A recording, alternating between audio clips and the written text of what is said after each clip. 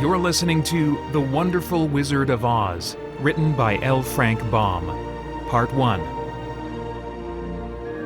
Performed and produced by Paeter Frandsen as an exploratory project of Spirit Blade Productions. For more information about potential future versions of this project, including enhanced iterations with more music, vocal effects, and sound effects, stay tuned after the credits, or look in the description below. Thank you for listening, and I hope you enjoy.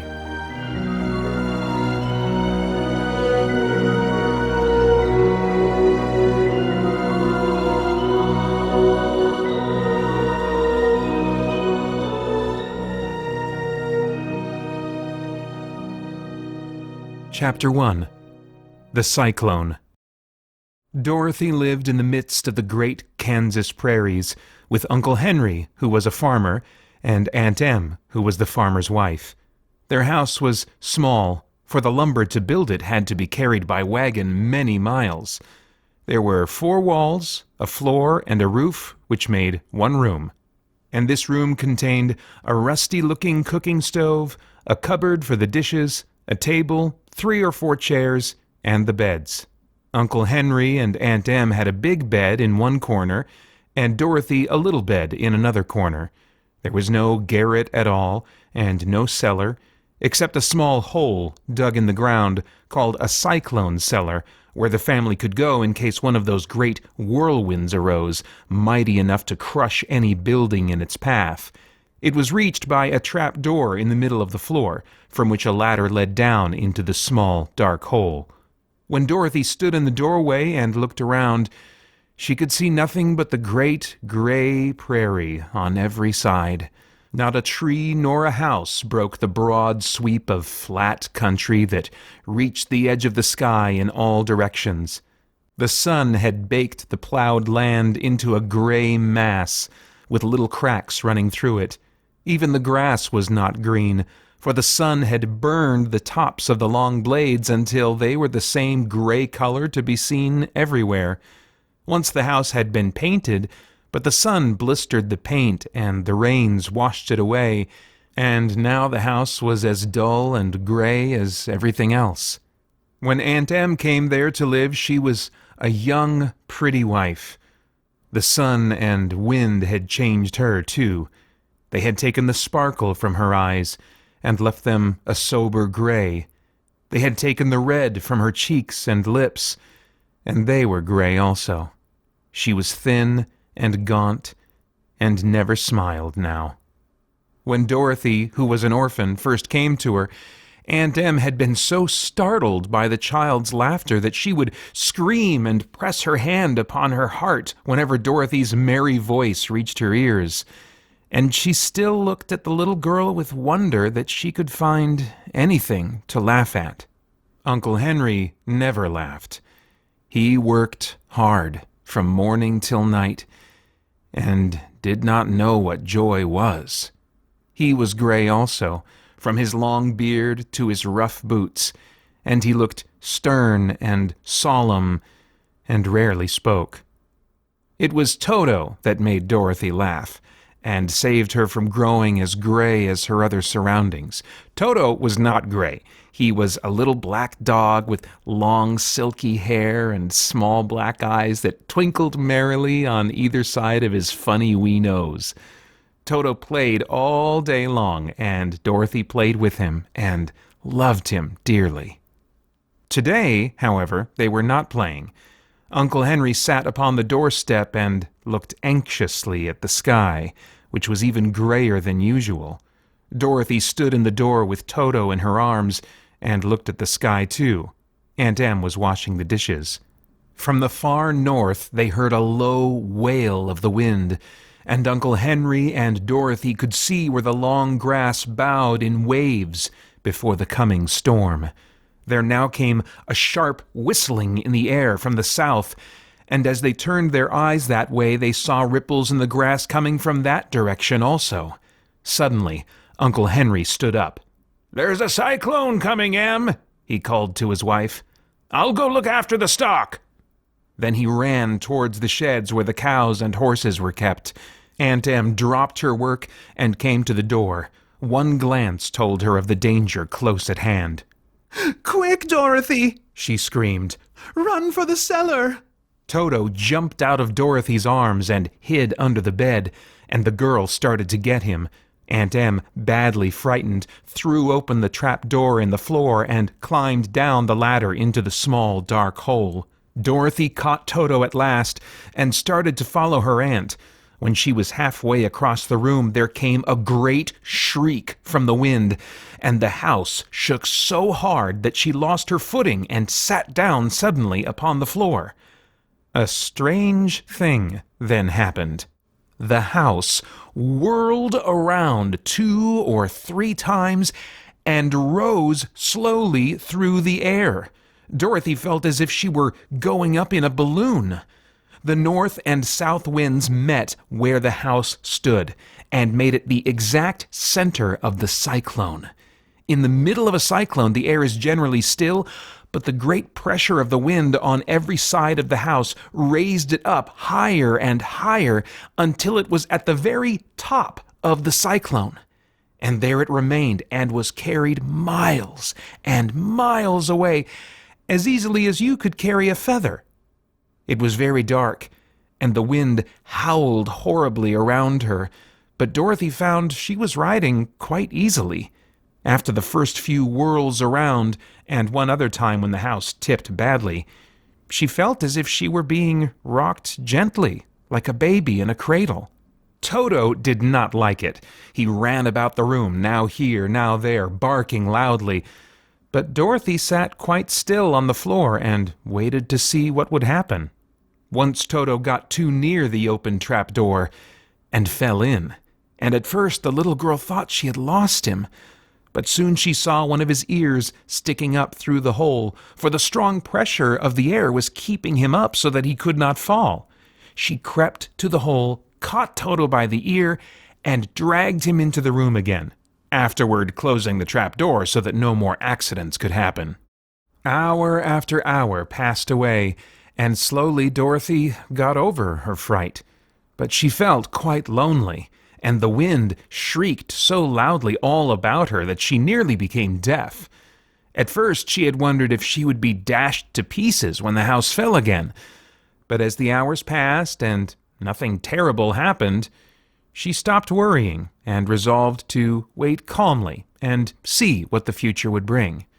At last she crawled over the swaying floor to her bed and lay down upon it, and Toto followed and lay down beside her. In spite of the swaying of the house and the wailing of the wind, Dorothy soon closed her eyes and fell fast asleep. Chapter 2. The Council with the Munchkins. She was awakened by a shock so sudden and severe that if Dorothy had not been lying on the soft bed, she might have been hurt. As it was, the jar made her catch her breath and wonder what had happened, and Toto put his cold little nose into her face and whined dismally. Dorothy sat up and noticed that the house was not moving, nor was it dark, for the bright sunshine came in at the window, flooding the little room. She sprang from her bed and, with Toto at her heels, ran and opened the door.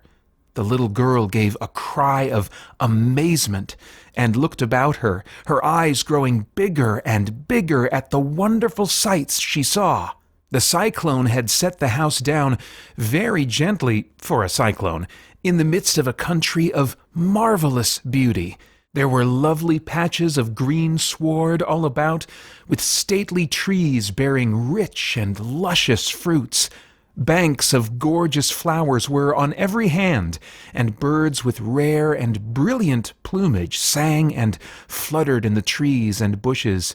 A little way off was a small brook, rushing and sparkling along between green banks, and murmuring in a voice very grateful to a little girl who had lived so long on the dry, gray prairies. While she stood looking eagerly at the strange and beautiful sights, she noticed coming toward her a group of the queerest people she had ever seen. They were not as big as the grown folk she had always been used to, but neither were they very small. In fact, they seemed about as tall as Dorothy, who was a well-grown child for her age.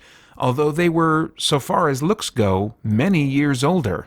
3 were men and 1 a woman, and all were oddly dressed. They wore round hats that rose to a small point a foot above their heads, with little bells around the brims that tinkled sweetly as they moved. The hats of the men were blue. The little woman's hat was white, and she wore a white gown that hung in plaits from her shoulders. Over it were sprinkled little stars that glistened in the sun like diamonds. The men were dressed in blue, of the same shade as their hats, and wore well-polished boots with a deep roll of blue at the tops. The men, Dorothy thought, were about as old as Uncle Henry, for 2 of them had beards. But the little woman was doubtless much older. Her face was covered with wrinkles, her hair was nearly white, and she walked rather stiffly. When these people drew near the house where Dorothy was standing in the doorway, they paused and whispered among themselves, as if afraid to come farther.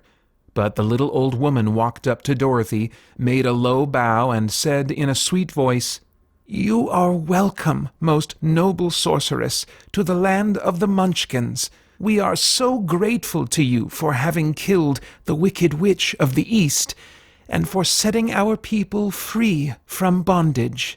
Dorothy listened to this speech with wonder. What could the little woman possibly mean by calling her a sorceress, and saying she had killed the wicked witch of the East? Dorothy was an innocent, harmless little girl who had been carried by a cyclone many miles from home, and she had never killed anything in all her life. But the little woman evidently expected her to answer, so Dorothy said with hesitation, "You are very kind, but there must be some mistake. I have not killed anything." "Your house did, anyway," replied the little old woman with a laugh. "And that is the same thing. See?" she continued, pointing to the corner of the house. "There are her 2 shoes, still sticking out from under a block of wood." Dorothy looked and gave a little cry of fright. There, indeed, just under the corner of the great beam the house rested on, 2 feet were sticking out, shod in silver shoes with pointed toes. "Oh dear! Oh dear!" cried Dorothy, clasping her hands together in dismay. "The house must have fallen on her. Whatever shall we do?"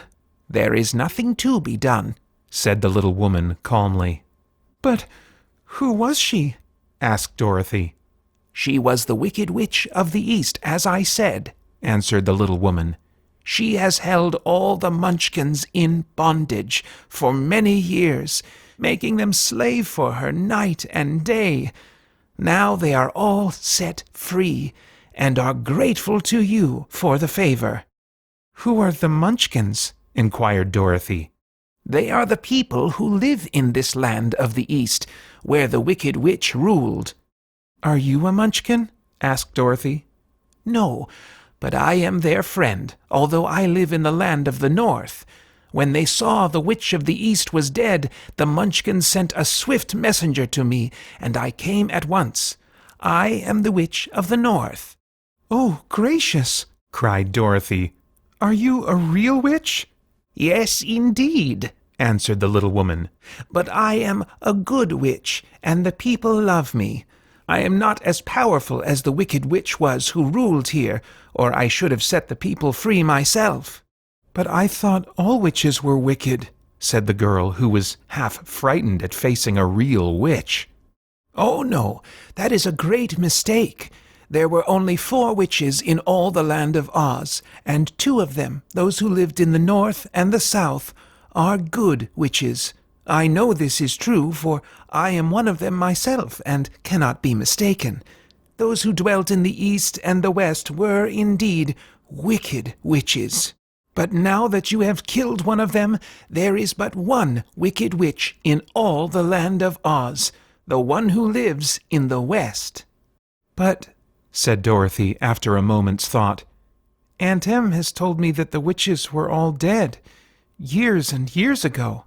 "Who is Aunt Em?" inquired the little old woman. "She is my aunt, who lives in Kansas, where I came from." The Witch of the North seemed to think for a time, with her head bowed and her eyes upon the ground. Then she looked up and said, I do not know where Kansas is, for I have never heard that country mentioned before. But tell me, is it a civilized country? Oh, yes, replied Dorothy. Then that accounts for it. In the civilized countries I believe there are no witches left, nor wizards, nor sorceresses, nor magicians. But you see, the land of Oz has never been civilized, for we are cut off from all the rest of the world. Therefore, we still have witches and wizards amongst us. Who are the wizards? Asked Dorothy. Oz himself is the great wizard, answered the witch, sinking her voice to a whisper. He is more powerful than all the rest of us together. He lives in the city of emeralds. Dorothy was going to ask another question, but just then the Munchkins, who had been standing silently by, gave a loud shout and pointed to the corner of the house where the Wicked Witch had been lying. What is it? Asked the little old woman, and looked and began to laugh. The feet of the dead witch had disappeared entirely, and nothing was left but the silver shoes. She was so old, explained the Witch of the North, that she dried up quickly in the sun. That is the end of her. But the silver shoes are yours, and you shall have them to wear. She reached down and picked up the shoes, and after shaking the dust out of them, handed them to Dorothy. The Witch of the East was proud of those silver shoes, said one of the Munchkins, and there is some charm connected with them, but what it is we never knew. Dorothy carried the shoes into the house and placed them on the table. Then she came out again to the Munchkins and said, I am anxious to get back to my aunt and uncle, for I am sure they will worry about me. Can you help me find my way? The Munchkins and the witch first looked at one another, and then at Dorothy, and then shook their heads. At the east, not far from here, said one, there is a great desert, and none could live to cross it. It is the same at the south, said another, for I have been there and seen it. The south is the country of the Quadlings. I am told, said the third man, that it is the same at the west, and that country where the Winkies live is ruled by the Wicked Witch of the West, who would make you her slave if you passed her way. The north is my home, said the old lady, and at its edge is the same great desert that surrounds this land of Oz. I'm afraid, my dear, you will have to live with us. Dorothy began to sob at this, for she felt lonely among all these strange people. Her tears seemed to grieve the kind-hearted Munchkins, for they immediately took out their handkerchiefs and began to weep also. As for the little old woman, she took off her cap and balanced the point on the end of her nose while she counted 1, 2, 3 in a solemn voice. At once the cap changed to a slate, on which was written in big white chalk marks, "Let Dorothy go to the city of emeralds." The little old woman took the slate from her nose, and having read the words on it, asked, Is your name Dorothy, my dear? Yes, answered the child, looking up and drying her tears. Then you must go to the city of emeralds. Perhaps Oz will help you. Where is this city? Asked Dorothy. It is exactly in the center of the country, and is ruled by Oz, the great wizard I told you of. Is he a good man? Inquired the girl anxiously. He is a good wizard. Whether he is a man or not, I cannot tell, for I have never seen him. How can I get there? Asked Dorothy. You must walk. It is a long journey through a country that is sometimes pleasant and sometimes dark and terrible. However, I will use all the magic arts I know of to keep you from harm. Won't you go with me? Pleaded the girl, who had begun to look upon the little old woman as her only friend. No, I cannot do that, she replied. But I will give you my kiss, and no one will dare injure a person who has been kissed by the Witch of the North." She came close to Dorothy and kissed her gently on the forehead. Where her lips touched the girl, they left a round, shining mark, as Dorothy found out soon after. "The road to the City of Emeralds is paved with yellow brick," said the witch, "so you cannot miss it. When you get to Oz, do not be afraid of him, but tell your story and ask him to help you. Goodbye, my dear." The three Munchkins bowed low to her and wished her a pleasant journey, after which they walked away through the trees. The witch gave Dorothy a friendly little nod, whirled around on her left heel 3 times, and straightway disappeared, much to the surprise of little Toto, who barked after her loudly enough when she had gone, because he had been afraid even to growl while she stood by. But Dorothy, knowing her to be a witch, had expected her to disappear in just that way, and was not surprised in the least. Chapter 3. How Dorothy Saved the Scarecrow. When Dorothy was left alone, she began to feel hungry, so she went to the cupboard and cut herself some bread, which she spread with butter. She gave some to Toto, and taking a pail from the shelf, she carried it down to the little brook and filled it with clear, sparkling water. Toto ran over to the trees and began to bark at the bird sitting there. Dorothy went to get him, and saw such delicious fruit hanging from the branches that she gathered some of it, finding it just what she wanted to help out her breakfast. Then she went back to the house, and having helped herself and Toto to a good drink of the cool, clear water, she set about making ready for the journey to the City of Emeralds. Dorothy had only one other dress, but that happened to be clean and was hanging on a peg beside her bed. It was gingham with checks of white and blue, and although the blue was somewhat faded with many washings, it was still a pretty frock. The girl washed herself carefully, dressed herself in the clean gingham, and tied her pink sunbonnet on her head. She took a little basket and filled it with bread from the cupboard, laying a white cloth over the top. Then she looked down at her feet and noticed how old and worn her shoes were. "They surely will never do for a long journey, Toto," she said, and Toto looked up into her face with his little black eyes and wagged his tail to show he knew what she meant.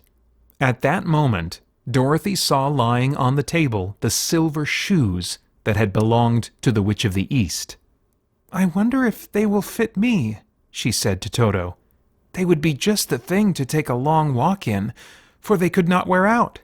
She took off her old leather shoes and tried on the silver ones, which fitted her as well as if they had been made for her. Finally, she picked up her basket. "Come along, Toto," she said. "We will go to the Emerald City and ask the Great Oz how to get back to Kansas again." She closed the door, locked it, and put the key carefully in the pocket of her dress. And so, with Toto trotting along soberly behind her, she started on her journey. There were several roads nearby, but it did not take her long to find the one paved with yellow brick. Within a short time she was walking briskly toward the Emerald City, her silver shoes tinkling merrily on the hard yellow roadbed. The sun shone bright, and the birds sang sweet, and Dorothy did not feel nearly as bad as you might think a little girl would who had been suddenly whisked away from her own country and set down in the midst of a strange land. She was surprised, as she walked along, to see how pretty the country was about her. There were neat fences at the sides of the road, painted a dainty blue color, and beyond them were fields of grain and vegetables in abundance. Evidently the Munchkins were good farmers and able to raise large crops. Once in a while she would pass a house, and the people came out to look at her and bow low as she went by, for everyone knew she had been the means of destroying the Wicked Witch and setting them free from bondage. The houses of the Munchkins were odd-looking dwellings, for each was round with a big dome for a roof. All were painted blue, for in this country of the East, blue was the favorite color. Towards evening, when Dorothy was tired with her long walk and began to wonder where she should pass the night, She came to a house rather larger than the rest. On the green lawn before it, many men and women were dancing. 5 little fiddlers played as loudly as possible, and the people were laughing and singing, while a big table nearby was loaded with delicious fruits and nuts, pies and cakes, and many other good things to eat. The people greeted Dorothy kindly and invited her to supper and to pass the night with them, for this was the home of one of the richest Munchkins in the land, and his friends were gathered with him to celebrate their freedom from the bondage of the Wicked Witch. Dorothy ate a hearty supper and was waited upon by the rich Munchkin himself, whose name was Bock. Then she sat down upon a settee and watched the people dance. When Bock saw her silver shoes, he said, "You must be a great sorceress." "Why?" asked the girl. "Because you wear silver shoes and have killed the Wicked Witch. Besides, you have white in your frock, and only witches and sorceresses wear white." "My dress is blue and white checked," said Dorothy, smoothing out the wrinkles in it. "It is kind of you to wear that," said Bock. "Blue is the color of the Munchkins, and white is the witch color, so we know you are a friendly witch." Dorothy did not know what to say to this, for all the people seemed to think her a witch, and she knew very well she was only an ordinary little girl who had come by the chance of a cyclone into a strange land. When she had tired watching the dancing, Bock led her into the house, where he gave her a room with a pretty bed in it. The sheets were made of blue cloth, and Dorothy slept soundly in them till morning, with Toto curled up on the blue rug beside her. She ate a hearty breakfast and watched a wee Munchkin baby who played with Toto and pulled his tail and crowed and laughed in a way that greatly amused Dorothy. Toto was a fine curiosity to all the people, for they had never seen a dog before. "How far is it to the Emerald City?" the girl asked. "I do not know," answered Bock gravely, "for I have never been there. It is better for people to keep away from Oz, unless they have business with him. But it is a long way to the Emerald City, and it will take you many days. The country here is rich and pleasant, but you must pass through rough and dangerous places before you reach the end of your journey." This worried Dorothy a little, but she knew that only the great Oz could help her get to Kansas again, so she bravely resolved not to turn back. She bade her friends goodbye and again started along the road of yellow brick. When she had gone several miles, she thought she would stop to rest, and so climbed to the top of the fence beside the road and sat down. There was a great cornfield beyond the fence, and not far away she saw a scarecrow placed high on a pole to keep the birds from the ripe corn. Dorothy leaned her chin upon her hand and gazed thoughtfully at the scarecrow.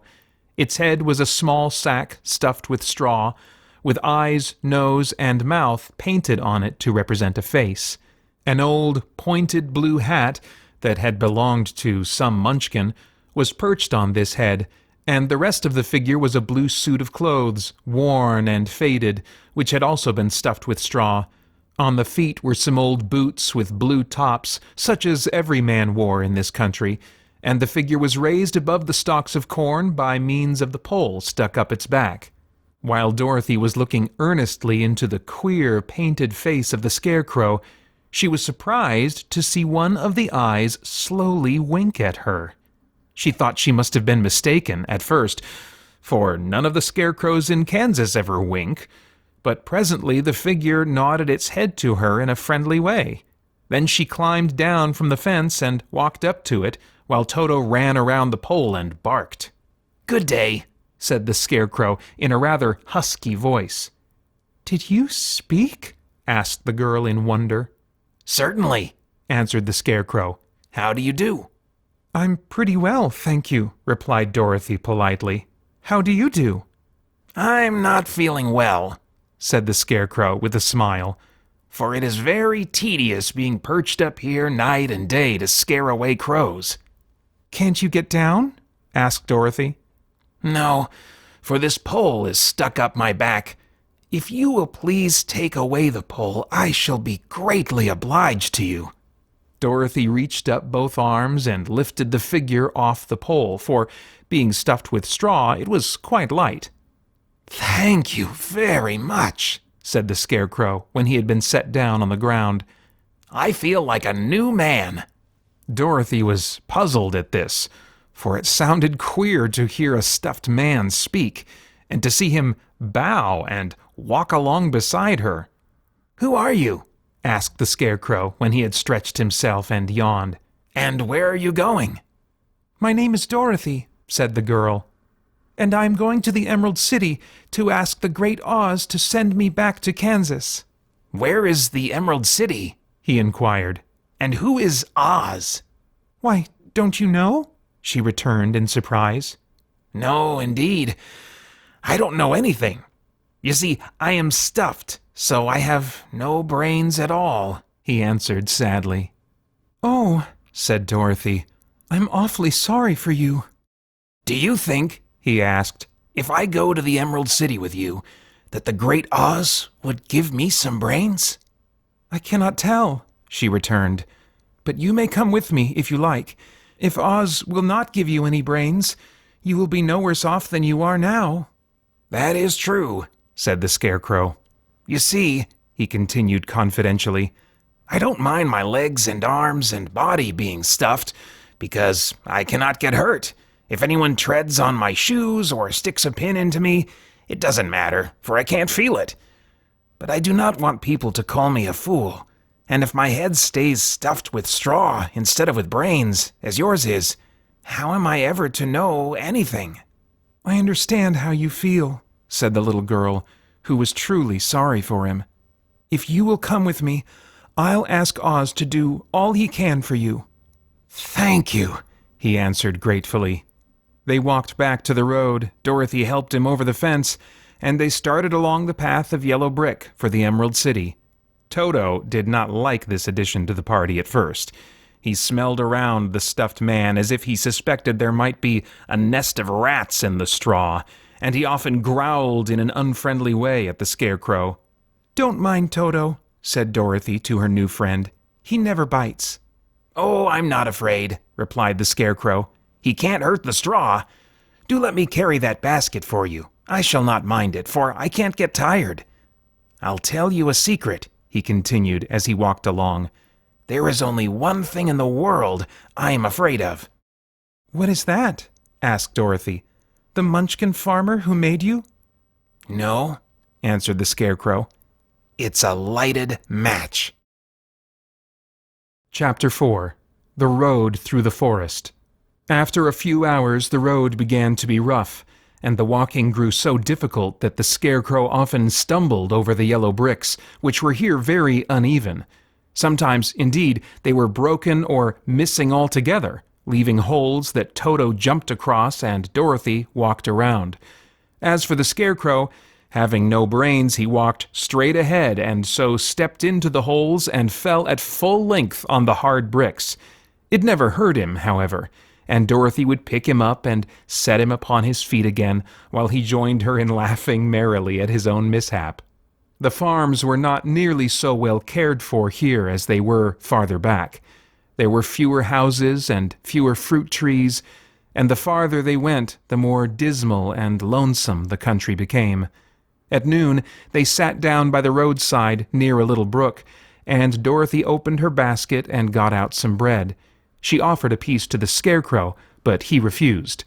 "I am never hungry," he said, "and it is a lucky thing I am not, for my mouth is only painted, and if I should cut a hole in it so I could eat, the straw I am stuffed with would come out, and that would spoil the shape of my head." Dorothy saw at once that this was true, so she only nodded and went on eating her bread. "Tell me something about yourself and the country you came from," said the Scarecrow when she had finished her dinner. So she told him all about Kansas, and how gray everything was there, and how the cyclone had carried her to this queer land of Oz. The Scarecrow listened carefully and said, "I cannot understand why you should wish to leave this beautiful country and go back to the dry, gray place you call Kansas."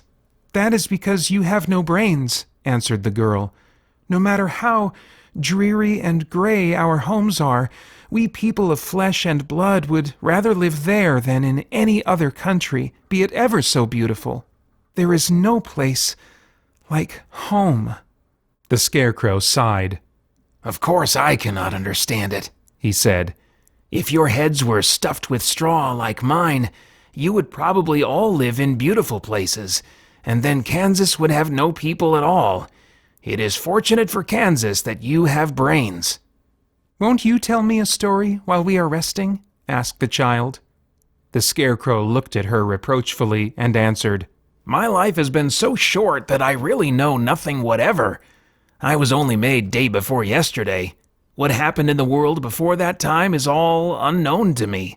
Luckily, when the farmer made my head, one of the first things he did was to paint my ears so that I heard what was going on. There was another munchkin with him, and the first thing I heard was the farmer saying, 'How do you like those ears?' 'They aren't straight,' answered the other. 'Never mind,' said the farmer, 'they are ears just the same,' which was true enough.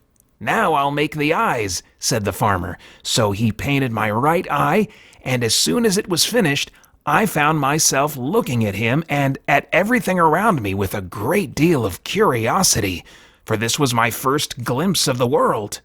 'That's a rather pretty eye,' remarked the munchkin who was watching the farmer. 'Blue paint is just the color for eyes.' 'I think I'll make the other a little bigger,' said the farmer, and when the second eye was done, I could see much better than before. Then he made my nose and my mouth, but I did not speak, because at that time I didn't know what a mouth was for.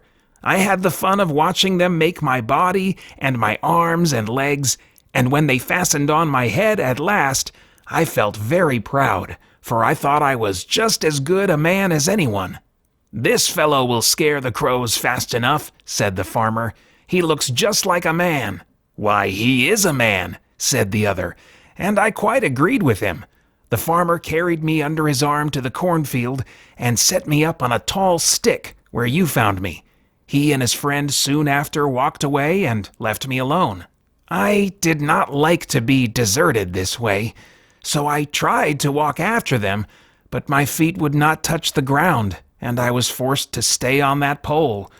It was a lonely life to lead, for I had nothing to think of, having been made such a little while before.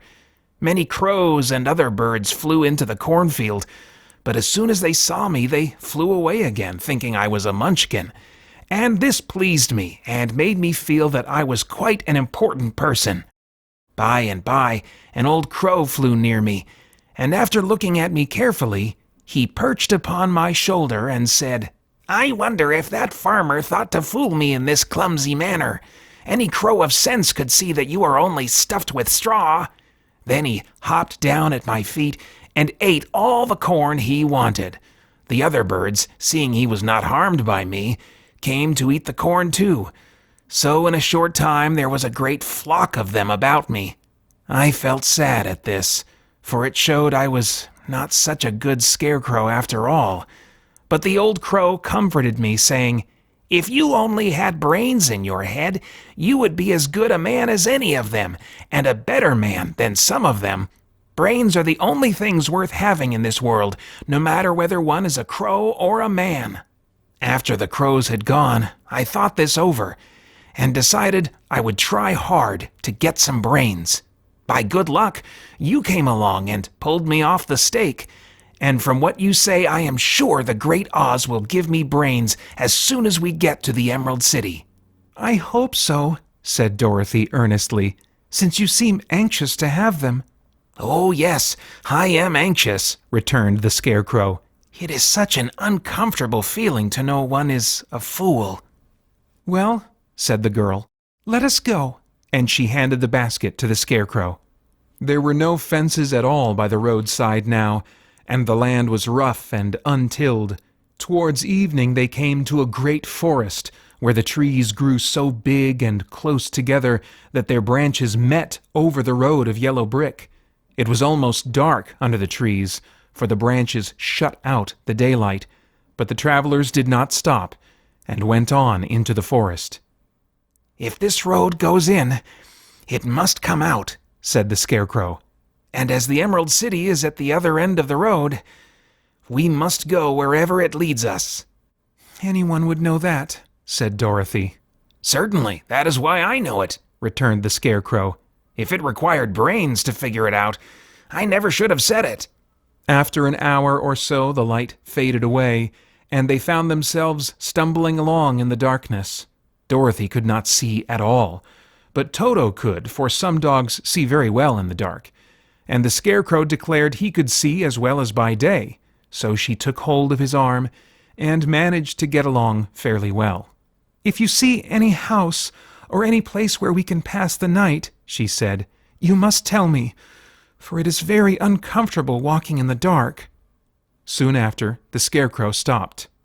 "I see a little cottage at the right of us," he said, "built of logs and branches. Shall we go there?" "Yes, indeed," answered the child. "I am all tired out." So the Scarecrow led her through the trees until they reached the cottage, and Dorothy entered and found a bed of dried leaves in one corner. She lay down at once, and with Toto beside her, soon fell into a sound sleep. The Scarecrow, who was never tired, stood up in another corner and waited patiently until morning came.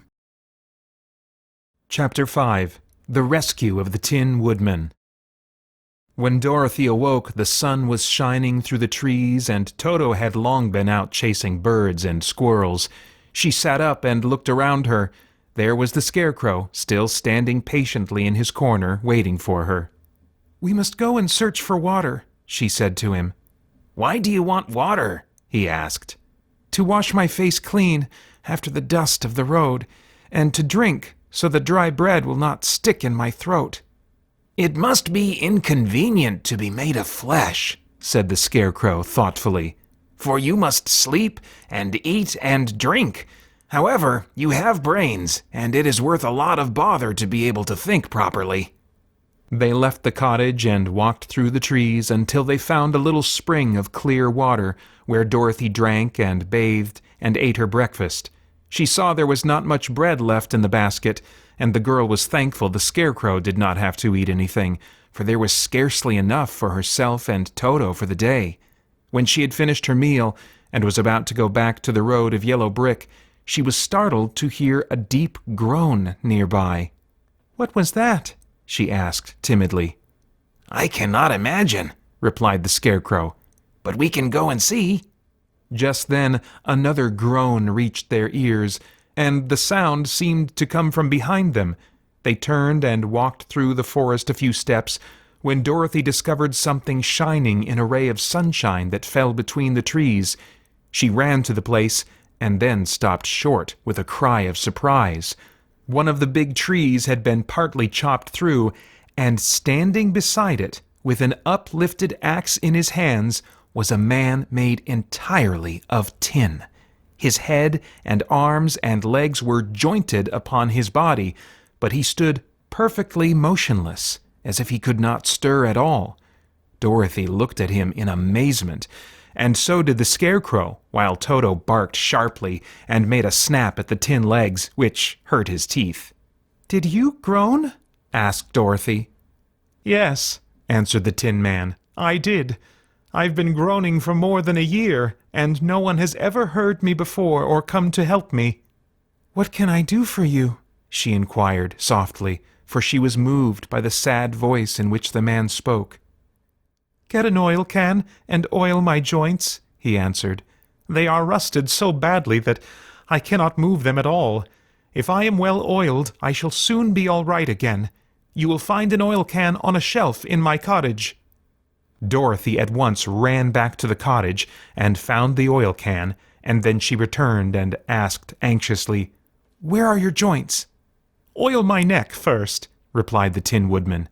So she oiled it, and as it was quite badly rusted, the Scarecrow took hold of the tin head and moved it gently from side to side until it worked freely, and then the man could turn it himself.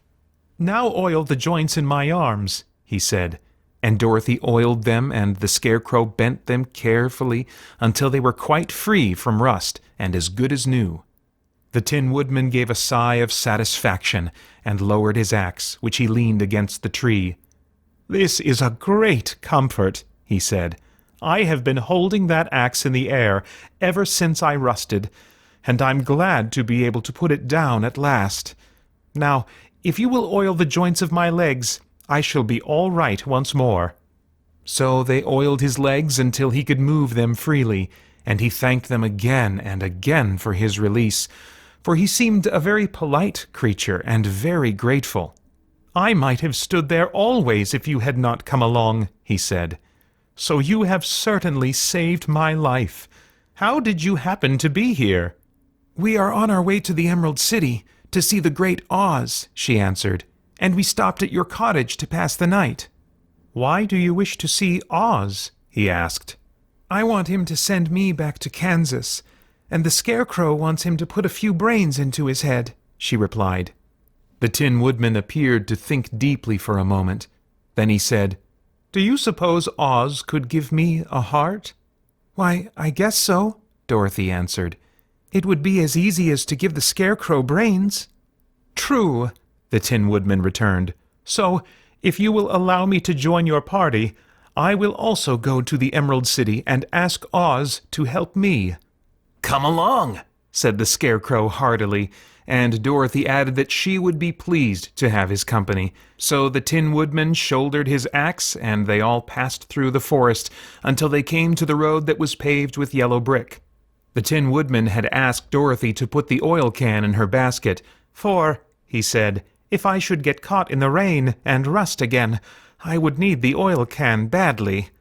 It was a bit of good luck to have their new comrade join the party, for soon after they had begun their journey again, they came to a place where the trees and branches grew so thick over the road that the travelers could not pass. But the Tin Woodman set to work with his axe and chopped so well that soon he cleared a passage for the entire party. Dorothy was thinking so earnestly as they walked along that she did not notice when the Scarecrow stumbled into a hole and rolled over to the side of the road. Indeed, he was obliged to call her to help him up again. "Why didn't you walk around the hole?" asked the Tin Woodman. "I don't know enough," replied the Scarecrow cheerfully. "My head is stuffed with straw, you know, and that is why I am going to Oz to ask him for some brains." "Oh, I see," said the Tin Woodman. "But, after all, brains are not the best things in the world." "Have you any?" inquired the Scarecrow. "No, my head is quite empty," answered the Woodman. "But once I had brains, and a heart also, so, having tried them both, I should much rather have a heart." "And why is that?" asked the Scarecrow. "I will tell you my story, and then you will know." So, while they were walking through the forest, the Tin Woodman told the following story.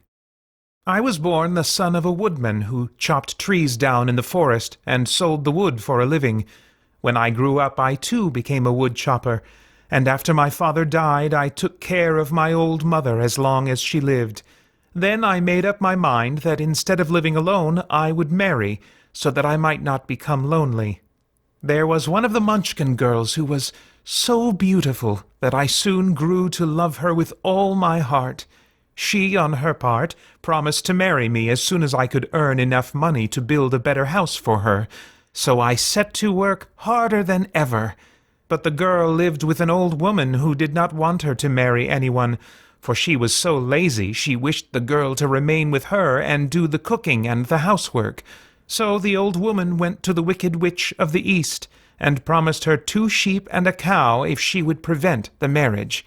Thereupon the Wicked Witch enchanted my axe, and when I was chopping away at my best one day, for I was anxious to get the new house and my wife as soon as possible, the axe slipped all at once, and cut off my left leg. This at first seemed a great misfortune, for I knew a one-legged man could not do very well as a wood chopper. So I went to a tinsmith and had him make me a new leg out of tin.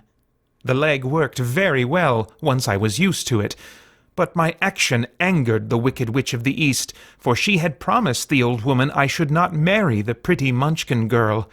When I began chopping again, My axe slipped and cut off my right leg.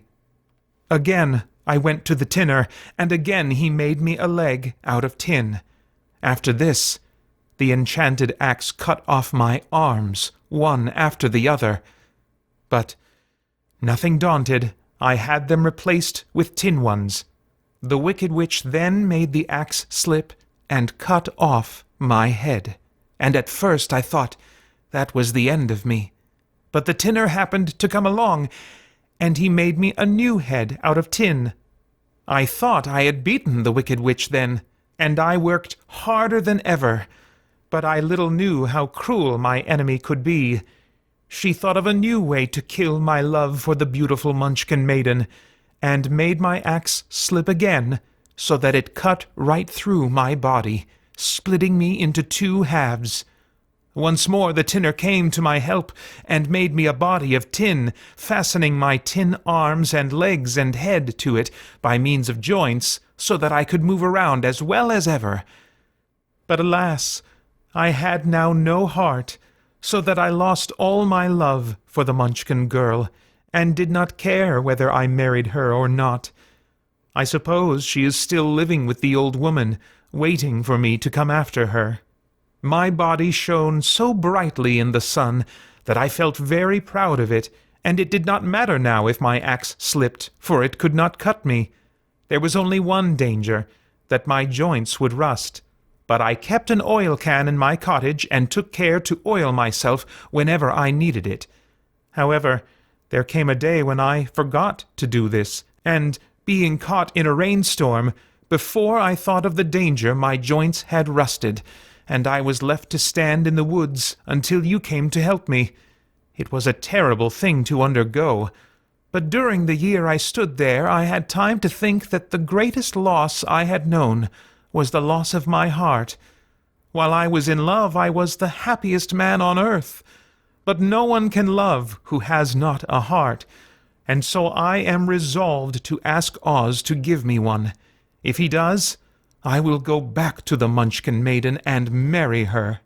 Both Dorothy and the Scarecrow had been greatly interested in the story of the Tin Woodman, and now they knew why he was so anxious to get a new heart. "All the same," said the Scarecrow, "I shall ask for brains instead of a heart, for a fool would not know what to do with a heart if he had one." "I shall take the heart," returned the Tin Woodman, "for brains do not make one happy, and happiness is the best thing in the world." Dorothy did not say anything, for she was puzzled to know which of her two friends was right, and she decided if she could only get back to Kansas and Aunt Em, it did not matter so much whether the Woodman had no brains and the Scarecrow no heart, or each got what he wanted. What worried her most was that the bread was nearly gone, and another meal for herself and Toto would empty the basket. To be sure, neither the Woodman nor the Scarecrow ever ate anything, but she was not made of tin nor straw, and could not live unless she was fed. Chapter 6. The Cowardly Lion. All this time, Dorothy and her companions had been walking through the thick woods. The road was still paved with yellow brick, but these were much covered by dried branches and dead leaves from the trees, and the walking was not at all good. There were few birds in this part of the forest, for the birds love the open country where there is plenty of sunshine, but now and then there came a deep growl from some wild animal hidden among the trees. These sounds made the little girl's heart beat fast, for she did not know what made them. But Toto knew, and he walked close to Dorothy's side, and did not even bark in return. "How long will it be," the child asked of the Tin Woodman, "before we are out of the forest?" "I cannot tell," was the answer, "for I have never been to the Emerald City, but my father went there once when I was a boy, and he said it was a long journey through a dangerous country. Although nearer to the city where Oz dwells, the country is beautiful. But I am not afraid so long as I have my oil can, and nothing can hurt the Scarecrow, while you bear upon your forehead the mark of the Good Witch's kiss, and that will protect you from harm." "But Toto," said the girl anxiously, "what will protect him?" We must protect him ourselves if he is in danger," replied the Tin Woodman. Just as he spoke, there came from the forest a terrible roar, and the next moment a great lion bounded into the road.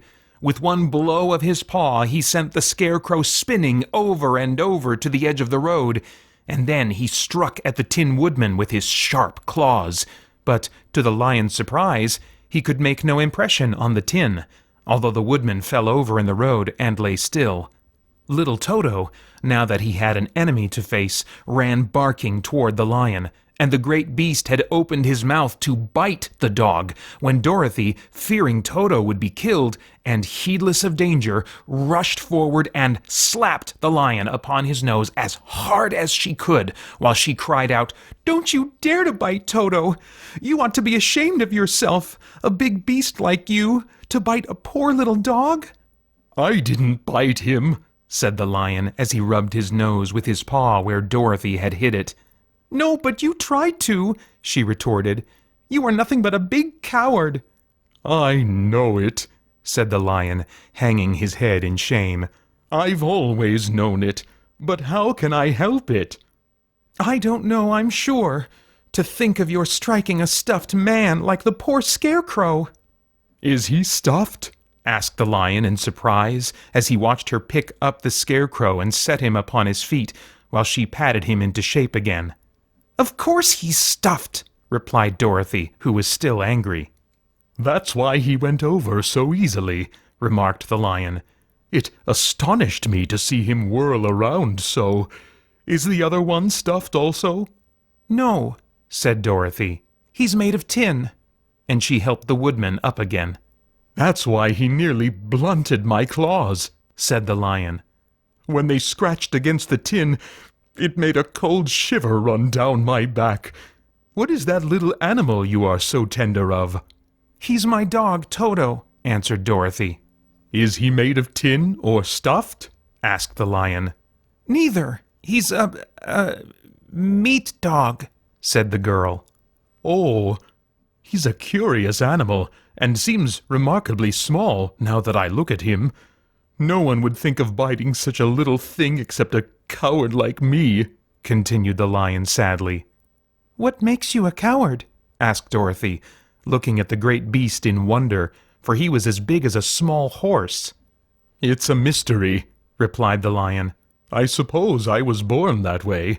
All the other animals in the forest naturally expect me to be brave, for the lion is everywhere thought to be the king of beasts. I learned that if I roared very loudly, every living thing was frightened and got out of my way. Whenever I've met a man, I've been awfully scared. But I just roared at him, and he has always run away as fast as he could go. If the elephants and the tigers and the bears had ever tried to fight me, I should have run myself. I'm such a coward. But just as soon as they hear me roar, they all try to get away from me, and of course I let them go." "But that isn't right.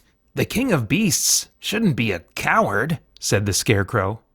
"I know it," returned the lion, wiping a tear from his eye with the tip of his tail. "It is my great sorrow, and makes my life very unhappy. But whenever there is danger, my heart begins to beat fast." "Perhaps you have heart disease," said the Tin Woodman. "It may be," said the lion. "If you have," continued the Tin Woodman, "you ought to be glad, for it proves you have a heart. For my part, I have no heart, so I cannot have heart disease."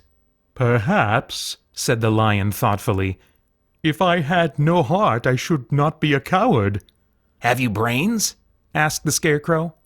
"I suppose so. I've never looked to see," replied the lion. "I am going to the Great Oz to ask him to give me some," remarked the scarecrow, "for my head is stuffed with straw." "And I am going to ask him to give me a heart," said the woodman. "And I am going to ask him to send Toto and me back to Kansas," added Dorothy. "Do you think Oz could give me courage?" asked the Cowardly Lion. "Just as easily as he could give me brains," said the scarecrow. "Or give me a heart," said the Tin Woodman. Or send me back to Kansas, said Dorothy. Then, if you don't mind, I'll go with you, said the Lion, for my life is simply unbearable without a bit of courage. You will be very welcome, answered Dorothy. for you will help to keep away the other wild beasts. It seems to me they must be more cowardly than you are if they allow you to scare them so easily. They really are, said the Lion. But that doesn't make me any braver, and as long as I know myself to be a coward, I shall be unhappy. So once more the little company set off upon the journey, the Lion walking with stately strides at Dorothy's side. Toto did not approve this new comrade at first, for he could not forget how nearly he had been crushed between the Lion's great jaws. But after a time he became more at ease, and presently Toto and the Cowardly Lion had grown to be good friends. During the rest of that day there was no other adventure to mar the peace of their journey. Once, indeed, the Tin Woodman stepped upon a beetle that was crawling along the road, and killed the poor little thing. This made the Tin Woodman very unhappy, for he was always careful not to hurt any living creature, and as he walked along he wept several tears of sorrow and regret. These tears ran slowly down his face and over the hinges of his jaw, and there they rusted. When Dorothy presently asked him a question, the Tin Woodman could not open his mouth, for his jaws were tightly rusted together. He became greatly frightened at this, and made many motions to Dorothy to relieve him, but she could not understand. The Lion was also puzzled to know what was wrong, but the Scarecrow seized the oil can from Dorothy's basket and oiled the Woodman's jaws, so that after a few moments he could talk as well as before. "This will serve me a lesson," he said, "to look where I step. For if I should kill another bug or beetle, I should surely cry again, and crying rusts my jaw so that I cannot speak." Thereafter he walked very carefully, with his eyes on the road, and when he saw a tiny ant toiling by, he would step over it so as not to harm it. The Tin Woodman knew very well he had no heart, and therefore he took great care never to be cruel or unkind to anything. "You people with hearts," he said, "have something to guide you, and need never do wrong. But I have no heart, and so I must be very careful. When Oz gives me a heart, of course, I needn't mind so much."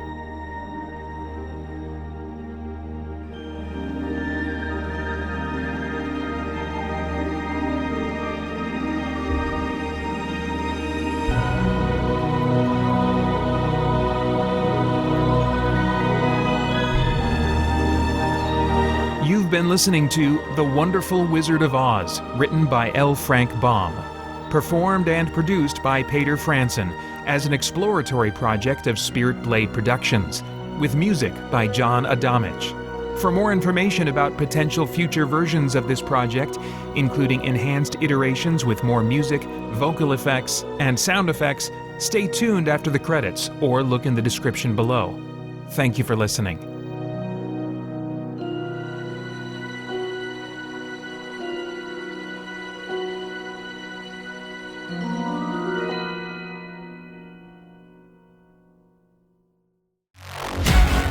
Do you believe in the supernatural?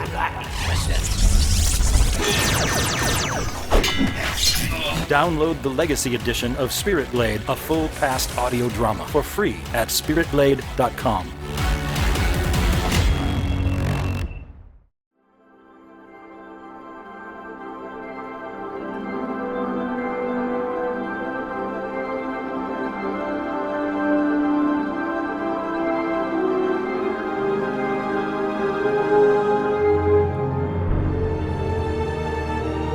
You're listening to The Wonderful Wizard of Oz, written by L. Frank Baum, Part 2.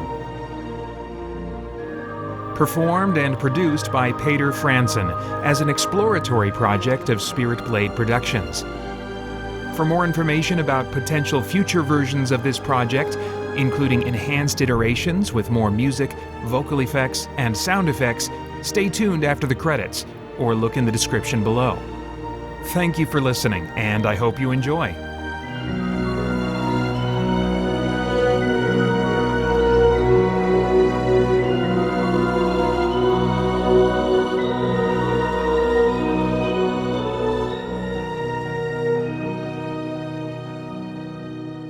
Chapter 7. The Journey to the Great Oz. They were obliged to camp out that night under a large tree in the forest, for there were no houses near. The tree made a good, thick covering to protect them from the dew, and the Tin Woodman chopped a great pile of wood with his axe, and Dorothy built a splendid fire that warmed her and made her feel less lonely. She and Toto ate the last of their bread, and now she did not know what they would do for breakfast. "If you wish," said the lion, "I will go into the forest and kill a deer for you. You can roast it by the fire, since your tastes are so peculiar that you prefer cooked food, and then you will have a very good breakfast."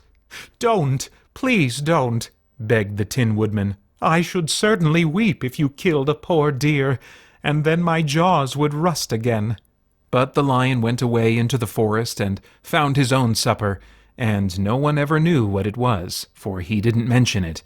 And the Scarecrow found a tree full of nuts and filled Dorothy's basket with them so that she would not be hungry for a long time. She thought this was very kind and thoughtful of the Scarecrow, but she laughed heartily at the awkward way in which the poor creature picked up the nuts. His padded hands were so clumsy and the nuts were so small that he dropped almost as many as he put in the basket. But the Scarecrow did not mind how long it took him to fill the basket, for it enabled him to keep away from the fire, as he feared a spark might get into his straw and burn him up. So he kept a good distance away from the flames, and only came near to cover Dorothy with dry leaves when she lay down to sleep. These kept her very snug and warm, and she slept soundly until morning. When it was daylight, the girl bathed her face in a little rippling brook, and soon after they all started toward the Emerald City. This was to be an eventful day for the travelers. They had hardly been walking an hour when they saw before them a great ditch that crossed the road and divided the forest as far as they could see on either side. It was a very wide ditch, and when they crept up to the edge and looked into it, they could see it was also very deep, and there were many big, jagged rocks at the bottom. The sides were so steep that none of them could climb down, and for a moment it seemed that their journey must end. "What shall we do?" asked Dorothy despairingly. "I haven't the faintest idea," said the Tin Woodman, and the lion shook his shaggy mane and looked thoughtful. But the Scarecrow said, "We cannot fly, that is certain. Neither can we climb down into this great ditch. Therefore, if we cannot jump over it, we must stop where we are." "I think I could jump over it," said the Cowardly Lion, after measuring the distance carefully in his mind. "Then we are all right," answered the Scarecrow, "for you can carry us all over on your back, one at a time." "Well, I'll try it," said the lion. "Who will go first?" "I will," declared the Scarecrow. "For if you found that you could not jump over the gulf, Dorothy would be killed, or the Tin Woodman badly dented on the rocks below. But if I am on your back, it will not matter so much, for the fall would not hurt me at all." "I am terribly afraid of falling myself," said the Cowardly Lion. "But I suppose there is nothing to do but try it. So get on my back, and we will make the attempt." The Scarecrow sat upon the lion's back, and the big beast walked to the edge of the gulf and crouched down. "Why don't you run and jump?" asked the Scarecrow. "Because that isn't the way we lions do these things," he replied. Then, giving a great spring, he shot through the air and landed safely on the other side. They were all greatly pleased to see how easily he did it, and after the Scarecrow had got down from his back, the lion sprang across the ditch again. Dorothy thought she would go next, so she took Toto in her arms and climbed on the lion's back, holding tightly to his mane with one hand. The next moment it seemed as if she was flying through the air, and then, before she had time to think about it, she was safe on the other side. The lion went back a third time and got the Tin Woodman, and then they all sat down for a few moments to give the beast a chance to rest, for his great leaps had made his breath short, and he panted like a big dog that has been running too long. They found the forest very thick on this side, and it looked dark and gloomy. After the lion had rested, they started along the road of yellow brick, silently wondering, each in his own mind, if ever they would come to the end of the woods and reach the bright sunshine again. To add to their discomfort, they soon heard strange noises in the depths of the forest, and the lion whispered to them that it was in this part of the country that the Kalaidas lived. "What are the Kalaidas?" asked the girl. They are monstrous beasts with bodies like bears and heads like tigers, replied the lion, and with claws so long and sharp that they could tear me in two as easily as I could kill Toto. I'm terribly afraid of the Kalaidas. "I'm not surprised that you are," returned Dorothy. "They must be dreadful beasts." The lion was about to reply when suddenly they came to another gulf across the road, but this one was so broad and deep that the lion knew at once he could not leap across it. So they sat down to consider what they should do, and after serious thought, the scarecrow said, "Here is a great tree standing close to the ditch. If the Tin Woodman can chop it down so that it will fall to the other side, we can walk across it easily." That is a first-rate idea, said the lion. One would almost suspect you had brains in your head instead of straw. The woodman set to work at once, and so sharp was his axe that the tree was soon chopped nearly through.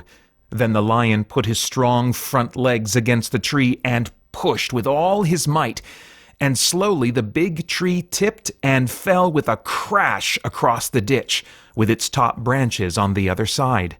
They had just started to cross this queer bridge when a sharp growl made them all look up, and to their horror they saw running toward them two great beasts with bodies like bears and heads like tigers. "They are the Kalaidas," said the cowardly lion, beginning to tremble. "Quick!" cried the scarecrow. "Let us cross over!" So Dorothy went first, holding Toto in her arms. The Tin Woodman followed, and the scarecrow came next. The lion, although he was certainly afraid, turned to face the Kalaidas, and then he gave so loud and terrible a roar that Dorothy screamed and the scarecrow fell over backwards, while even the fierce beasts stopped short and looked at him in surprise. But seeing they were bigger than the lion, and remembering that there were two of them and only one of him, the Kalaidas again rushed forward, and the lion crossed over the tree and turned to see what they would do next. Without stopping an instant, the fierce beasts also began to cross the tree, and the lion said to Dorothy, "We are lost, for they will surely tear us to pieces with their sharp claws. But stand close behind me, and I will fight them as long as I am alive." "Wait a minute," called the scarecrow. He had been thinking what was best to be done, and now he asked the woodman to chop away the end of the tree that rested on their side of the ditch. The Tin Woodman began to use his axe at once, and just as the two Kalaidas were nearly across, the tree fell with a crash into the gulf, carrying the ugly, snarling brutes with it, and both were dashed to pieces on the sharp rocks at the bottom. "Well," said the cowardly lion, drawing a long breath of relief, "I see we are going to live a little while longer, and I am glad of it, for it must be a very uncomfortable thing not to be alive. Those creatures frightened me so badly that my heart is beating yet." "Ah," said the Tin Woodman sadly, "I wish I had a heart to beat." This adventure made the travelers more anxious than ever to get out of the forest, and they walked so fast that Dorothy became tired and had to ride on the lion's back. To their great joy, the trees became thinner the further they advanced, and in the afternoon they suddenly came upon a broad river flowing swiftly just before them. On the other side of the water, they could see the road of yellow brick running through a beautiful country, with green meadows dotted with bright flowers, and all the road bordered with trees hanging full of delicious fruits. They were greatly pleased to see this delightful country before them. "How shall we cross the river?" asked Dorothy. "That is easily done," replied the Scarecrow. "The Tin Woodman must build us a raft so we can float to the other side." So the woodman took his axe and began to chop down small trees to make a raft. And while he was busy at this, the Scarecrow found on the river bank a tree full of fine fruit. This pleased Dorothy, who had eaten nothing but nuts all day, and she made a hearty meal of the ripe fruit. But it takes time to make a raft, even when one is as industrious and untiring as the Tin Woodman, and when night came the work was not done. So they found a cozy place under the trees where they slept well until the morning, and Dorothy dreamed of the Emerald City and of the good Wizard Oz, who would soon send her back to her own home again. Chapter 8. The Deadly Poppy Field. Our little party of travelers awakened next morning refreshed and full of hope, and Dorothy breakfasted like a princess off peaches and plums from the trees beside the river. Behind them was the dark forest they had passed safely through, although they had suffered many discouragements. But before them was a lovely, sunny country that seemed to beckon them on to the Emerald City. To be sure, the broad river now cut them off from this beautiful land, but the raft was nearly done, and after the Tin Woodman had cut a few more logs and fastened them together with wooden pins, they were ready to start. Dorothy sat down in the middle of the raft and held Toto in her arms. When the Cowardly Lion stepped upon the raft, it tipped badly, for he was big and heavy, but the Scarecrow and the Tin Woodman stood upon the other end to steady it, and they had long poles in their hands to push the raft through the water. They got along quite well at first, but when they reached the middle of the river, the swift current swept the raft downstream, farther and farther away from the road of yellow brick, and the water grew so deep that the long poles would not touch the bottom. "This is bad," said the Tin Woodman, "for if we cannot get to the land, we shall be carried into the country of the Wicked Witch of the West, and she will enchant us and make us her slaves." "And then I should get no brains," said the Scarecrow. "And I should get no courage," said the Cowardly Lion. "And I should get no heart," said the Tin Woodman. "And I should never get back to Kansas," said Dorothy. "We must certainly get to the Emerald City if we can," the Scarecrow continued, and he pushed so hard on his long pole that it stuck fast in the mud at the bottom of the river, and before he could pull it out again or let go, the raft was swept away and the poor Scarecrow left clinging to the pole in the middle of the river. "Goodbye!" he called after them, and they were very sorry to leave him. Indeed, the Tin Woodman began to cry, but fortunately remembered that he might rust, and so dried his tears on Dorothy's apron. Of course, this was a bad thing for the Scarecrow. "I am now worse off than when I first met Dorothy," he thought. "Then I was stuck on a pole in a cornfield, where I could make believe scare the crows at any rate. But surely there is no use for a Scarecrow stuck on a pole in the middle of a river. I am afraid I shall never have any brains after all." Down the stream the raft floated, and the poor Scarecrow was left far behind. Then the Lion said, "Something must be done to save us. I think I can swim to the shore and pull the raft after me, if you will only hold fast to the tip of my tail." So he sprang into the water, and the Tin Woodman caught fast hold of his tail when the Lion began to swim with all his might toward the shore. It was hard work, although he was so big, but by and by they were drawn out of the current, and then Dorothy took the Tin Woodman's long pole and helped push the raft to the land. They were all tired out when they reached the shore at last and stepped off upon the pretty green grass, and they also knew that the stream had carried them a long way past the road of yellow brick that led to the Emerald City. "What shall we do now?" asked the Tin Woodman, as the Lion lay down on the grass to let the sun dry him. "We must get back to the road in some way," said Dorothy.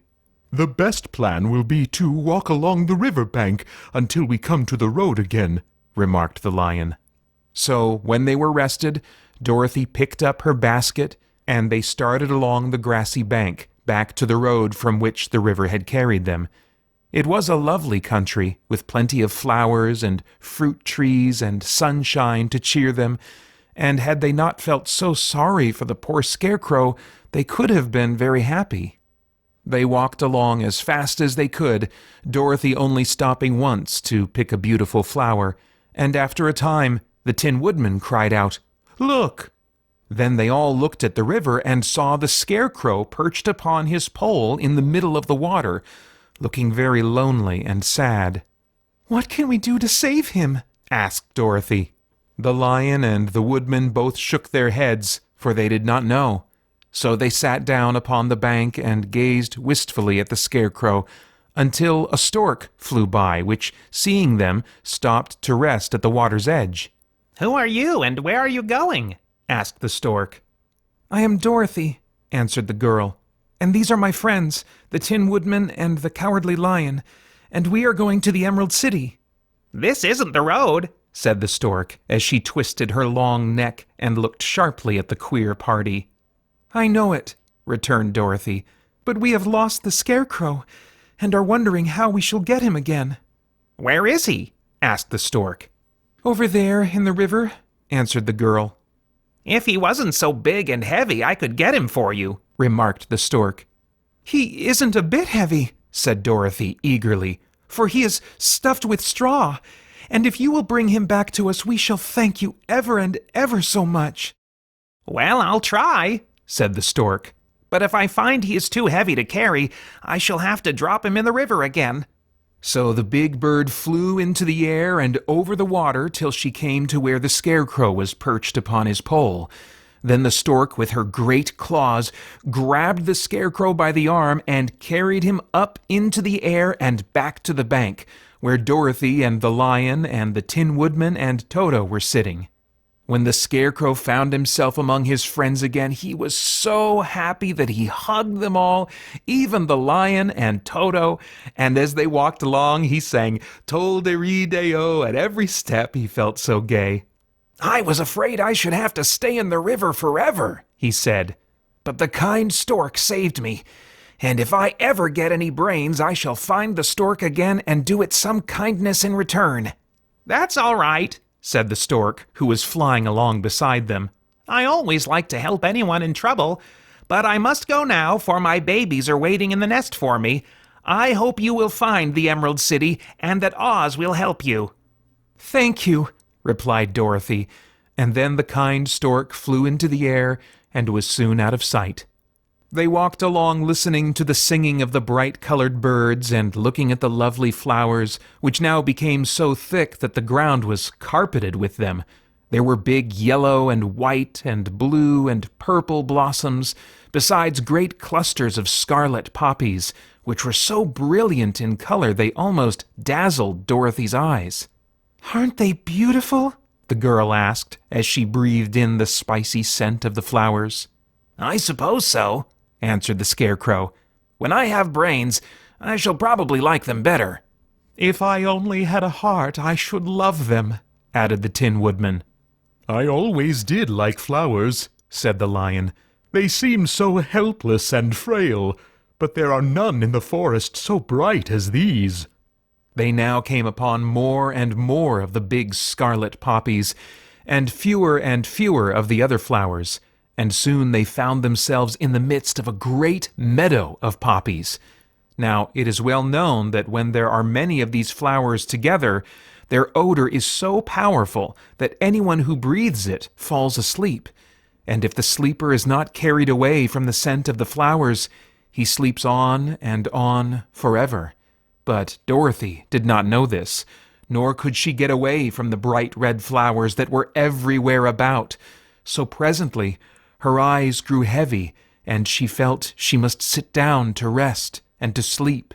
But the Tin Woodman would not let her do this.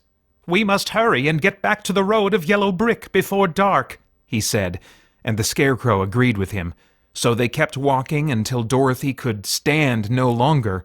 Her eyes closed in spite of herself, and she forgot where she was and fell among the poppies, fast asleep. "What shall we do?" asked the Tin Woodman. "If we leave her here, she will die," said the lion. "The smell of the flowers is killing us all. I myself can scarcely keep my eyes open, and the dog is asleep already." It was true.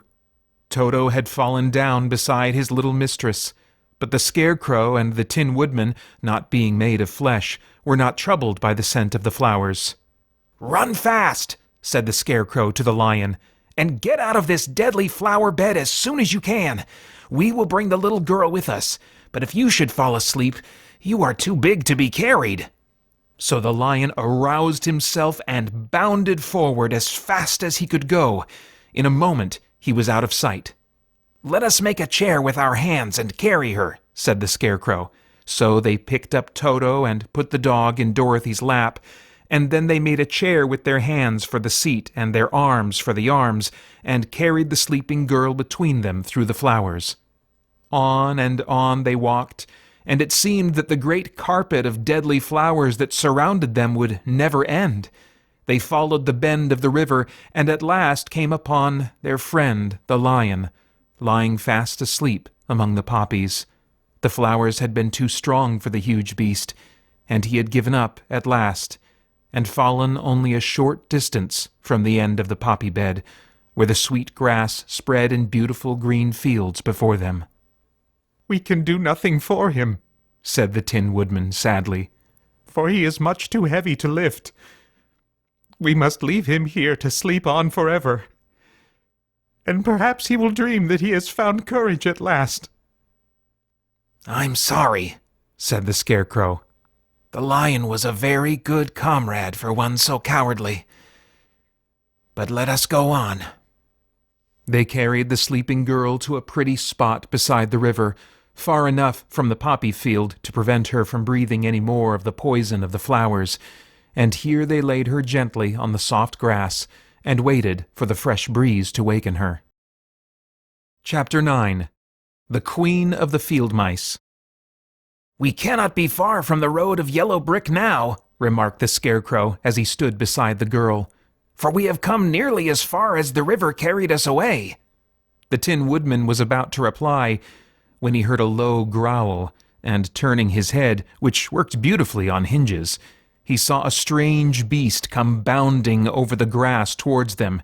It was indeed a great yellow wildcat, and the woodman thought it must be chasing something, for its ears were lying close to its head, and its mouth was wide open, showing 2 rows of ugly teeth, while its red eyes glowed like balls of fire.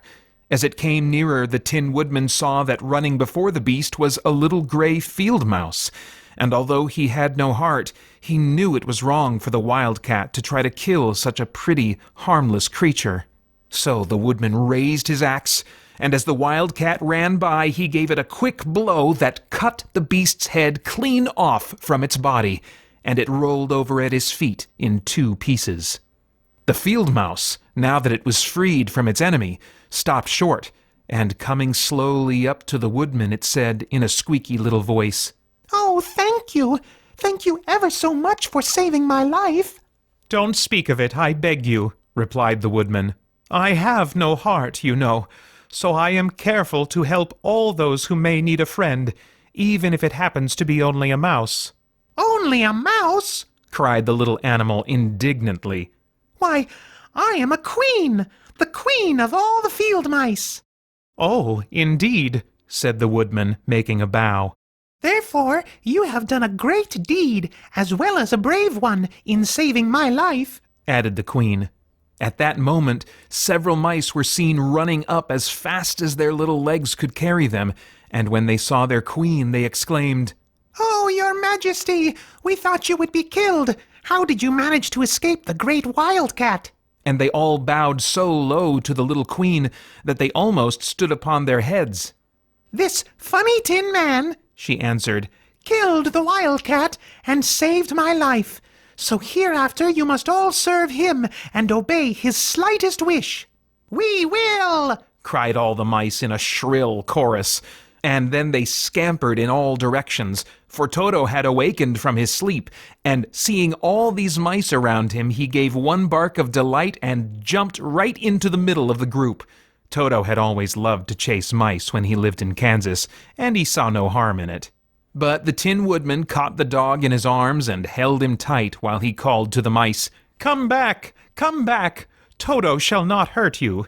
At this, the Queen of the Mice stuck her head out from a clump of grass and asked in a timid voice, "Are you sure he will not bite us?" "I will not let him," said the Woodman, "so do not be afraid." One by one the mice came creeping back, and Toto did not bark again, although he tried to get out of the Woodman's arms, and would have bitten him had he not known very well he was made of tin. Finally, one of the biggest mice spoke. "Is there anything we can do," it asked, "to repay you for saving the life of our queen?" "Nothing that I know of," answered the Woodman. But the Scarecrow, who had been trying to think, but could not because his head was stuffed with straw, said quickly, "Oh, yes! You can save our friend, the Cowardly Lion, who is asleep in the poppy bed." "A lion?" cried the little Queen. "Why, he would eat us all up." "Oh, no," declared the Scarecrow. "This lion is a coward." "Really?" asked the mouse. "He says so himself," answered the Scarecrow, "and he would never hurt anyone who is our friend. If you will help us to save him, I promise that he shall treat you all with kindness." "Very well," said the Queen. "We will trust you. But what shall we do?" "Are there many of these mice which call you Queen and are willing to obey you?" "Oh, yes, there are thousands," she replied. "Then send for them all to come here as soon as possible, and let each one bring a long piece of string." The Queen turned to the mice that attended her and told them to go at once and get all her people. As soon as they heard her orders, they ran away in every direction as fast as possible. "Now," said the Scarecrow to the Tin Woodman, "you must go to those trees by the riverside and make a truck that will carry the lion." So the Woodman went at once to the trees and began to work, and he soon made a truck out of the limbs of trees, from which he chopped away all the leaves and branches. He fastened it together with wooden pegs and made the 4 wheels out of short pieces of a big tree trunk. So fast and so well did he work that by the time the mice began to arrive, the truck was all ready for them. They came from all directions, and there were thousands of them, big mice and little mice and middle-sized mice, and each one brought a piece of string in his mouth. It was about this time that Dorothy woke from her long sleep and opened her eyes. She was greatly astonished to find herself lying upon the grass with thousands of mice standing around and looking at her timidly. But the Scarecrow told her about everything, and turning to the dignified little mouse, he said, "Permit me to introduce to you Her Majesty the Queen." Dorothy nodded gravely, and the Queen made a courtesy, after which she became quite friendly with the little girl. The Scarecrow and the Woodman now began to fasten the mice to the truck, using the strings they had brought. One end of a string was tied around the neck of each mouse, and the other end to the truck. Of course, the truck was 1,000 times bigger than any of the mice who were to draw it, but when all the mice had been harnessed, they were able to pull it quite easily. Even the Scarecrow and the Tin Woodman could sit on it, and were drawn swiftly by their queer little horses to the place where the lion lay asleep. After a great deal of hard work, for the lion was heavy, they managed to get him up on the truck. Then the Queen hurriedly gave her people the order to start, for she feared if the mice stayed among the poppies too long, they also would fall asleep. At first, the little creatures, many though they were, could hardly stir the heavily loaded truck, but the Woodman and the Scarecrow both pushed from behind, and they got along better. Soon they rolled the lion out of the poppy bed to the green fields, where he could breathe the sweet, fresh air again, instead of the poisonous scent of the flowers. Dorothy came to meet them and thanked the little mice warmly for saving her companion from death. She had grown so fond of the big lion, she was glad he had been rescued. Then the mice were unharnessed from the truck and scampered away through the grass to their homes. The queen of the mice was the last to leave. "If you ever need us again," she said, "come out into the field and call, and we shall hear you and come to your assistance. Goodbye." "Goodbye," they all answered, and away the queen ran, while Dorothy held Toto tightly lest he should run after her and frighten her. After this they sat down beside the lion until he should awaken, and the scarecrow brought Dorothy some fruit from a tree nearby, which she ate for her dinner. Chapter 10. The Guardian of the Gate. It was some time before the Cowardly Lion awakened, for he had lain among the poppies a long while, breathing in their deadly fragrance. But when he did open his eyes and roll off the truck, he was very glad to find himself still alive. "I ran as fast as I could," he said, sitting down and yawning. "But the flowers were too strong for me. How did you get me out?"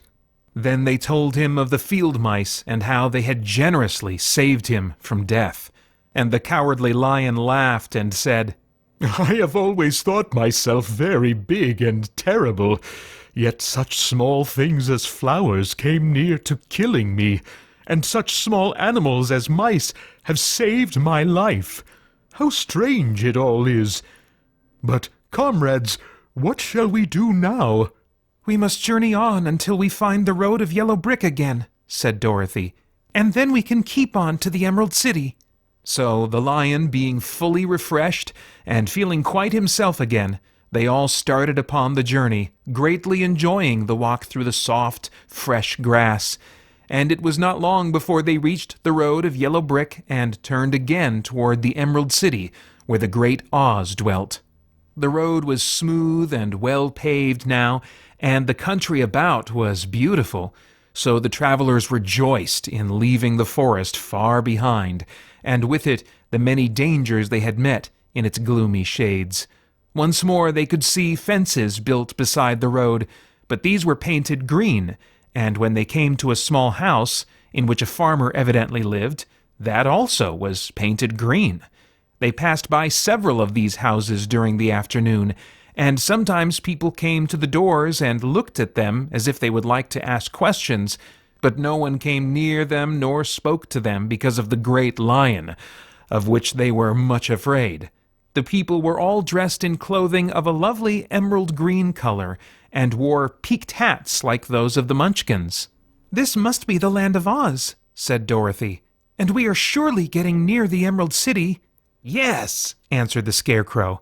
"Everything is green here, while in the country of the Munchkins, blue was the favorite color. But the people do not seem to be as friendly as the Munchkins, and I'm afraid we shall be unable to find a place to pass the night." "I should like something to eat besides fruit," said the girl, "and I'm sure Toto is nearly starved. Let us stop at the next house and talk to the people." So when they came to a good-sized farmhouse, Dorothy walked boldly up to the door and knocked. A woman opened it just far enough to look out and said, "What do you want, child, and why is that great lion with you?"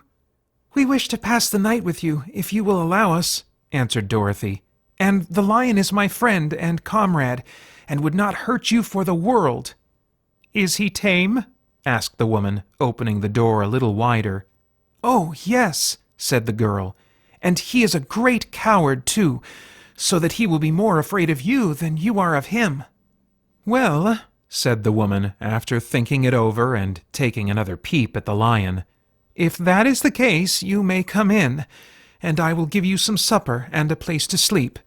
So they all entered the house, where there were, besides the woman, 2 children and a man. The man had hurt his leg, and was lying on the couch in a corner. They seemed greatly surprised to see so strange a company, and while the woman was busy laying the table, the man asked, "Where are you all going?" "To the Emerald City," said Dorothy, "to see the great Oz." "Oh, indeed!" exclaimed the man. "Are you sure that Oz will see you?" "Why not?" she replied. "Why, it is said that he never lets anyone come into his presence. I have been to the Emerald City many times, and it is a beautiful and wonderful place. But I have never been permitted to see the Great Oz, nor do I know of any living person who has seen him." "Does he never go out?" asked the Scarecrow. "Never. He sits day after day in the great throne room of his palace, and even those who wait upon him do not see him face to face." "What is he like?" asked the girl. "That is hard to tell," said the man thoughtfully. "You see, Oz is a great wizard and can take on any form he wishes, so that some say he looks like a bird, and some say he looks like an elephant, and some say he looks like a cat. To others he appears as a beautiful fairy or a brownie, or in any other form that pleases him. But who the real Oz is when he is in his own form, no living person can tell." "That is very strange," said Dorothy. "But we must try, in some way, to see him, or we shall have made our journey for nothing." "Why do you wish to see the terrible Oz?" asked the man. "I want him to give me some brains," said the Scarecrow eagerly. "Oh, Oz could do that easily enough," declared the man. "He has more brains than he needs." "And I want him to give me a heart," said the Tin Woodman. "That will not trouble him," continued the man, "for Oz has a large collection of hearts, of all sizes and shapes." "And I want him to give me courage," said the Cowardly Lion. "Oz keeps a great pot of courage in his throne room," said the man, "which he has covered with a golden plate to keep it from running over. He will be glad to give you some." "And I want him to send me back to Kansas," said Dorothy. "Where is Kansas?" asked the man in surprise. "I don't know," replied Dorothy sorrowfully. "But it is my home, and I'm sure it's somewhere." "Very likely. Well, Oz can do anything, so I suppose he will find Kansas for you. But first you must get to see him, and that will be a hard task, for the Great Wizard does not like to see anyone, and he usually has his own way. But what do you want?" he continued, speaking to Toto. Toto only wagged his tail, for, strange to say, he could not speak. The woman now called to them that supper was ready, so they gathered around the table, and Dorothy ate some delicious porridge, and a dish of scrambled eggs, and a plate of nice white bread, and enjoyed her meal. The lion ate some of the porridge, but did not care for it, saying it was made from oats, and oats were food for horses, not for lions. The Scarecrow and the Tin Woodman ate nothing at all. Toto ate a little of everything, and was glad to get a good supper again. The woman now gave Dorothy a bed to sleep in, and Toto lay down beside her, while the lion guarded the door of her room so she might not be disturbed.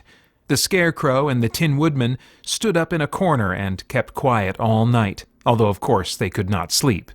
The next morning, as soon as the sun was up, they started on their way, and soon saw a beautiful green glow in the sky just before them. "That must be the Emerald City," said Dorothy. As they walked on, the green glow became brighter and brighter, and it seemed that at last they were nearing the end of their travels. Yet it was afternoon before they came to the great wall that surrounded the city. It was high and thick, and of a bright green color. In front of them, and at the end of the road of yellow brick, was a big gate, all studded with emeralds that glittered so in the sun that even the painted eyes of the Scarecrow were dazzled by their brilliancy. There was a bell beside the gate, and Dorothy pushed the button and heard a silvery tinkle sound within. Then the big gate swung slowly open, and they all passed through and found themselves in a high arched room, the walls of which glistened with countless emeralds. Before them stood a little man about the same size as the Munchkins. He was clothed all in green, from his head to his feet, and even his skin was of a greenish tint. At his side was a large green box. When he saw Dorothy and her companions, the man asked, "What do you wish in the Emerald City?" "We came here to see the Great Oz," said Dorothy. The man was so surprised at this answer that he sat down to think it over. "It has been many years since anyone asked me to see Oz," he said, shaking his head in perplexity. He is powerful and terrible, and if you come on an idle or foolish errand to bother the wise reflections of the great wizard, he might be angry and destroy you all in an instant." "But this is not a foolish errand, nor an idle one," replied the Scarecrow. "It is important, and we have been told that Oz is a good wizard." "So he is," said the Green Man, "and he rules the Emerald City wisely and well. But to those who are not honest, or who approach him from curiosity, he is most terrible, and few have ever dared ask to see his face. I am the guardian of the gates, and since you demand to see the great Oz, I must take you to his palace. But first, you must put on the spectacles." "Why?" asked Dorothy. "Because if you did not wear spectacles, the brightness and glory of the Emerald City would blind you. Even those who live in the city must wear spectacles night and day. They are all locked on, for Oz so ordered it when the city was first built, and I have the only key that will unlock them." He opened the big box, and Dorothy saw that it was filled with spectacles of every size and shape. All of them had green glasses in them. The guardian of the gates found a pair that would just fit Dorothy and put them over her eyes. There were 2 golden bands fastened to them that passed around the back of her head, where they were locked together by a little key that was at the end of a chain the guardian of the gates wore around his neck. When they were on, Dorothy could not take them off had she wished. But of course, she did not want to be blinded by the glare of the Emerald City, so she said nothing. Then the Green Man fitted spectacles for the Scarecrow, and the Tin Woodman, and the Lion, and even on little Toto, and all were locked fast with the key. Then the guardian of the gates put on his own glasses and told them he was ready to show them to the palace. Taking a big golden key from a peg on the wall, he opened another gate, and they all followed him through the portal into the streets of the Emerald City.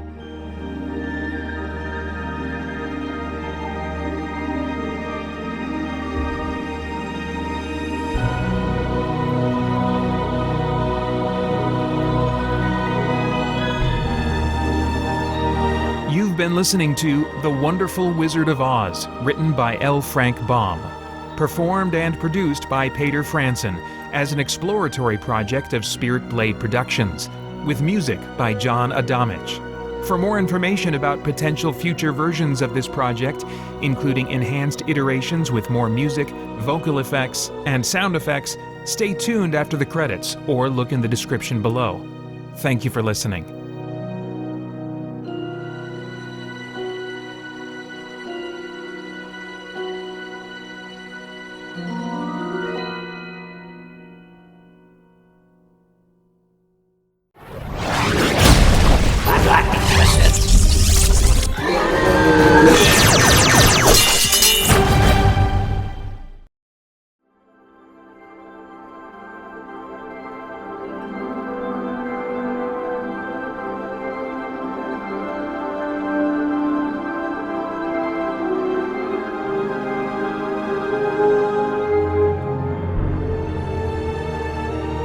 You're listening to The Wonderful Wizard of Oz, written by L. Frank Baum, Part 3. Performed and produced by Paeter Frandsen as an exploratory project of Spirit Blade Productions. For more information about potential future versions of this project, including enhanced iterations with more music, vocal effects, and sound effects, stay tuned after the credits or look in the description below. Thank you for listening, and I hope you enjoy.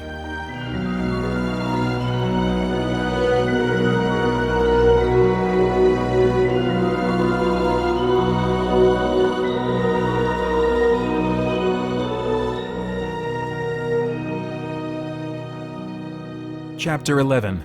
The Wonderful Emerald City of Oz. Even with eyes protected by the green spectacles, Dorothy and her friends were at first dazzled by the brilliancy of the wonderful city. The streets were lined with beautiful houses all built of green marble and studded everywhere with sparkling emeralds. They walked over a pavement of the same green marble, and where the blocks were joined together were rows of emeralds set closely and glittering in the brightness of the sun. The window panes were of green glass. Even the sky above the city had a green tint, and the rays of the sun were green. There were many people, men, women, and children walking about, and these were all dressed in green clothes and had greenish skins. They looked at Dorothy and her strangely assorted company with wondering eyes, and the children all ran away and hid behind their mothers when they saw the lion. But no one spoke to them. Many shops stood in the street, and Dorothy saw that everything in them was green. Green candy and green popcorn were offered for sale, as well as green shoes, green hats, and green clothes of all sorts. At one place a man was selling green lemonade, and when the children bought it, Dorothy could see that they paid for it with green pennies. There seemed to be no horses nor animals of any kind. The men carried things around in little green carts, which they pushed before them. Everyone seemed happy and contented and prosperous. The guardian of the gates led them through the streets until they came to a big building exactly in the middle of the city, which was the palace of Oz, the great wizard. There was a soldier before the door, dressed in a green uniform and wearing a long green beard. "Here are strangers," said the guardian of the gates to him, "and they demand to see the great Oz." "Step inside," answered the soldier, "and I will carry your message to him." So they passed through the palace gates and were led into a big room with a green carpet and lovely green furniture set with emeralds. The soldier made them all wipe their feet upon a green mat before entering this room, and when they were seated, he said politely, "Please make yourselves comfortable while I go to the door of the throne room and tell Oz you are here." They had to wait a long time before the soldier returned. When, at last, he came back, Dorothy asked, "Have you seen Oz?" "Oh, no," returned the soldier. "I have never seen him. But I spoke to him as he sat behind his screen and gave him your message. He says he will grant you an audience if you so desire. But each one of you must enter his presence alone, and he will admit but one each day. Therefore, as you must remain in the palace for several days, I will have you shown to rooms where you may rest in comfort after your journey." "Thank you," replied the girl. "That is very kind of Oz." The soldier now blew upon a green whistle, and at once a young girl dressed in a pretty green silk gown entered the room. She had lovely green hair and green eyes, and she bowed low before Dorothy as she said, "Follow me, and I will show you to your room." So Dorothy said goodbye to all her friends except Toto, and taking the dog in her arms, followed the green girl through 7 passages and up 3 flights of stairs until they came to a room at the front of the palace. It was the sweetest little room in the world, with a soft, comfortable bed that had sheets of green silk and a green velvet counterpane. There was a tiny fountain in the middle of the room that shot a spray of green perfume into the air to fall back into a beautifully carved green marble basin. Beautiful green flowers stood in the windows, and there was a shelf with a row of little green books. When Dorothy had time to open these books, she found them full of queer green pictures that made her laugh. They were so funny. In a wardrobe were many green dresses made of silk and satin and velvet, and all of them fitted Dorothy exactly. "Make yourself perfectly at home," said the green girl. "And if you wish for anything, ring the bell. Oz will send for you tomorrow morning." She left Dorothy alone and went back to the others. These she also led to rooms, and each one of them found himself lodged in a very pleasant part of the palace.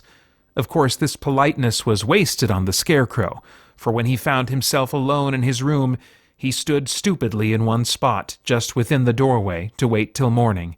It would not rest him to lie down, and he could not close his eyes, so he remained all night staring at a little spider which was weaving its web in a corner of the room, just as if it were not one of the most wonderful rooms in the world. The Tin Woodman lay down on his bed from force of habit, for he remembered when he was made of flesh, but not being able to sleep, he passed the night moving his joints up and down to make sure they kept in good working order.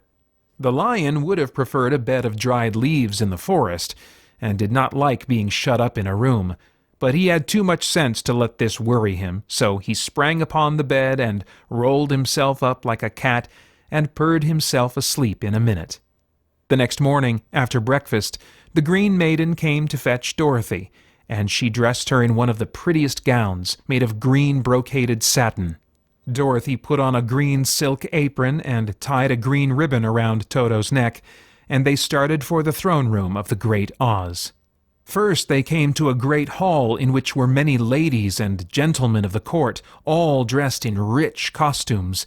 These people had nothing to do but talk to each other, but they always came to wait outside the throne room every morning, although they were never permitted to see Oz. As Dorothy entered, they looked at her curiously, and one of them whispered, "Are you really going to look upon the face of Oz the Terrible?" "Of course," answered the girl, "if he will see me." "Oh, he will see you," said the soldier who had taken her message to the wizard, "although he does not like to have people ask to see him. Indeed, at first he was angry, and said I should send you back where you came from. Then he asked me what you looked like, and when I mentioned your silver shoes he was very much interested. At last I told him about the mark upon your forehead, and he decided he would admit you to his presence." Just then a bell rang, and the green girl said to Dorothy, "That is the signal. You must go into the throne room alone." She opened a little door, and Dorothy walked boldly through and found herself in a wonderful place. It was a big, round room with a high, arched roof, and the walls and ceiling and floor were covered with large emeralds set closely together. In the center of the roof was a great light as bright as the sun, which made the emeralds sparkle in a wonderful manner. But what interested Dorothy most was the big throne of green marble that stood in the middle of the room. It was shaped like a chair and sparkled with gems, as did everything else. In the center of the chair was an enormous head, without body to support it, or any arms or legs whatever. There was no hair upon this head, but it had eyes and nose and mouth, and was bigger than the head of the biggest giant. As Dorothy gazed upon this in wonder and fear, the eyes turned slowly and looked at her sharply and steadily. Then the mouth moved, and Dorothy heard a voice say, "I am Oz, the great and terrible. Who are you, and why do you seek me?" It was not such an awful voice as she had expected to come from the big head, so she took courage and answered, "I am Dorothy, the small and meek. I have come to you for help." The eyes looked at her thoughtfully for a full minute. Then said the voice, "Where did you get the silver shoes?" "I got them from the Wicked Witch of the East, when my house fell on her and killed her," she replied. "Where did you get the mark upon your forehead?" continued the voice.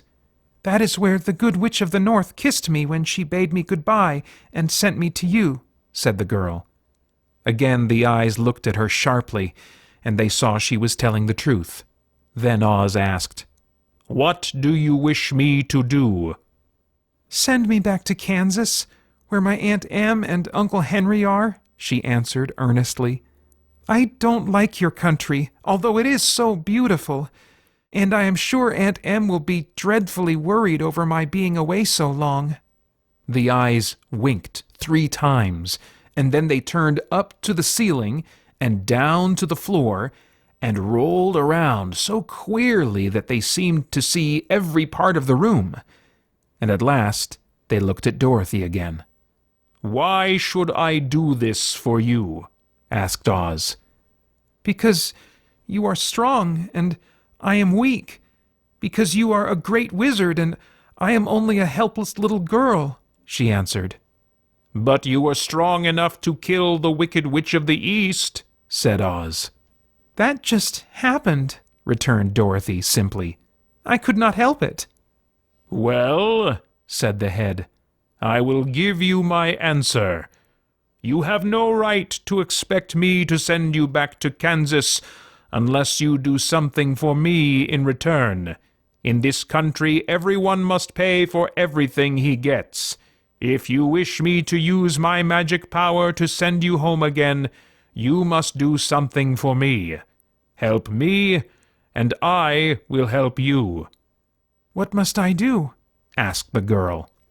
"Kill the Wicked Witch of the West," answered Oz.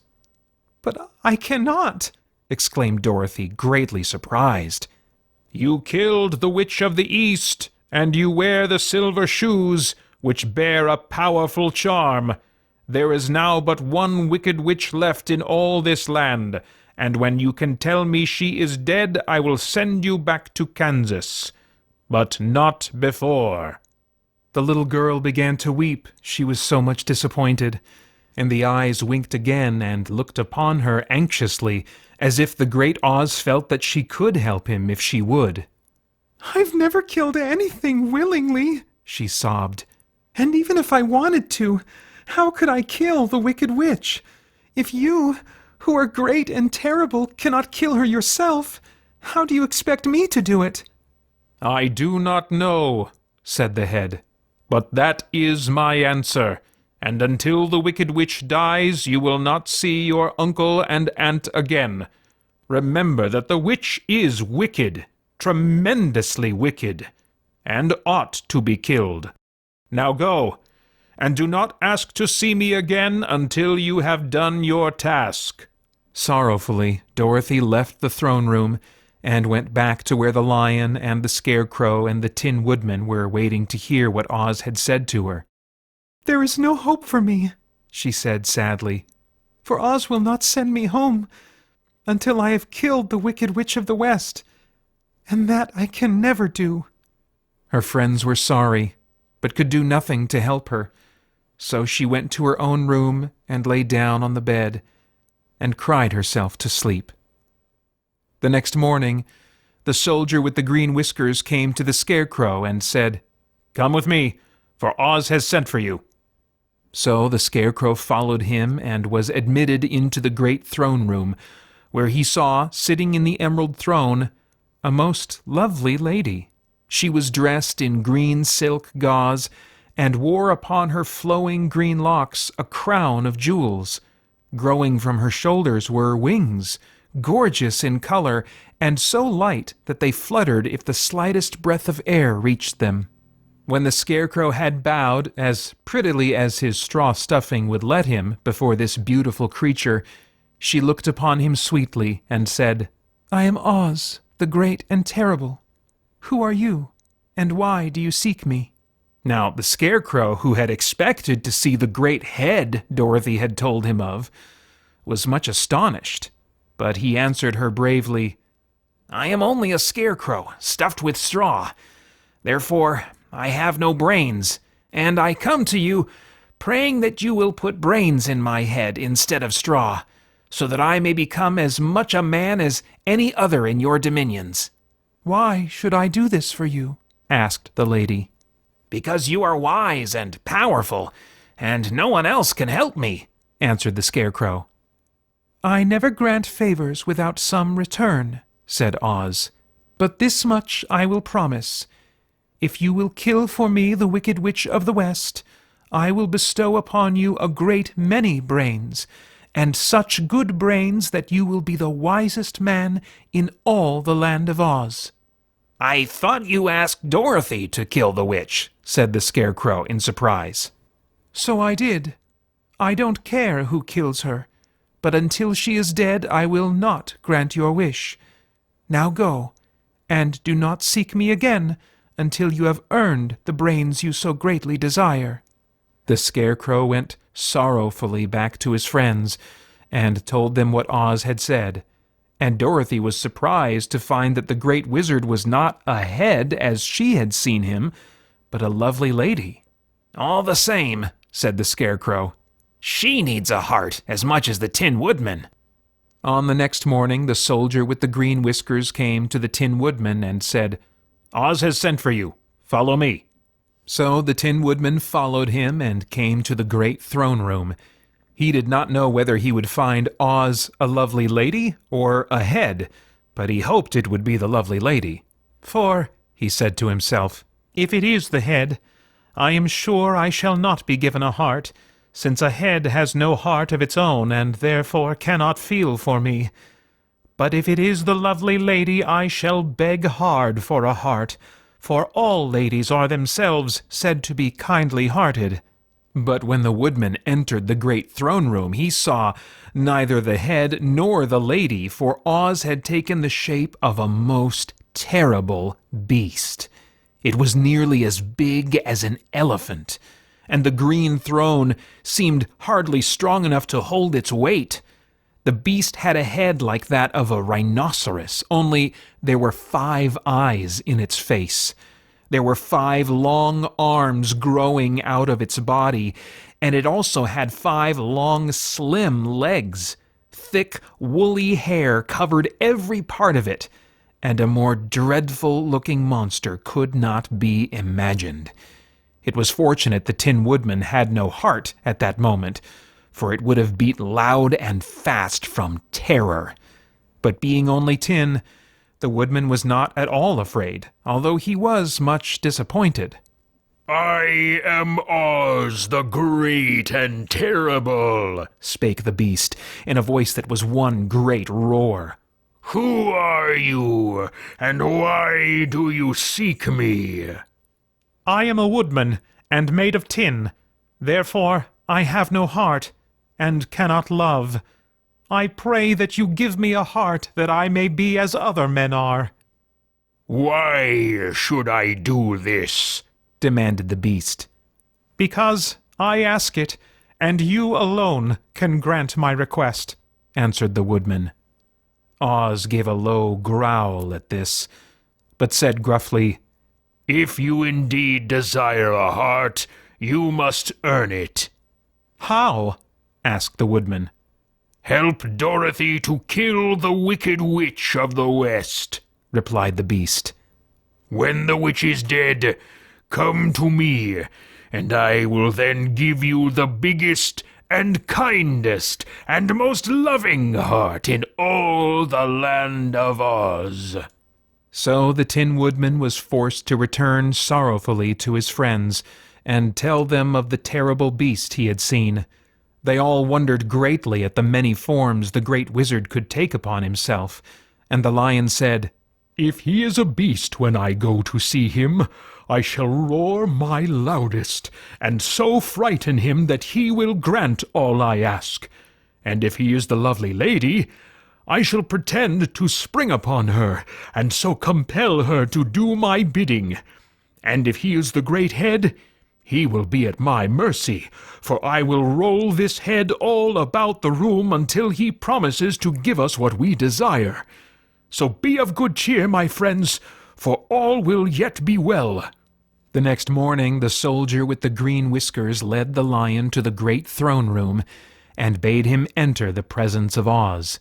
The lion at once passed through the door and, glancing around, saw, to his surprise, that before the throne was a ball of fire, so fierce and glowing he could scarcely bear to gaze upon it.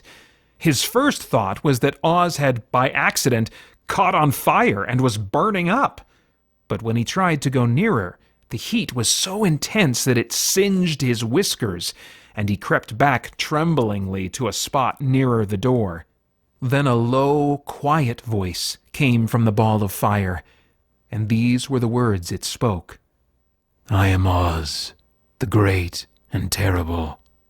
Who are you, and why do you seek me?" The lion answered, "I am a cowardly lion, afraid of everything. I come to you to beg that you give me courage, so that in reality I may become the king of beasts, as men call me." "Why should I give you courage?" demanded Oz. "Because of all wizards, you are the greatest, and alone have power to grant my request," answered the lion. The ball of fire burned fiercely for a time, and the voice said, "Bring me proof that the Wicked Witch is dead, and that moment I will give you courage. But so long as the witch lives, you must remain a coward." The lion was angry at this speech, but could say nothing in reply, and while he stood silently gazing at the ball of fire, it became so furiously hot that he turned tail and rushed from the room. He was glad to find his friends waiting for him, and told them of his terrible interview with the wizard. "What shall we do now?" asked Dorothy sadly. "There is only one thing we can do," returned the lion, "and that is to go to the land of the Winkies, seek out the Wicked Witch, and destroy her." "But suppose we cannot?" said the girl. "Then I shall never have courage," declared the lion. "And I shall never have brains," added the scarecrow. "And I shall never have a heart," spoke the Tin Woodman. "And I shall never see Aunt Em and Uncle Henry," said Dorothy, beginning to cry. "Be careful," cried the green girl. "The tears will fall on your green silk gown and spot it." So Dorothy dried her eyes and said, "I suppose we must try it, but I am sure I do not want to kill anybody, even to see Aunt Em again." "I will go with you, but I'm too much of a coward to kill the witch," said the lion. "I will go too," declared the scarecrow. "But I shall not be of much help to you. I'm such a fool." "I haven't the heart to harm even a witch," remarked the Tin Woodman. "But if you go, I certainly shall go with you." Therefore it was decided to start upon their journey the next morning, and the woodman sharpened his axe on a green grindstone and had all his joints properly oiled. The scarecrow stuffed himself with fresh straw, and Dorothy put new paint on his eyes that he might see better. The green girl, who was very kind to them, filled Dorothy's basket with good things to eat, and fastened a little bell around Toto's neck with a green ribbon. They went to bed quite early, and slept soundly until daylight, when they were awakened by the crowing of a green cock that lived in the backyard of the palace, and the cackling of a hen that had laid a green egg. Chapter 12. The Search for the Wicked Witch. The soldier with the green whiskers led them through the streets of the Emerald City until they reached the room where the guardian of the gates lived. This officer unlocked their spectacles to put them back in his great box, and then he politely opened the gate for our friends. "Which road leads to the Wicked Witch of the West?" asked Dorothy. "There is no road," answered the guardian of the gates. "No one ever wishes to go that way." "How, then, are we to find her?" inquired the girl. "That will be easy," replied the man. "For when she knows you are in the country of the Winkies, she will find you, and make you all her slaves." "Perhaps not," said the scarecrow, "for we mean to destroy her." "Oh, that is different," said the guardian of the gates. "No one has ever destroyed her before, so I naturally thought she would make slaves of you, as she has of all the rest. But take care, for she is wicked and fierce, and may not allow you to destroy her. Keep to the west, where the sun sets, and you cannot fail to find her."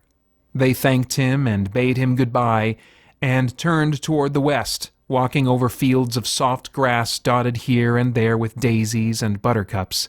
Dorothy still wore the pretty silk dress she had put on in the palace, but now, to her surprise, she found it was no longer green, but pure white. The ribbon around Toto's neck had also lost its green color and was as white as Dorothy's dress. The Emerald City was soon left far behind.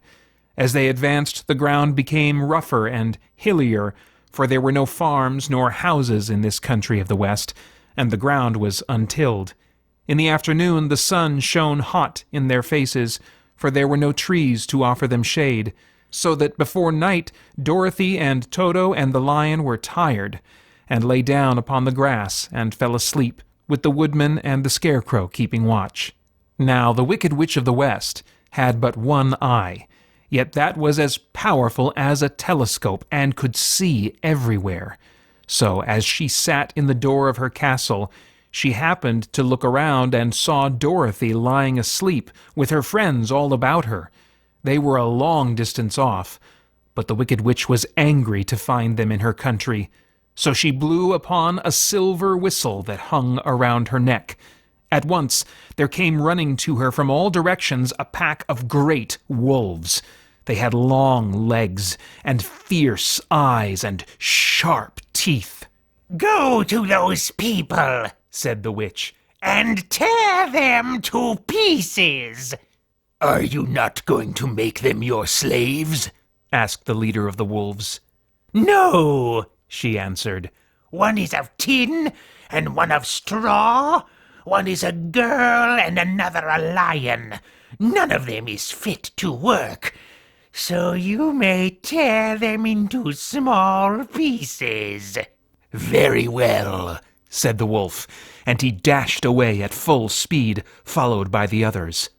It was lucky the scarecrow and the woodman were wide awake and heard the wolves coming. "This is my fight," said the woodman, "so get behind me, and I will meet them as they come." He seized his axe, which he had made very sharp, and as the leader of the wolves came on, the Tin Woodman swung his arm and chopped the wolf's head from its body, so that it immediately died. As soon as he could raise his axe, another wolf came up, and he also fell under the sharp edge of the Tin Woodman's weapon. There were 40 wolves, and 40 times a wolf was killed, so that at last they all lay dead in a heap before the woodman. Then he put down his axe and sat beside the scarecrow, who said, "It was a good fight, friend." They waited until Dorothy awoke the next morning. The little girl was quite frightened when she saw the great pile of shaggy wolves, but the Tin Woodman told her all. She thanked him for saving them, and sat down to breakfast, after which they started again upon their journey. Now this same morning the Wicked Witch came to the door of her castle and looked out with her one eye that could see afar off. She saw all her wolves lying dead, and the strangers still traveling through her country. This made her angrier than before, and she blew her silver whistle twice. Straightway, a great flock of wild crows came flying toward her, enough to darken the sky. And the Wicked Witch said to the King Crow, "Fly at once to the strangers, peck out their eyes, and tear them to pieces." The wild crows flew in one great flock toward Dorothy and her companions. When the little girl saw them coming, she was afraid. But the Scarecrow said, "This is my battle, so lie down beside me, and you will not be harmed." So they all lay upon the ground except the Scarecrow, and he stood up and stretched out his arms. And when the crows saw him, they were frightened, as these birds always are by scarecrows, and did not dare to come any nearer. But the King Crow said, "It is only a stuffed man. I will peck his eyes out." The King Crow flew at the Scarecrow, who caught it by the head and twisted its neck until it died. And then another crow flew at him, and the Scarecrow twisted its neck also. There were 40 crows, and 40 times the Scarecrow twisted a neck, until at last all were lying dead beside him. Then he called to his companions to rise, and again they went upon their journey. When the Wicked Witch looked out again and saw all her crows lying in a heap, she got into a terrible rage and blew 3 times upon her silver whistle. Forthwith there was heard a great buzzing in the air, and a swarm of black bees came flying towards her. "Go to the strangers and sting them to death," commanded the witch, and the bees turned and flew rapidly until they came to where Dorothy and her friends were walking. But the woodman had seen them coming, and the Scarecrow had decided what to do. "Take out my straw and scatter it over the little girl and the dog and the lion," he said to the woodman, "and the bees cannot sting them." This the woodman did, and as Dorothy lay close beside the lion and held Toto in her arms, the straw covered them entirely. The bees came and found no one but the woodman to sting, so they flew at him and broke all their stings against the tin, without hurting the woodman at all. And as bees cannot live when their stings are broken, that was the end of the black bees, and they lay scattered thick about the woodman, like little heaps of fine coal. Then Dorothy and the lion got up, and the girl helped the Tin Woodman put the straw back into the scarecrow again, until he was as good as ever. So they started upon their journey once more. The Wicked Witch was so angry when she saw her black bees in little heaps like fine coal that she stamped her foot and tore her hair and gnashed her teeth, and then she called a dozen of her slaves, who were the Winkies, and gave them sharp spears, telling them to go to the strangers and destroy them. The Winkies were not a brave people, but they had to do as they were told, so they marched away until they came near to Dorothy. Then the lion gave a great roar and sprang toward them, and the poor Winkies were so frightened that they ran back as fast as they could. When they returned to the castle, the Wicked Witch beat them well with a strap and sent them back to their work, after which she sat down to think what she should do next. She could not understand how all her plans to destroy these strangers had failed. But she was a powerful witch, as well as a wicked one, and she soon made up her mind how to act. There was in her cupboard a golden cap with a circle of diamonds and rubies running round it. This golden cap had a charm. Whoever owned it could call 3 times upon the winged monkeys, who would obey any order they were given. But no person could command these strange creatures more than 3 times. Twice already the Wicked Witch had used the charm of the cap.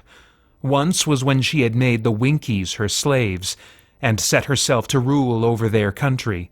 The winged monkeys had helped her do this. The second time was when she had fought against the great Oz himself, and driven him out of the land of the West. The winged monkeys had also helped her in doing this. Only once more could she use this golden cap, for which reason she did not like to do so until all her other powers were exhausted. But now that her fierce wolves, and her wild crows, and her stinging bees were gone, and her slaves had been scared away by the cowardly lion, she saw there was only one way left to destroy Dorothy and her friends. So the Wicked Witch took the golden cap from her cupboard and placed it upon her head. Then she stood upon her left foot and said slowly, Epe, Pepe, Kake.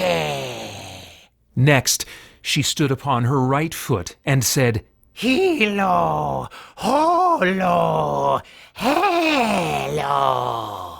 After this she stood upon both feet and cried in a loud voice, Zizi, Zuzi, Zik.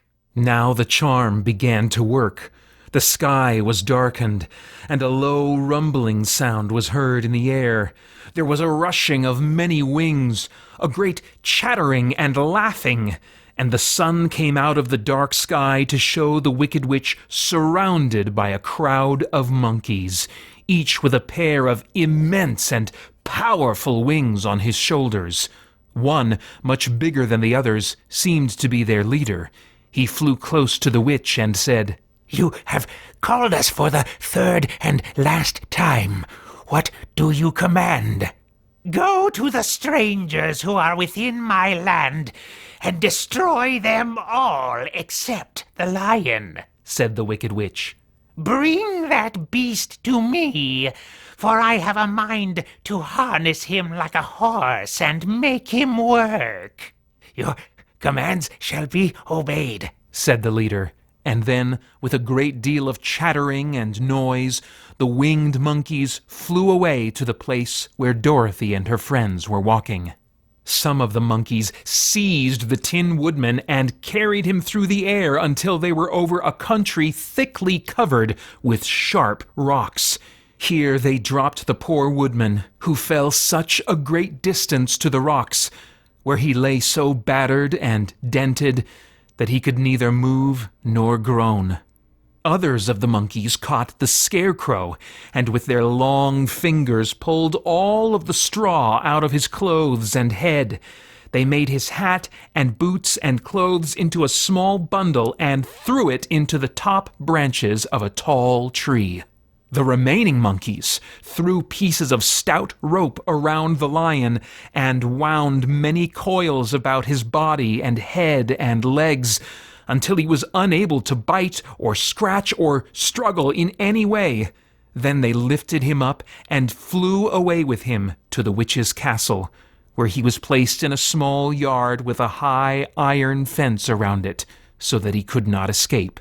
But Dorothy they did not harm at all. She stood, with Toto in her arms, watching the sad fate of her comrades, and thinking it would soon be her turn. The leader of the winged monkeys flew up to her, his long, hairy arms stretched out and his ugly face grinning terribly. But he saw the mark of the good witch's kiss upon her forehead, and stopped short, motioning the others not to touch her. "We dare not harm this little girl," he said to them, "for she is protected by the power of good, and that is greater than the power of evil. All we can do is to carry her to the castle of the Wicked Witch and leave her there." So carefully and gently they lifted Dorothy in their arms and carried her swiftly through the air until they came to the castle, where they set her down upon the front doorstep.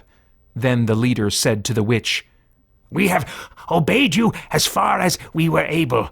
The Tin Woodman and the Scarecrow are destroyed, and the lion is tied up in your yard. The little girl we dare not harm, nor the dog she carries in her arms. Your power over our band is now ended, and you will never see us again." Then all the winged monkeys, with much laughing and chattering and noise, flew into the air and were soon out of sight. The Wicked Witch was both surprised and worried when she saw the mark on Dorothy's forehead, for she knew well that neither the winged monkeys nor she herself dare hurt the girl in any way. She looked down at Dorothy's feet, and seeing the silver shoes, began to tremble with fear, for she knew what a powerful charm belonged to them. At first, the witch was tempted to run away from Dorothy, but she happened to look into the child's eyes and saw how simple the soul behind them was, and that the little girl did not know of the wonderful power the silver shoes gave her. So the Wicked Witch laughed to herself and thought, "I can still make her my slave, for she does not know how to use her power." Then she said to Dorothy, harshly and severely, "Come with me and see that you mind everything I tell you, for if you do not, I will make an end of you, as I did of the Tin Woodman and the Scarecrow." Dorothy followed her through many of the beautiful rooms in her castle until they came to the kitchen, where the witch bade her clean the pots and kettles and sweep the floor and keep the fire fed with wood. Dorothy went to work meekly, with her mind made up to work as hard as she could, for she was glad the Wicked Witch had decided not to kill her. With Dorothy hard at work, the witch thought she would go into the courtyard and harness the cowardly lion like a horse. It would amuse her, she was sure, to make him draw her chariot whenever she wished to go to drive. But as she opened the gate, the lion gave a loud roar and bounded at her so fiercely that the witch was afraid and ran out and shut the gate again. "If I cannot harness you," said the witch to the lion, speaking through the bars of the gate, "I can starve you. You shall have nothing to eat until you do as I wish." So after that she took no food to the imprisoned lion, but every day she came to the gate at noon and asked, "Are you ready to be harnessed like a horse?" And the lion would answer, "No. If you come into this yard, I will bite you." The reason the lion did not have to do as the witch wished was that every night, while the woman was asleep, Dorothy carried him food from the cupboard, After he had eaten, he would lie down on his bed of straw, and Dorothy would lie beside him and put her head on his soft, shaggy mane, while they talked of their troubles and tried to plan some way to escape. But they could find no way to get out of the castle, for it was constantly guarded by the yellow Winkies, who were the slaves of the Wicked Witch and too afraid of her not to do as she told them. The girl had to work hard during the day, and often the witch threatened to beat her with the same old umbrella she always carried in her hand. But, in truth, she did not dare to strike Dorothy, because of the mark upon her forehead. The child did not know this, and was full of fear for herself and Toto. Once the witch struck Toto a blow with her umbrella, and the brave little dog flew at her and bit her leg in return. The witch did not bleed where she was bitten, for she was so wicked that the blood in her had dried up many years before. Dorothy's life became very sad as she grew to understand that it would be harder than ever to get back to Kansas and Aunt Em again. Sometimes she would cry bitterly for hours, with Toto sitting at her feet and looking into her face, whining dismally to show how sorry he was for his little mistress. Toto did not really care whether he was in Kansas or the Land of Oz, so long as Dorothy was with him, but he knew the little girl was unhappy, and that made him unhappy too. Now the Wicked Witch had a great longing to have for her own the silver shoes which the girl always wore. Her bees and her crows and her wolves were lying in heaps and drying up, and she had used up all the power of the golden cap. But if she could only get hold of the silver shoes, they would give her more power than all the other things she had lost. She watched Dorothy carefully to see if she ever took off her shoes, thinking she might steal them. But the child was so proud of her pretty shoes that she never took them off except at night and when she took her bath. The witch was too much afraid of the dark to dare go into Dorothy's room at night to take the shoes, and her dread of water was greater than her fear of the dark, so she never came near when Dorothy was bathing.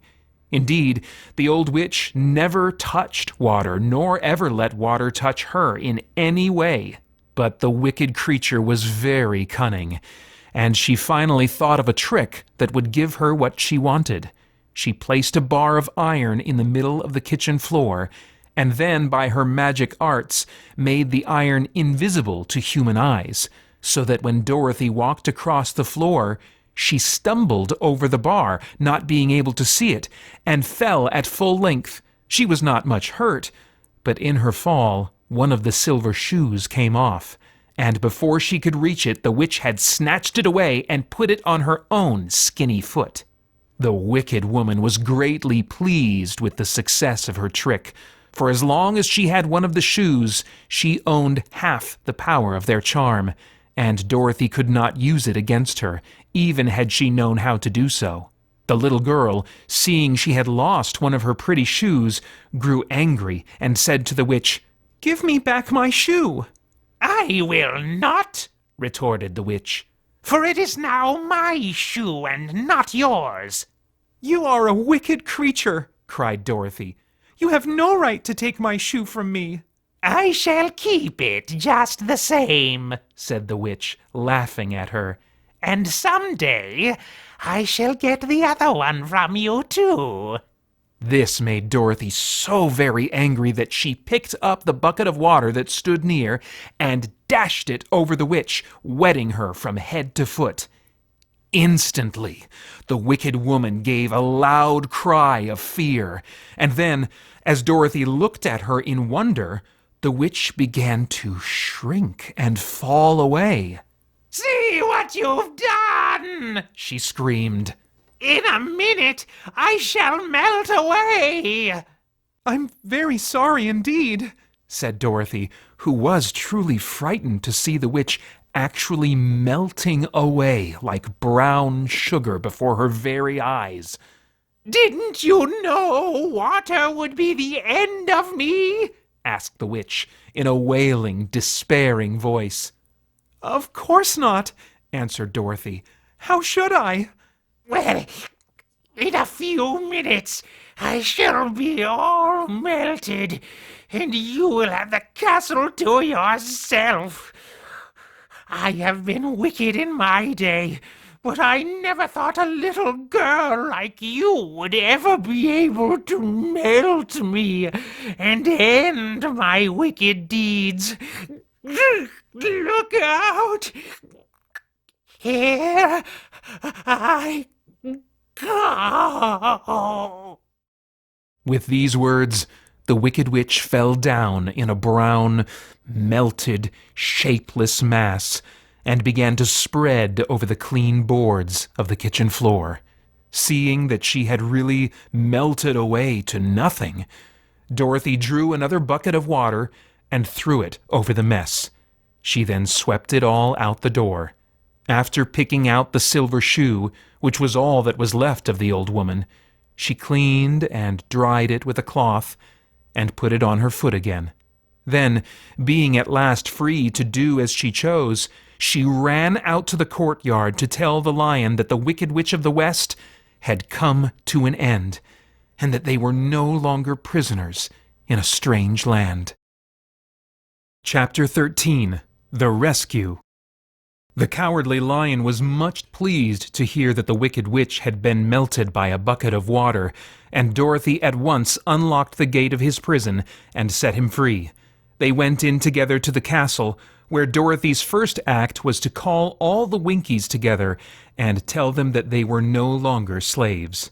There was great rejoicing among the yellow Winkies, for they had been made to work hard during many years for the Wicked Witch, who had always treated them with great cruelty.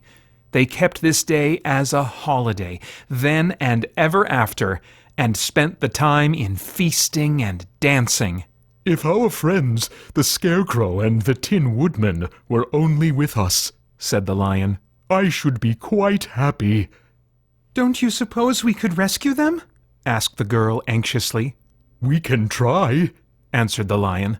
So they called the yellow Winkies and asked them if they would help to rescue their friends, and the Winkies said that they would be delighted to do all in their power for Dorothy, who had set them free from bondage.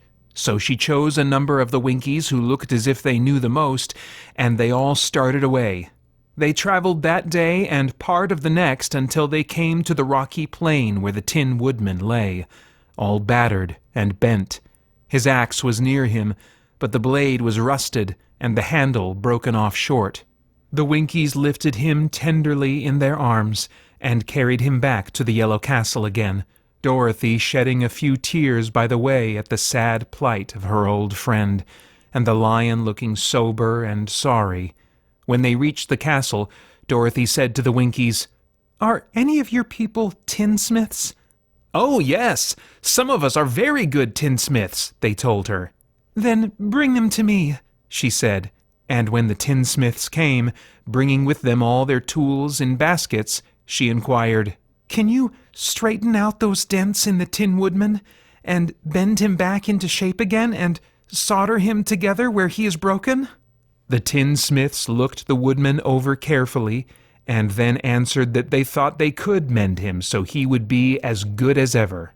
So they set to work in one of the big yellow rooms of the castle, and worked for 3 days and 4 nights, hammering and twisting and bending and soldering and polishing and pounding at the legs and body and head of the Tin Woodman, until at last he was straightened out into his old form, and his joints worked as well as ever. To be sure, there were several patches on him, but the tinsmiths did a good job, and as the woodman was not a vain man, he did not mind the patches at all. When at last he walked into Dorothy's room and thanked her for rescuing him, he was so pleased that he wept tears of joy, and Dorothy had to wipe every tear carefully from his face with her apron so his joints would not be rusted. At the same time her own tears fell thick and fast at the joy of meeting her old friend again, and these tears did not need to be wiped away. As for the Lion, he wiped his eyes so often with the tip of his tail that it became quite wet, and he was obliged to go out into the courtyard and hold it in the sun till it dried. "If we only had the scarecrow with us again," said the Tin Woodman, when Dorothy had finished telling him everything that had happened, "I should be quite happy." "We must try to find him," said the girl. So she called the Winkies to help her, and they walked all that day and part of the next until they came to the tall tree in the branches of which the winged monkeys had tossed the scarecrow's clothes. It was a very tall tree, and the trunk was so smooth that no one could climb it. But the woodman said at once, "I'll chop it down, and then we can get the scarecrow's clothes." Now while the tinsmiths had been at work mending the woodman himself, another of the Winkies, who was a goldsmith, had made an axe handle of solid gold and fitted it to the woodman's axe instead of the old broken handle. Others polished the blade until all the rust was removed, and it glistened like burnished silver. As soon as he had spoken, the Tin Woodman began to chop, and in a short time the tree fell over with a crash, when the scarecrow's clothes fell out of the branches and rolled off on the ground. Dorothy picked them up and had the Winkies carry them back to the castle, where they were stuffed with nice, clean straw. And behold, here was the scarecrow, as good as ever, thanking them over and over again for saving him. Now they were reunited. Dorothy and her friends spent a few happy days at the Yellow Castle, where they found everything they needed to make them comfortable. But one day the girl thought of Aunt Em and said, "We must go back to Oz and claim his promise." "Yes," said the Tin Woodman. "At last I shall get my heart." "And I shall get my brains," added the Scarecrow joyfully. "And I shall get my courage," said the Lion thoughtfully. "And I shall get back to Kansas," cried Dorothy, clapping her hands. "Oh, let us start for the Emerald City tomorrow." This they decided to do. The next day they called the Winkies together and bade them goodbye. The Winkies were sorry to have them go, and they had grown so fond of the Tin Woodman that they begged him to stay and rule over them and the Yellow Land of the West. Finding they were determined to go, the Winkies gave Toto and the Lion each a golden collar, and to Dorothy they presented a beautiful bracelet studded with diamonds, and to the Scarecrow they gave a gold-headed walking stick to keep him from stumbling, and to the Tin Woodman they offered a silver oil can inlaid with gold and set with precious jewels. Every one of the travelers made the Winkies a pretty speech in return, and all shook hands with them until their arms ached. Dorothy went to the witch's cupboard to fill her basket with food for the journey, and there she saw the golden cap. She tried it on her own head and found that it fitted her exactly. She did not know anything about the charm of the golden cap, but she saw that it was pretty, so she made up her mind to wear it and carry her sunbonnet in the basket. Then, being prepared for the journey, they all started for the Emerald City, and the Winkies gave them 3 cheers and many good wishes to carry with them.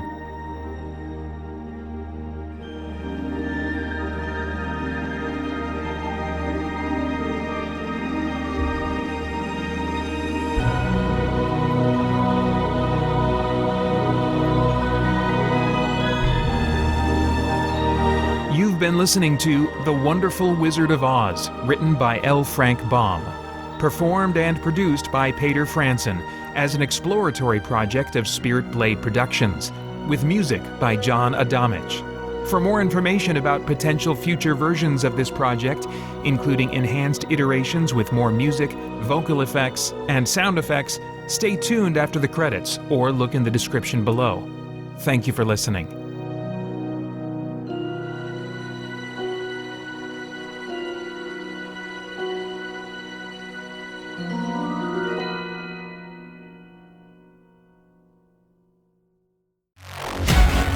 Do you believe in the supernatural?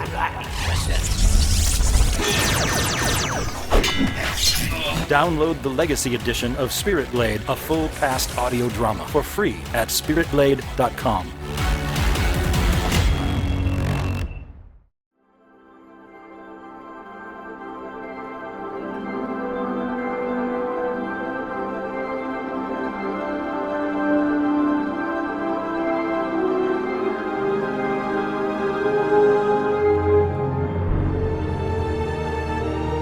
You're listening to The Wonderful Wizard of Oz, written by L. Frank Baum, Part 3.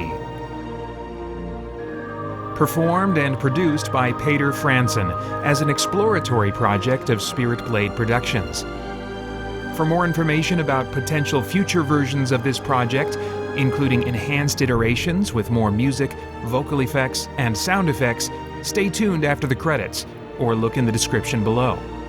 Thank you for listening, and I hope you enjoy.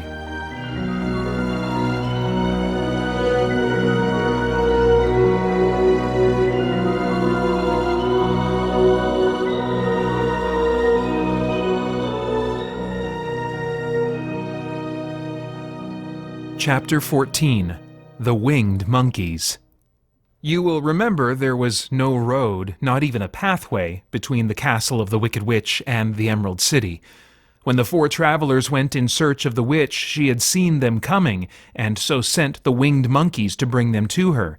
It was much harder to find their way back through the big fields of buttercups and yellow daisies than it was being carried. They knew, of course, they must go straight east toward the rising sun, and they started off in the right way. But at noon, when the sun was over their heads, they did not know which was east and which was west, and that was the reason they were lost in the great fields. They kept on walking, however, and at night the moon came out and shone brightly, so they lay down among the sweet-smelling yellow flowers and slept soundly until morning, all but the scarecrow and the Tin Woodman. The next morning the sun was behind a cloud, but they started on, as if they were quite sure which way they were going. "If we walk far enough," said Dorothy, "we shall sometime come to some place, I am sure." But day by day passed away, and they still saw nothing before them but the yellow fields. The scarecrow began to grumble a bit. "We have surely lost our way," he said, "and unless we find it again in time to reach the Emerald City, I shall never get my brains." "Nor I my heart," declared the Tin Woodman. "It seems to me I can scarcely wait till I get to Oz, and you must admit this is a very long journey." "You see," said the Cowardly Lion with a whimper, "I haven't the courage to keep tramping forever without getting anywhere at all." Then Dorothy lost heart. She sat down on the grass and looked at her companions, and they sat down and looked at her, and Toto found that for the first time in his life he was too tired to chase a butterfly that flew past his head. So he put out his tongue and panted and looked at Dorothy, as if to ask what they should do next. "Suppose we call the field mice," she suggested.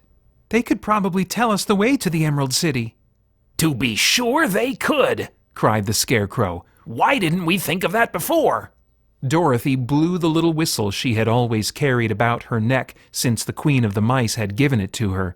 In a few minutes they heard the pattering of tiny feet, and many of the small gray mice came running up to her.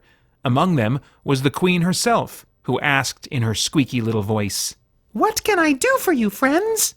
"We have lost our way," said Dorothy.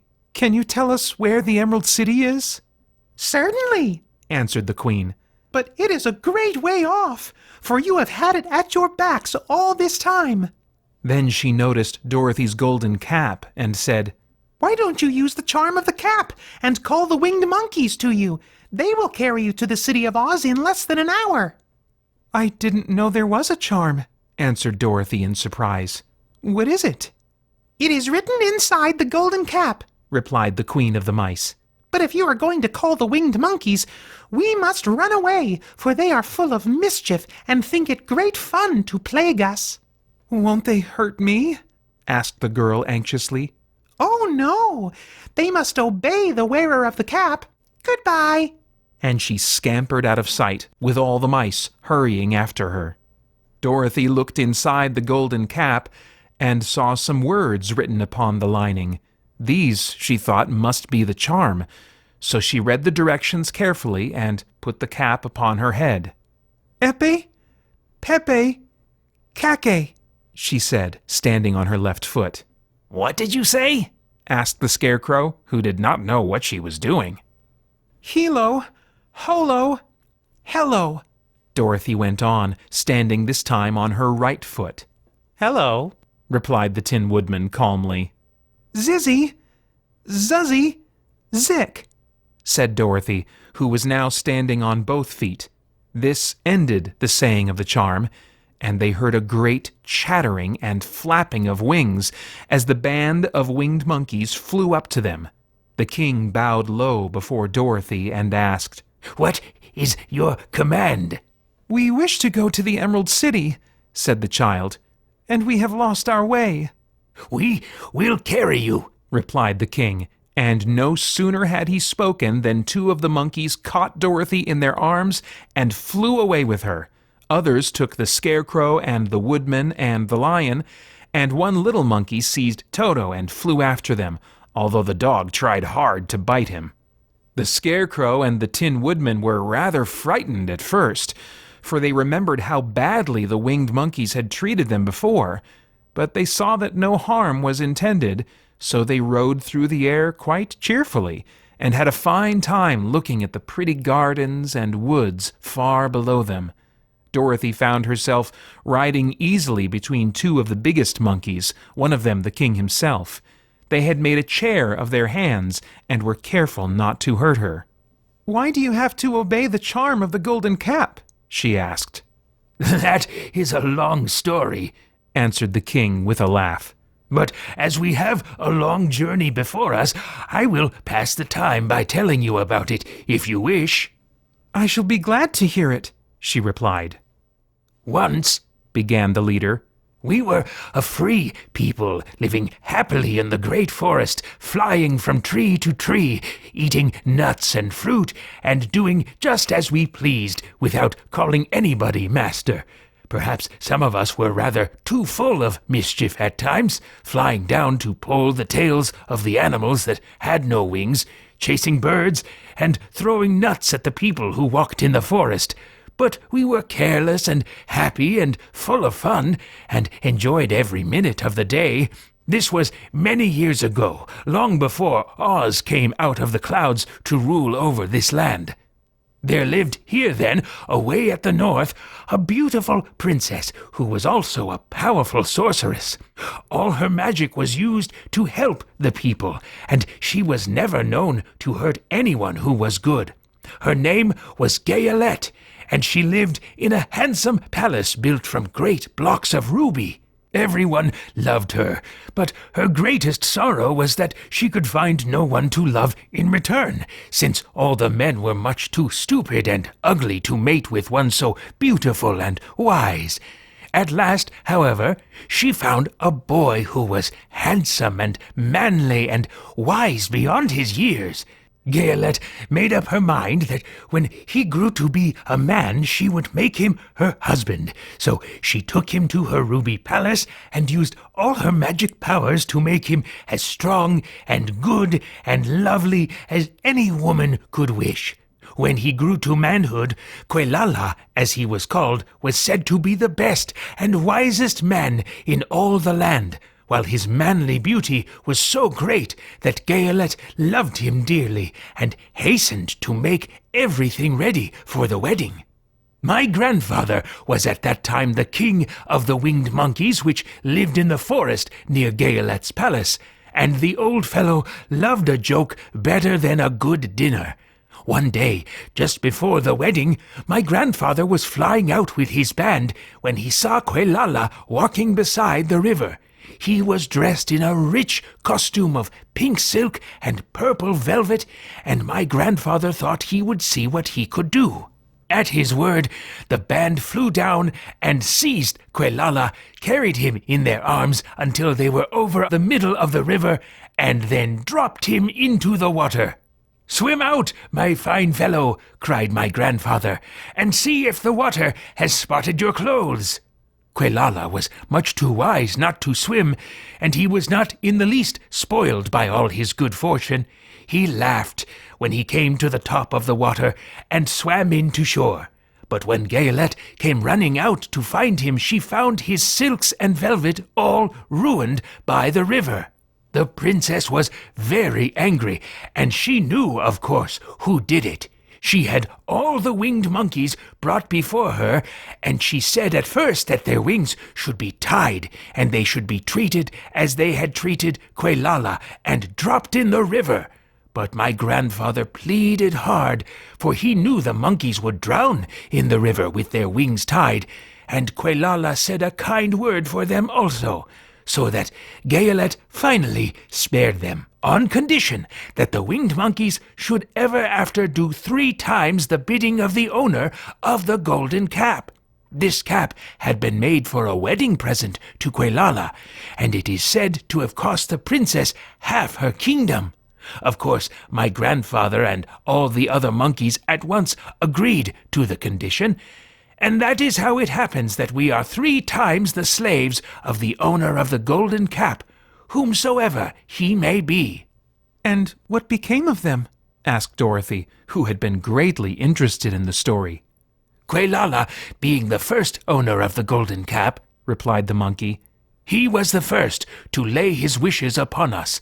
As his bride could not bear the sight of us, he called us all to him in the forest after he had married her, and ordered us to always keep where she could never again set eyes on a winged monkey, which we were glad to do, for we were all afraid of her. This was all we ever had to do, until the golden cap fell into the hands of the Wicked Witch of the West, who made us enslave the Winkies, and afterward drive Oz himself out of the land of the West. Now the golden cap is yours, and 3 times you have the right to lay your wishes upon us." As the Monkey King finished his story, Dorothy looked down and saw the green, shining walls of the Emerald City before them. She wondered at the rapid flight of the monkeys, but was glad the journey was over. The strange creatures set the travelers down carefully before the gate of the city. The king bowed low to Dorothy, and then flew swiftly away, followed by all his band. "That was a good ride," said the little girl. "Yes, and a quick way out of our troubles," replied the lion. "How lucky it was you brought away that wonderful cap." Chapter 15. The Discovery of Oz the Terrible. The 4 travelers walked up to the great gate of the Emerald City and rang the bell. After ringing several times, it was opened by the same guardian of the gate they had met before. "What? Are you back again?" he asked in surprise. "Do you not see us?" answered the Scarecrow. "But I thought you had gone to visit the Wicked Witch of the West." "We did visit her," said the Scarecrow. "And she let you go again?" asked the man in wonder. "She could not help it, for she is melted," explained the Scarecrow. "Melted? Well, that is good news indeed," said the man. "Who melted her?" "It was Dorothy," said the lion gravely. "Good gracious!" exclaimed the man, and he bowed very low indeed before her. Then he led them into his little room and locked the spectacles from the great box on all their eyes, just as he had done before. Afterward, they passed on through the gate into the Emerald City, and when the people heard from the guardian of the gate that they had melted the Wicked Witch of the West, they all gathered around the travelers and followed them in a great crowd to the Palace of Oz. The soldier with the green whiskers was still on guard before the door, but he let them in at once, and they were again met by the beautiful green girl, who showed each of them to their old rooms at once, so they might rest until the great Oz was ready to receive them. The soldier had the news carried straight to Oz that Dorothy and the other travelers had come back again after destroying the Wicked Witch, but Oz made no reply. They thought the great wizard would send for them at once, but he did not. They had no word from him the next day, nor the next, nor the next. The waiting was tiresome and wearing, and at last they grew vexed that Oz should treat them in so poor a fashion after sending them to undergo hardships and slavery. So the Scarecrow at last asked the green girl to take another message to Oz, saying if he did not let them in to see him at once, they would call the winged monkeys to help them, and find out whether he kept his promises or not. When the wizard was given this message, he was so frightened that he sent word for them to come to the throne room at 4 minutes after 9 o'clock the next morning. He had once met the winged monkeys in the land of the West, and he did not wish to meet them again. The four travelers passed a sleepless night, each thinking of the gift Oz had promised to bestow upon him. Dorothy fell asleep only once, and then she dreamed she was in Kansas, where Aunt Em was telling her how glad she was to have her little girl at home again. Promptly at 9 o'clock the next morning, the green-whiskered soldier came to them, and 4 minutes later they all went into the throne room of the great Oz. Of course, each one of them expected to see the wizard in the shape he had taken before, and all were greatly surprised when they looked about and saw no one at all in the room. They kept close to the door and closer to one another, for the stillness of the empty room was more dreadful than any of the forms they had seen Oz take.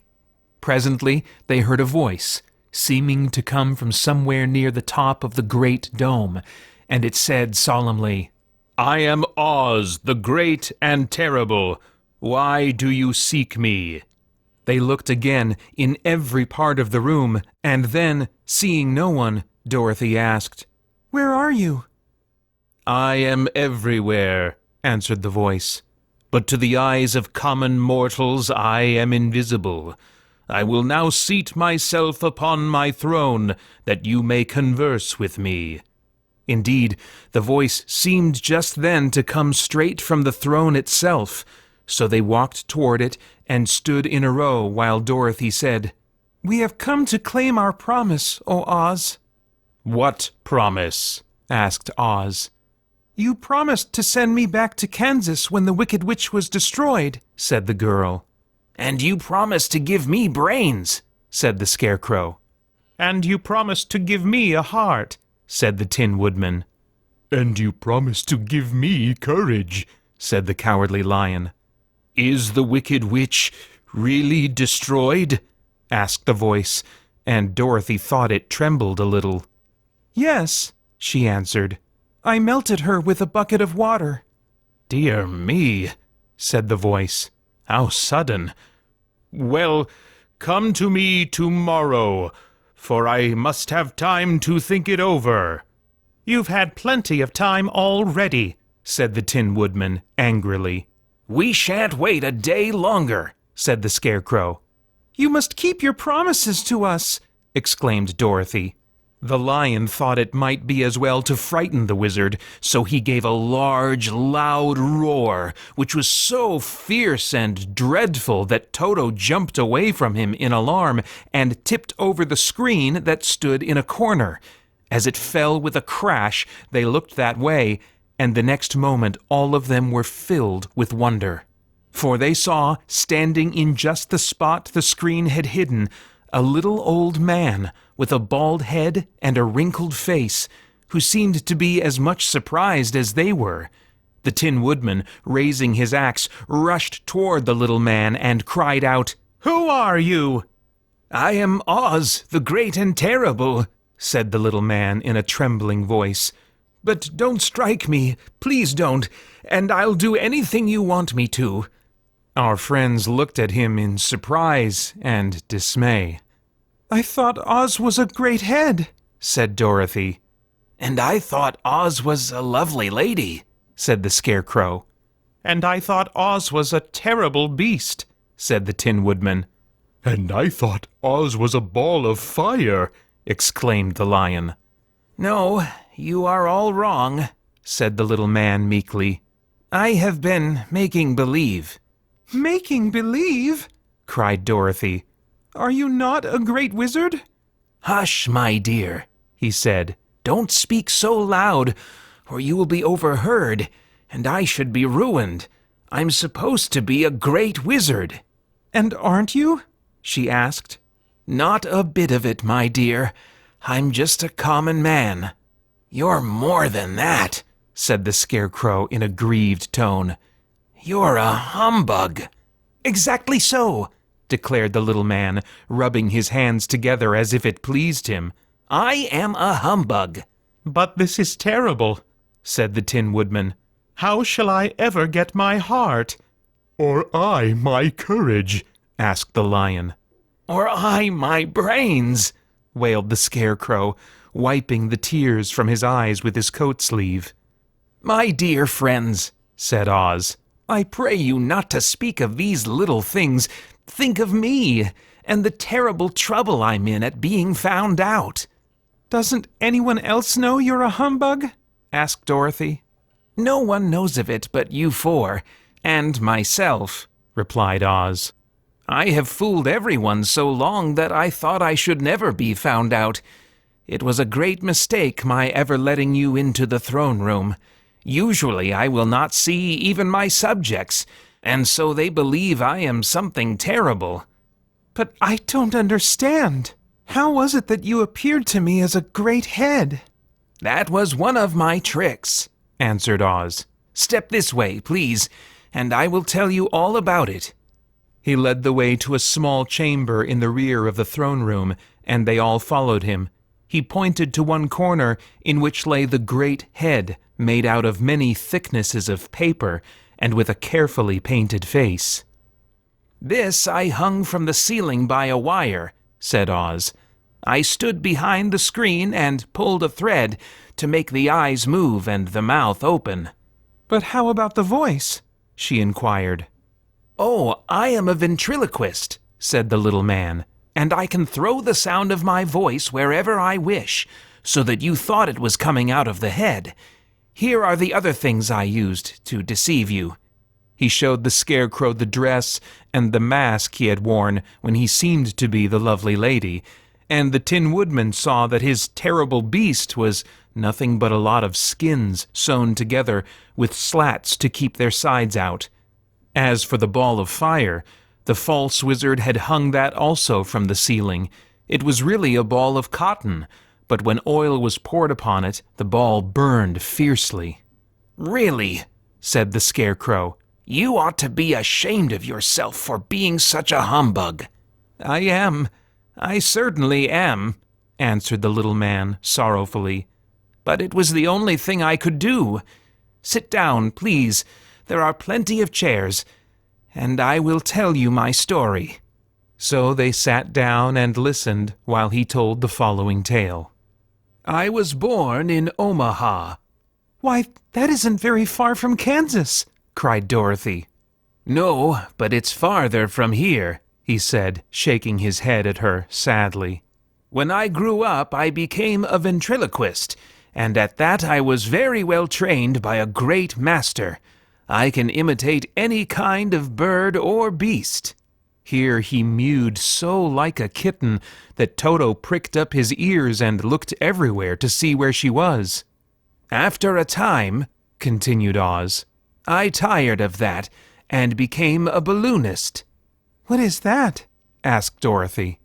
"A man who goes up in a balloon on circus day so as to draw a crowd of people together and get them to pay to see the circus," he explained. "Oh," she said, "I know." "Well, one day I went up in a balloon and the ropes got twisted so that I couldn't come down again. It went way up above the clouds, so far that a current of air struck it and carried it many, many miles away. For a day and a night I traveled through the air, and on the morning of the second day I awoke and found the balloon floating over a strange and beautiful country. It came down gradually, and I was not hurt a bit. But I found myself in the midst of a strange people who, seeing me come from the clouds, thought I was a great wizard.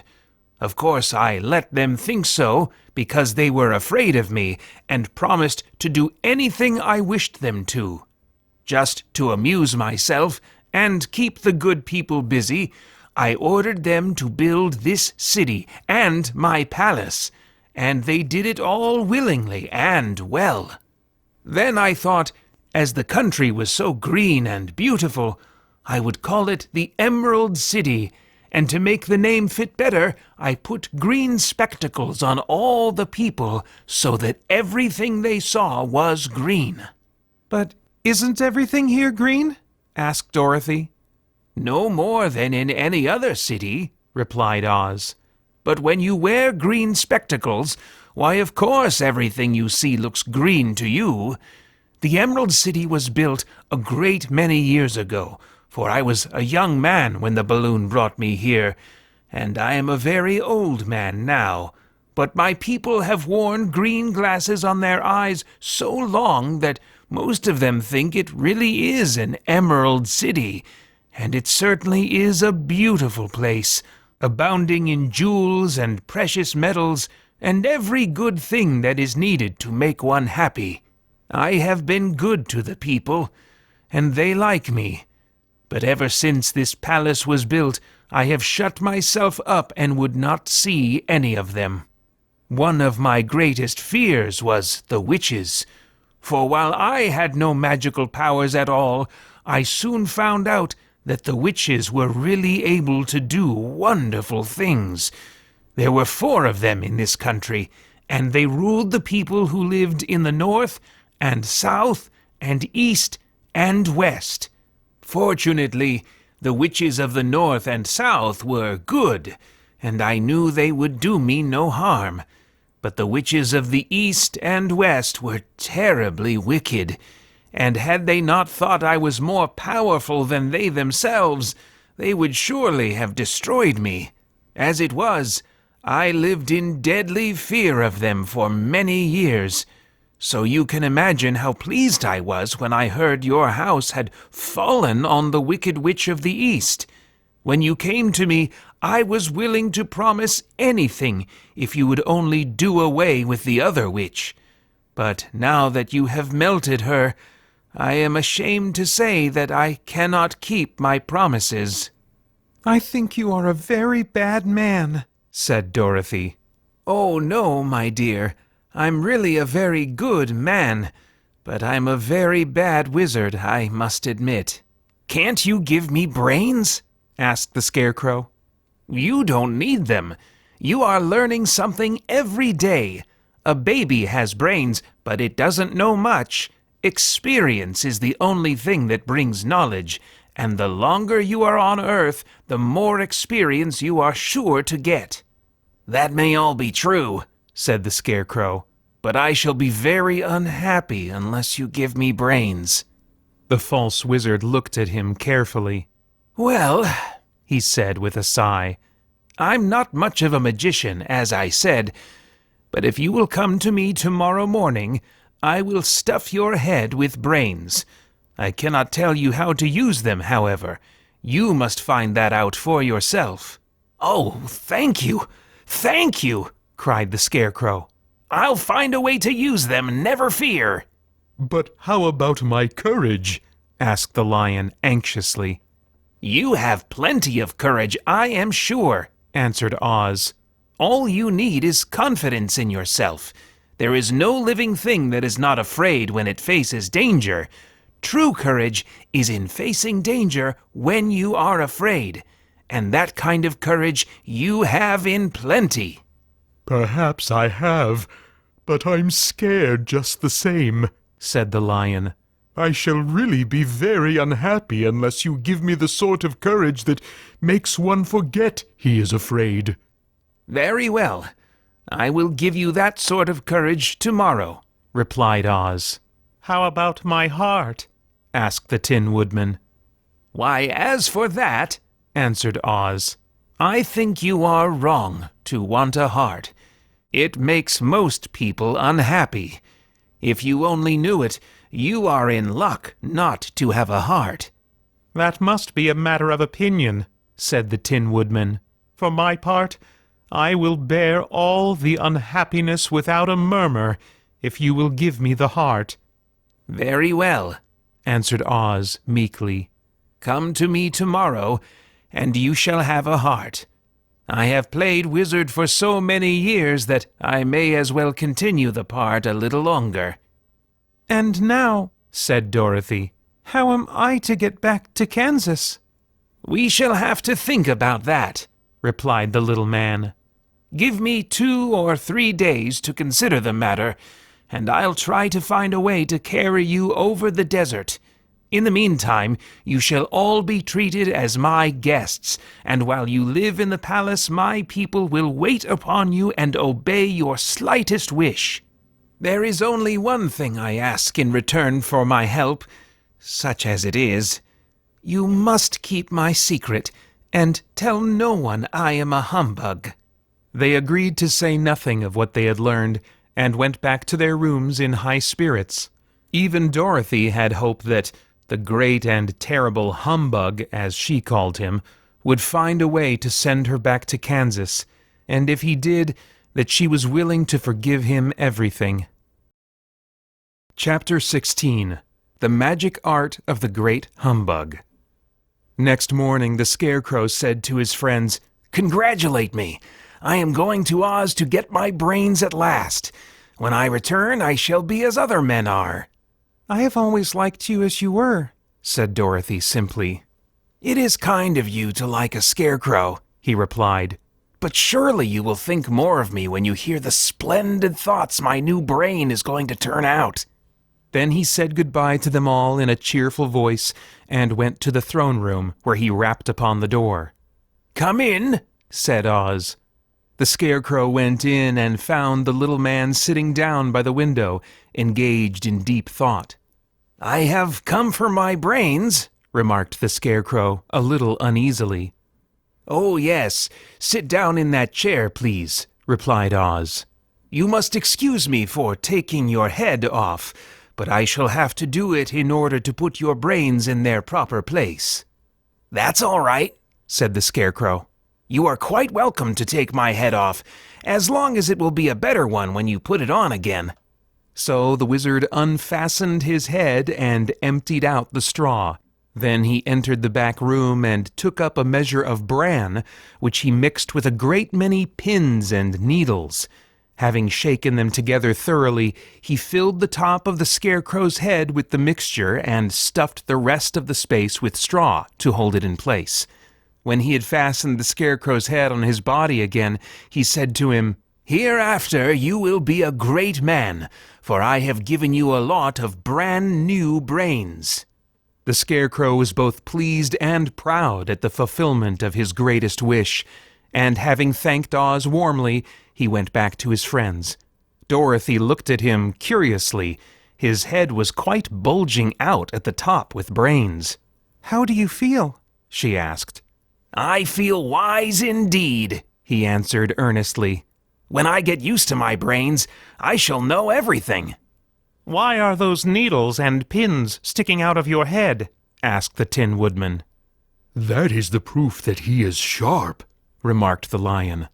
"Well, I must go to Oz and get my heart," said the Woodman. So he walked to the throne room and knocked at the door. "Come in," called Oz, and the Woodman entered and said, "I have come for my heart."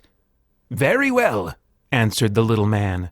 "But I shall have to cut a hole in your breast so I can put your heart in the right place. I hope it won't hurt you." "Oh, no," answered the Woodman. "I shall not feel it at all." So Oz brought a pair of tinner's shears and cut a small, square hole in the left side of the Tin Woodman's breast. Then, going to a chest of drawers, he took out a pretty heart made entirely of silk and stuffed with sawdust. "Isn't it a beauty?" he asked. "It is indeed," replied the Woodman, who was greatly pleased. "But is it a kind heart?" "Oh, very," answered Oz. He put the heart in the Woodman's breast and then replaced the square of tin, soldering it neatly together where it had been cut. "There," said he. "Now you have a heart that any man might be proud of. I'm sorry I had to put a patch on your breast, but it really couldn't be helped." "Never mind the patch," exclaimed the happy Woodman. "I am very grateful to you, and I shall never forget your kindness." "Don't speak of it," replied Oz. Then the Tin Woodman went back to his friends, who wished him every joy on account of his good fortune. The Lion now walked to the throne room and knocked at the door. "Come in," said Oz. "I have come for my courage," announced the Lion, entering the room. "Very well," answered the little man. I will get it for you. He went to a cupboard and, reaching up to a high shelf, took down a square green bottle, the contents of which he poured into a green gold dish, beautifully carved. Placing this before the Cowardly Lion, who sniffed at it as if he did not like it, the wizard said, "Drink." "What is it?" asked the lion. "Well," answered Oz, "if it were inside of you, it would be courage. You know, of course, that courage is always inside one, so that this really cannot be called courage until you have swallowed it. Therefore, I advise you to drink it as soon as possible." The lion hesitated no longer, but drank till the dish was empty. "How do you feel now?" asked Oz. "Full of courage," replied the lion, who went joyfully back to his friends to tell them of his good fortune. Oz, left to himself, smiled to think of his success in giving the scarecrow and the Tin Woodman and the lion exactly what they thought they wanted. "How can I help being a humbug," he said, "when all these people make me do things that everybody knows can't be done? It was easy to make the scarecrow and the lion and the woodman happy, because they imagined I could do anything. But it will take more than imagination to carry Dorothy back to Kansas, and I'm sure I don't know how it can be done." Chapter 17. How the Balloon Was Launched. For 3 days Dorothy heard nothing from Oz. These were sad days for the little girl, although her friends were all quite happy and contented. The Scarecrow told them there were wonderful thoughts in his head, but he would not say what they were because he knew no one could understand them but himself. When the Tin Woodman walked about, he felt his heart rattling around in his breast, and he told Dorothy he had discovered it to be a kinder and more tender heart than the one he had owned when he was made of flesh. The lion declared he was afraid of nothing on earth, and would gladly face an army of men or a dozen of the fierce Kallidas. Thus each of the little party was satisfied except Dorothy, who longed more than ever to get back to Kansas. On the 4th day, to her great joy, Oz sent for her, and when she entered the throne room he said pleasantly, "Sit down, my dear. I think I have found the way to get you out of this country." "And back to Kansas?" she asked eagerly. "Well, I'm not sure about Kansas," said Oz, "for I haven't the faintest notion which way it lies. But the first thing to do is to cross the desert, and then it should be easy to find your way home." "How can I cross the desert?" she inquired. "Well, I'll tell you what I think," said the little man. "You see, when I came to this country, it was in a balloon. You also came through the air, being carried by a cyclone. So I believe the best way to get across the desert will be through the air. Now, it is quite beyond my powers to make a cyclone, but I've been thinking the matter over, and I believe I can make a balloon." "How?" asked Dorothy. "A balloon," said Oz, "is made of silk, which is coated with glue to keep the gas in it. I have plenty of silk in the palace, so it will be no trouble for us to make the balloon. But in all this country there is no gas to fill the balloon with to make it float." "If it won't float," remarked Dorothy, "it will be of no use to us." "True," answered Oz, "but there is another way to make it float, which is to fill it with hot air. Hot air isn't as good as gas, for if the air should get cold, the balloon would come down in the desert, and we should be lost." "We?" exclaimed the girl. "Are you going with me?" "Yes, of course," replied Oz. "I am tired of being such a humbug. If I should go out of this palace, my people would soon discover I am not a wizard, and then they would be vexed with me for having deceived them. So I have to stay shut up in these rooms all day, and it gets tiresome. I'd much rather go back to Kansas with you and be in a circus again." "I shall be glad to have your company," said Dorothy. "Thank you," he answered. "Now, if you will help me sew the silk together, we will begin to work on our balloon." So Dorothy took a needle and thread, and as fast as Oz cut the strips of silk into proper shape, the girl sewed them neatly together. First there was a strip of light green silk, then a strip of dark green, and then a strip of emerald green, for Oz had a fancy to make the balloon in different shades of the color about them. It took 3 days to sew all the strips together, but when it was finished they had a big bag of green silk more than 20 feet long.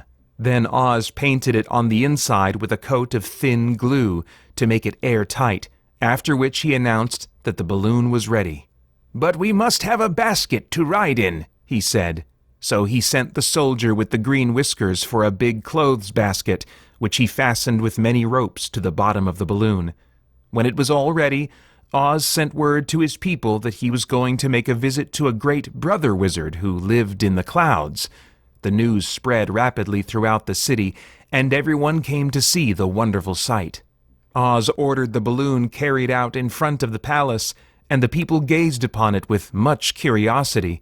The Tin Woodman had chopped a big pile of wood, and now he made a fire of it, and Oz held the bottom of the balloon over the fire so that the hot air that arose from it would be caught in the silken bag.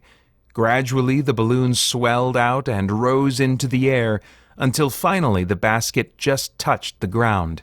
Then Oz got into the basket and said to all the people in a loud voice, "I am now going away to make a visit. While I am gone, the scarecrow will rule over you. I command you to obey him as you would me." The balloon was by this time tugging hard at the rope that held it to the ground, for the air within it was hot, and this made it so much lighter in weight than the air without that it pulled hard to rise into the sky. "Come, Dorothy!" cried the wizard. "Hurry up, or the balloon will fly away." "I can't find Toto anywhere," replied Dorothy, who did not wish to leave her little dog behind. Toto had run into the crowd to bark at a kitten, and Dorothy at last found him. She picked him up and ran toward the balloon. She was within a few steps of it, and Oz was holding out his hands to help her into the basket when crack went the ropes, and the balloon rose into the air without her. "Come back!" she screamed. "I want to go too!" "I can't come back, my dear," called Oz from the basket. "Goodbye!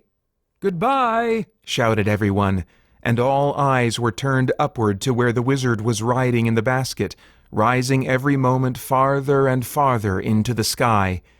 And that was the last any of them ever saw of Oz, the wonderful wizard, though he may have reached Omaha safely and be there now, for all we know. But the people remembered him lovingly, and said to one another, "Oz was always our friend. When he was here, he built for us this beautiful Emerald City, and now he is gone, he has left the wise Scarecrow to rule over us." Still, for many days they grieved over the loss of the wonderful wizard, and would not be comforted. Chapter 18. Away to the South. Dorothy wept bitterly at the passing of her hope to get home to Kansas again, but when she thought it all over, she was glad she had not gone up in a balloon, and she also felt sorry at losing Oz, and so did her companions. The Tin Woodman came to her and said, "Truly, I should be ungrateful if I failed to mourn for the man who gave me my lovely heart. I should like to cry a little because Oz is gone, if you will kindly wipe away my tears so that I shall not rust." "With pleasure," she answered, and brought a towel at once. Then the Tin Woodman wept for several minutes, and she watched the tears carefully and wiped them away with the towel. When he had finished, he thanked her kindly and oiled himself thoroughly with his jeweled oil can to guard against mishap. The Scarecrow was now the ruler of the Emerald City, and although he was not a wizard, the people were proud of him.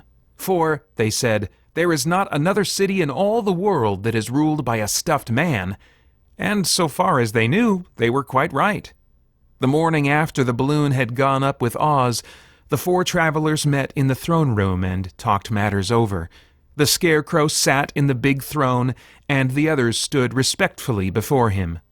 "We are not so unlucky," said the new ruler, "for this palace and the Emerald City belong to us, and we can do just as we please. When I remember that a short time ago I was up on a pole in a farmer's cornfield, and that I am now the ruler of this beautiful city, I am quite satisfied with my lot." "I also," said the Tin Woodman, "am well pleased with my new heart, and really that was the only thing I wished in all the world." For my part, I am content in knowing I am as brave as any beast that ever lived, if not braver," said the Lion modestly. "If Dorothy would only be contented to live in the Emerald City," continued the Scarecrow, "we might all be happy together." "But I don't want to live here," cried Dorothy. "I want to go to Kansas and live with Aunt Em and Uncle Henry."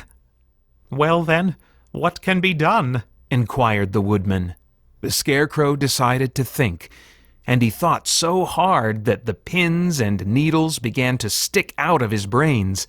Finally, he said, "Why not call the winged monkeys and ask them to carry you over the desert?" "I never thought of that," said Dorothy joyfully. "It's just the thing. I'll go at once for the golden cap." When she brought it into the throne room, she spoke the magic words, and soon the band of winged monkeys flew in through an open window and stood beside her. "This is the second time you have called us," said the Monkey King, bowing before the little girl. "What do you wish?" "I want you to fly with me to Kansas," said Dorothy. But the Monkey King shook his head. "That cannot be done," he said. "We belong to this country alone and cannot leave it. There has never been a winged monkey in Kansas yet, and I suppose there never will be, for they don't belong there. We shall be glad to serve you in any way in our power, but we cannot cross the desert. Goodbye." And with another bow, the Monkey King spread his wings and flew away through the window, followed by all his band. Dorothy was almost ready to cry with disappointment. "I have wasted the charm of the golden cap to no purpose," she said, "for the winged monkeys cannot help me." "It is certainly too bad," said the tender-hearted Woodman. The Scarecrow was thinking again, and his head bulged out so horribly that Dorothy feared it would burst. "Let us call in the soldier with the green whiskers," he said, "and ask his advice." So the soldier was summoned and entered the throne room timidly, for while Oz was alive, he was never allowed to come further than the door. "This little girl," said the Scarecrow to the soldier, "wishes to cross the desert. How can she do so?" "I cannot tell," answered the soldier, "for nobody has ever crossed the desert unless it is Oz himself." "Is there no one who can help me?" asked Dorothy earnestly. "Glinda might," he suggested. "Who is Glinda?" inquired the Scarecrow. "The Witch of the South. She is the most powerful of all the witches, and rules over the Quadlings. Besides, her castle stands on the edge of the desert, so she may know a way to cross it." "Glinda is a good witch, isn't she?" asked the child. "The Quadlings think she is good," said the soldier, "and she is kind to everyone. I have heard that Glinda is a beautiful woman who knows how to keep young in spite of the many years she has lived." "How can I get to her castle?" asked Dorothy. "The road is straight to the south," he answered, "but it is said to be full of dangers to travelers. There are wild beasts in the woods, and a race of queer men who do not like strangers to cross their country. For this reason, none of the Quadlings ever come to the Emerald City." The soldier then left them, and the Scarecrow said, "It seems, in spite of dangers, that the best thing Dorothy can do is to travel to the land of the South and ask Glinda to help her. For, of course, if Dorothy stays here, she will never get back to Kansas." "You must have been thinking again," remarked the Tin Woodman. "I have," said the Scarecrow. "I shall go with Dorothy," declared the Lion, "for I am tired of your city and long for the woods and the country again. I am really a wild beast, you know. Besides, Dorothy will need someone to protect her." "That is true," agreed the Woodman. "My axe may be of service to her, so I also will go with her to the land of the South." When shall we start? asked the Scarecrow. Are you going? They asked in surprise. Certainly. If it wasn't for Dorothy, I should never have had brains. She lifted me from the pole in the cornfield and brought me to the Emerald City. So my good luck is all due to her, and I shall never leave her until she starts back to Kansas for good and all. Thank you, said Dorothy gratefully. You are all very kind to me, but I should like to start as soon as possible. We shall go tomorrow morning, returned the Scarecrow. So now let us all get ready, for it will be a long journey. Chapter 19. Attacked by the Fighting Trees. The next morning, Dorothy kissed the pretty green girl goodbye, and they all shook hands with the soldier with the green whiskers, who had walked with them as far as the gate.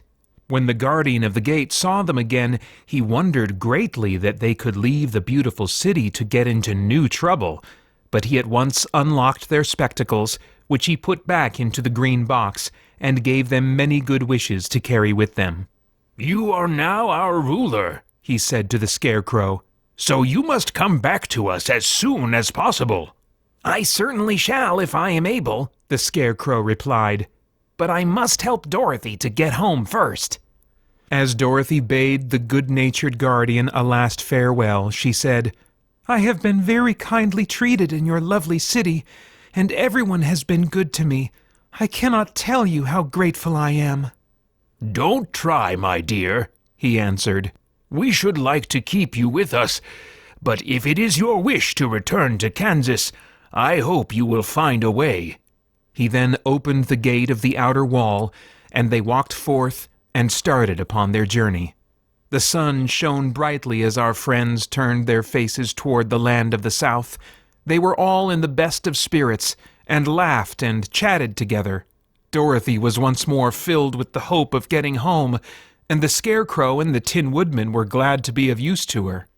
As for the lion, he sniffed the fresh air with delight and whisked his tail from side to side in pure joy at being in the country again, while Toto ran around them and chased the moths and butterflies, barking merrily all the time.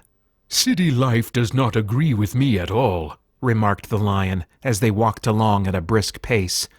I have lost much flesh since I lived there, and now I am anxious for a chance to show the other beasts how courageous I have grown. They now turned and took a last look at the Emerald City. All they could see was a mass of towers and steeples behind the green walls, and high up above everything the spires and dome of the Palace of Oz. Oz was not such a bad wizard after all, said the Tin Woodman, as he felt his heart rattling around in his breast. He knew how to give me brains, and very good brains, too, said the Scarecrow. If Oz had taken a dose of the same courage he gave me, added the lion, he would have been a brave man. Dorothy said nothing. Oz had not kept the promise he made her, but he had done his best, so she forgave him. As he said, he was a good man, even if he was a bad wizard. The first day's journey was through the green fields and bright flowers that stretched about the Emerald City on every side. They slept that night on the grass, with nothing but the stars over them, and they rested very well indeed. In the morning they traveled on until they came to a thick wood. There was no way of going around it, for it seemed to extend to the right and left as far as they could see, and besides, they did not dare change the direction of their journey for fear of getting lost. So they looked for the place where it would be easiest to get into the forest. The Scarecrow, who was in the lead, finally discovered a big tree with such wide-spreading branches that there was room for the party to pass underneath. So he walked forward to the tree, but just as he came under the first branches, they bent down and twined around him, and the next minute he was raised from the ground and flung headlong among his fellow travelers. This did not hurt the Scarecrow, but it surprised him, and he looked rather dizzy when Dorothy picked him up. Here is another space between the trees, called the lion. Let me try it first, said the Scarecrow, for it doesn't hurt me to get thrown about. He walked up to another tree as he spoke, but its branches immediately seized him and tossed him back again. "This is strange," exclaimed Dorothy. "What shall we do?" The trees seem to have made up their minds to fight us and stop our journey," remarked the lion. "I believe I will try it myself," said the woodman, and shouldering his axe, he marched up to the first tree that had handled the scarecrow so roughly. When a big branch bent down to seize him, the woodman chopped at it so fiercely that he cut it in two. At once, the tree began shaking all its branches as if in pain, and the Tin Woodman passed safely under it. "Come on!" he shouted to the others. "Be quick!" They all ran forward and passed under the tree without injury, except Toto, who was caught by a small branch and shaken until he howled, but the woodman promptly chopped off the branch and set the little dog free. The other trees of the forest did nothing to keep them back, so they made up their minds that only the first row of trees could bend down their branches, and that probably these were the policemen of the forest, and given this wonderful power in order to keep strangers out of it. The four travelers walked with ease through the trees until they came to the further edge of the wood. Then, to their surprise, they found before them a high wall, which seemed to be made of white china. It was smooth, like the surface of a dish, and higher than their heads. "What shall we do now?" asked Dorothy. "I will make a ladder," said the Tin Woodman, "for we certainly must climb over the wall." Chapter 20. The Dainty China Country. While the woodman was making a ladder from wood which he found in the forest, Dorothy lay down and slept, for she was tired by the long walk. The lion also curled himself up to sleep, and Toto lay beside him. The scarecrow watched the woodman while he worked, and said to him, "I cannot think why this wall is here, nor what it is made of." "Rest your brains and do not worry about the wall," replied the woodman. "When we have climbed over it, we shall know what is on the other side." After a time, the ladder was finished. It looked clumsy, but the Tin Woodman was sure it was strong and would answer their purpose. The scarecrow waked Dorothy and the lion and Toto and told them that the ladder was ready. The scarecrow climbed up the ladder first, but he was so awkward that Dorothy had to follow close behind and keep him from falling off. When he got his head over the top of the wall, the scarecrow said, "Oh my!" "Go on!" exclaimed Dorothy.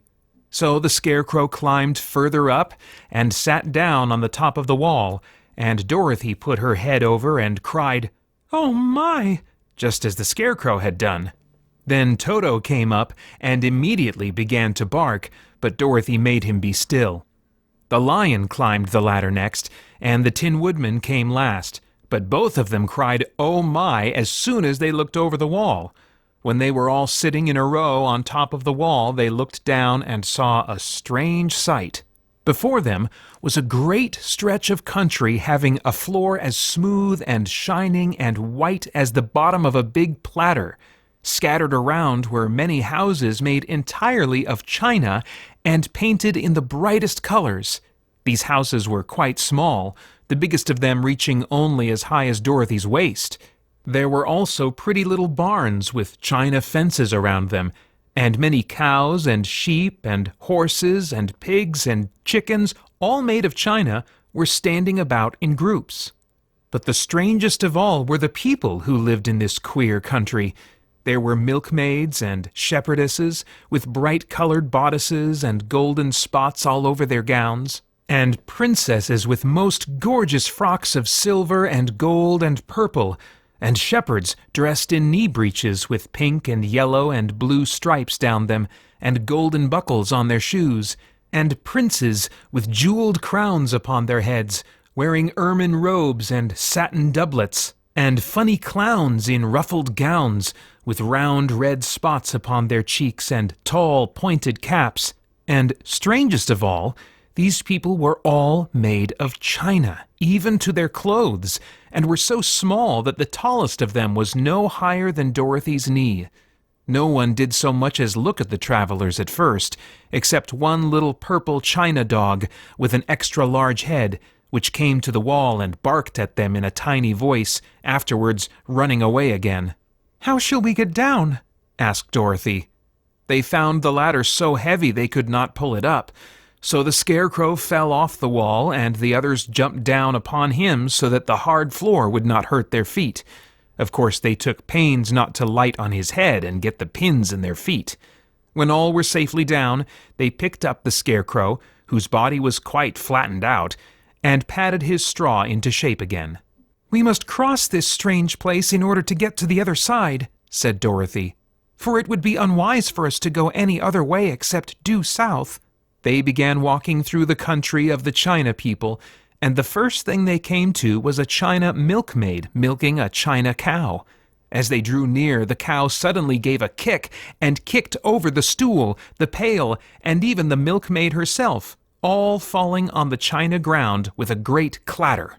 Dorothy was shocked to see that the cow had broken her leg short off, and that the pail was lying in several small pieces, while the poor milkmaid had a nick in her left elbow. "There!" cried the milkmaid angrily. "See what you have done! My cow has broken her leg, and I must take her to the mender's shop and have it glued on again. What do you mean by coming here and frightening my cow?" "I'm very sorry," returned Dorothy. "Please forgive us." But the pretty milkmaid was much too vexed to make any answer. She picked up the leg sulkily and led her cow away, the poor animal limping on 3 legs. As she left them, the milkmaid cast many reproachful glances over her shoulder at the clumsy strangers, holding her nicked elbow close to her side. Dorothy was quite grieved at this mishap. "We must be very careful here," said the kind-hearted woodman, "or we may hurt these pretty little people so they will never get over it." A little farther on, Dorothy met a most beautiful-dressed young princess, who stopped short as she saw the strangers and started to run away. Dorothy wanted to see more of the princess, so she ran after her, but the China girl cried out, "Don't chase me! Don't chase me!" She had such a frightened little voice that Dorothy stopped and said, "Why not?" "Because," answered the princess, also stopping a safe distance away. "if I run, I may fall down and break myself." "But couldn't you be mended?" asked the girl. "Oh, yes, but one is never so pretty after being mended, you know," replied the princess. "I suppose not," said Dorothy. "Now there is Mr. Joker, one of our clowns," continued the China lady, "who is always trying to stand upon his head. He has broken himself so often that he is mended in 100 places, and doesn't look at all pretty. Here he comes now, so you can see for yourself." Indeed, a jolly little clown now came walking toward them, and Dorothy could see that in spite of his pretty clothes of red and yellow and green, he was completely covered with cracks, running every which way and showing plainly that he had been mended in many places. The clown put his hands in his pockets, and after puffing out his cheeks and nodding his head at them saucily, he said, "My lady fair, why do you stare at poor old Mr. Joker? You're quite as stiff and prim as if you'd eaten up a poker." "Be quiet, sir," said the princess. "Can't you see these are strangers and should be treated with respect?" "Well, that's respect, I expect," declared the clown, and immediately stood upon his head. "Don't mind Mr. Joker," said the princess to Dorothy. "He is considerably cracked in his head, and that makes him foolish." "Oh, I don't mind him a bit," said Dorothy. "But you are so beautiful," she continued, "that I am sure I could love you dearly. Won't you let me carry you back to Kansas and stand you on Aunt Em's mantel shelf? I could carry you in my basket." "That would make me very unhappy," answered the China princess. "You see, here in our own country we live contentedly and can talk and move around as we please. But whenever any of us are taken away, our joints at once stiffen, and we can only stand straight and look pretty. Of course, that is all that is expected of us when we are on mantel shelves and cabinets and drawing-room tables, but our lives are much pleasanter here in our own country." "I would not make you unhappy for all the world," exclaimed Dorothy. "So I'll just say goodbye." "Goodbye," replied the princess. They walked carefully through the China country. The little animals and all the people scampered out of their way, fearing the strangers would break them, and after an hour or so, the travelers reached the other side of the country and came to another China wall. It was not as high as the first, however, and by standing upon the lion's back, they all managed to scramble to the top. Then the lion gathered his legs under him and jumped on the wall. But just as he jumped, he upset a china church with his tail and smashed it all to pieces. "That was too bad," said Dorothy.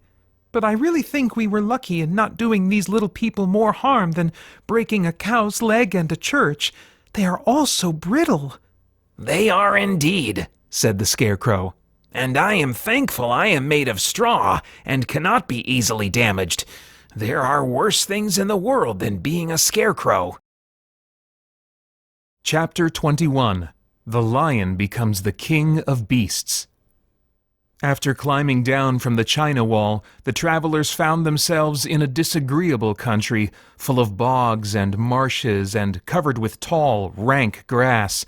It was difficult to walk far without falling into muddy holes, for the grass was so thick that it hid them from sight. However, by carefully picking their way, they got safely along until they reached solid ground. But here the country seemed wilder than ever, and after a long and tiresome walk through the underbrush, they entered another forest, where the trees were bigger and older than any they had ever seen. "This forest is perfectly delightful," declared the lion, looking around him with joy. "Never have I seen a more beautiful place." "It seems gloomy," said the Scarecrow. "Not a bit of it," answered the lion. "I should like to live here all my life. See how soft the dried leaves are under your feet, and how rich and green the moss is that clings to these old trees. Surely no wild beast could wish a pleasanter home." "Perhaps there are wild beasts in the forest now," said Dorothy.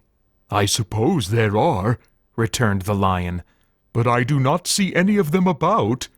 They walked through the forest until it became too dark to go any farther.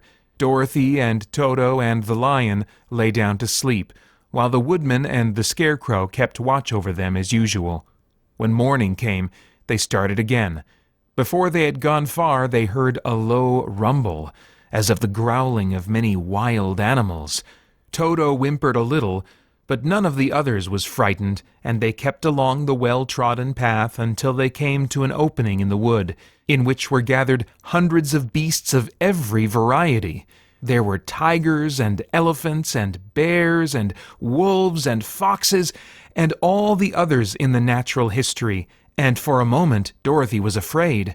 But the lion explained that the animals were holding a meeting, and he judged by their snarling and growling that they were in great trouble.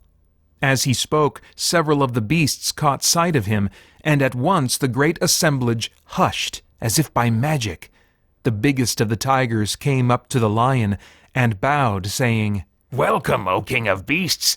You have come in good time to fight our enemy and bring peace to all the animals of the forest once more." "What is your trouble?" asked the lion quietly. "We are all threatened," answered the tiger, "by a fierce enemy which has lately come into this forest.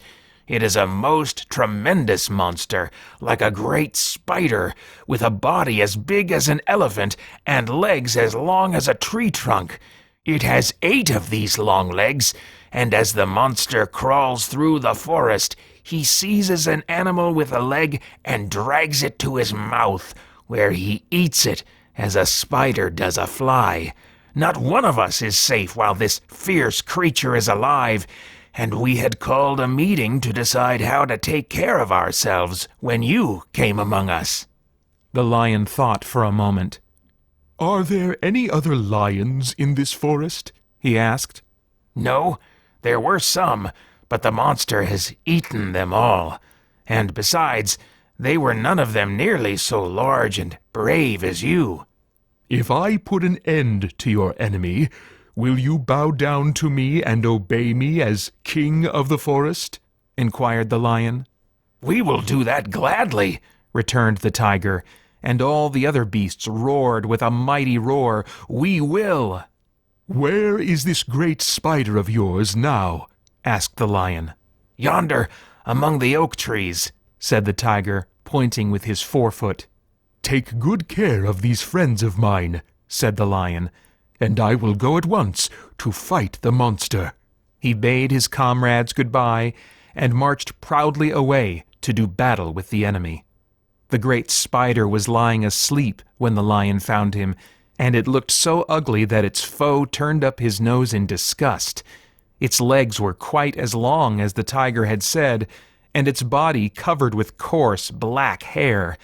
It had a great mouth with a row of sharp teeth a foot long, but its head was joined to the pudgy body by a neck as slender as a wasp's waist.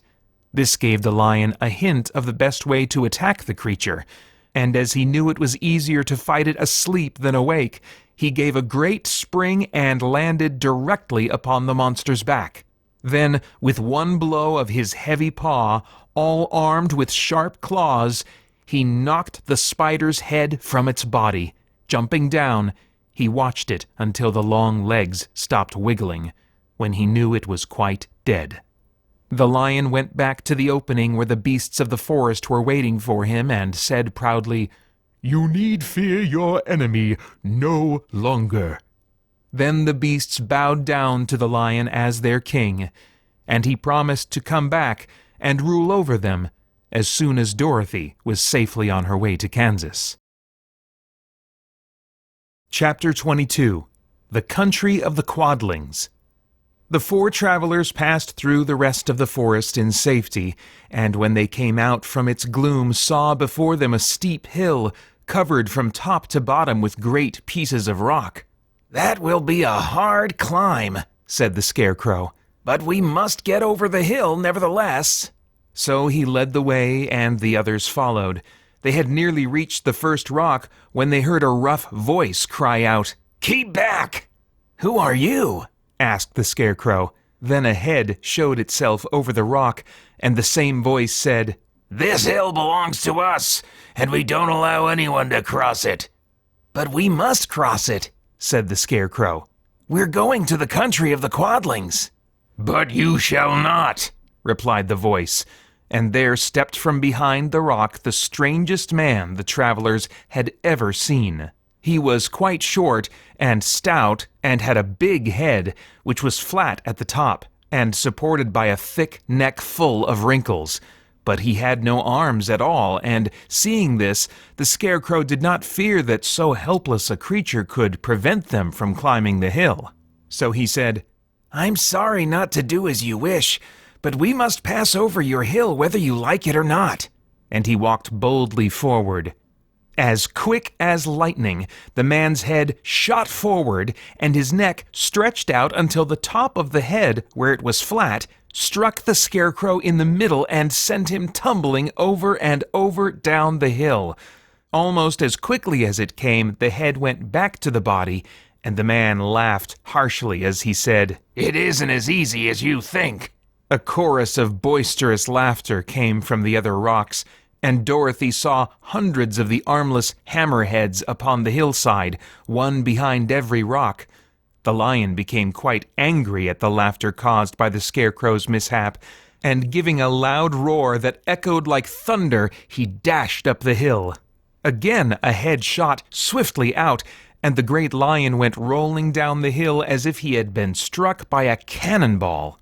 Dorothy ran down and helped the scarecrow to his feet, and the lion came up to her, feeling rather bruised and sore, and said, "It is useless to fight people with shooting heads. No one can withstand them." "What can we do then?" she asked. "Call the winged monkeys," suggested the Tin Woodman. "You have still the right to command them once more." "Very well," she answered, and putting on the golden cap, she uttered the magic words. The monkeys were as prompt as ever, and in a few moments the entire band stood before her. "What are your commands?" inquired the king of the monkeys, bowing low. "Carry us over the hill to the country of the Quadlings," answered the girl.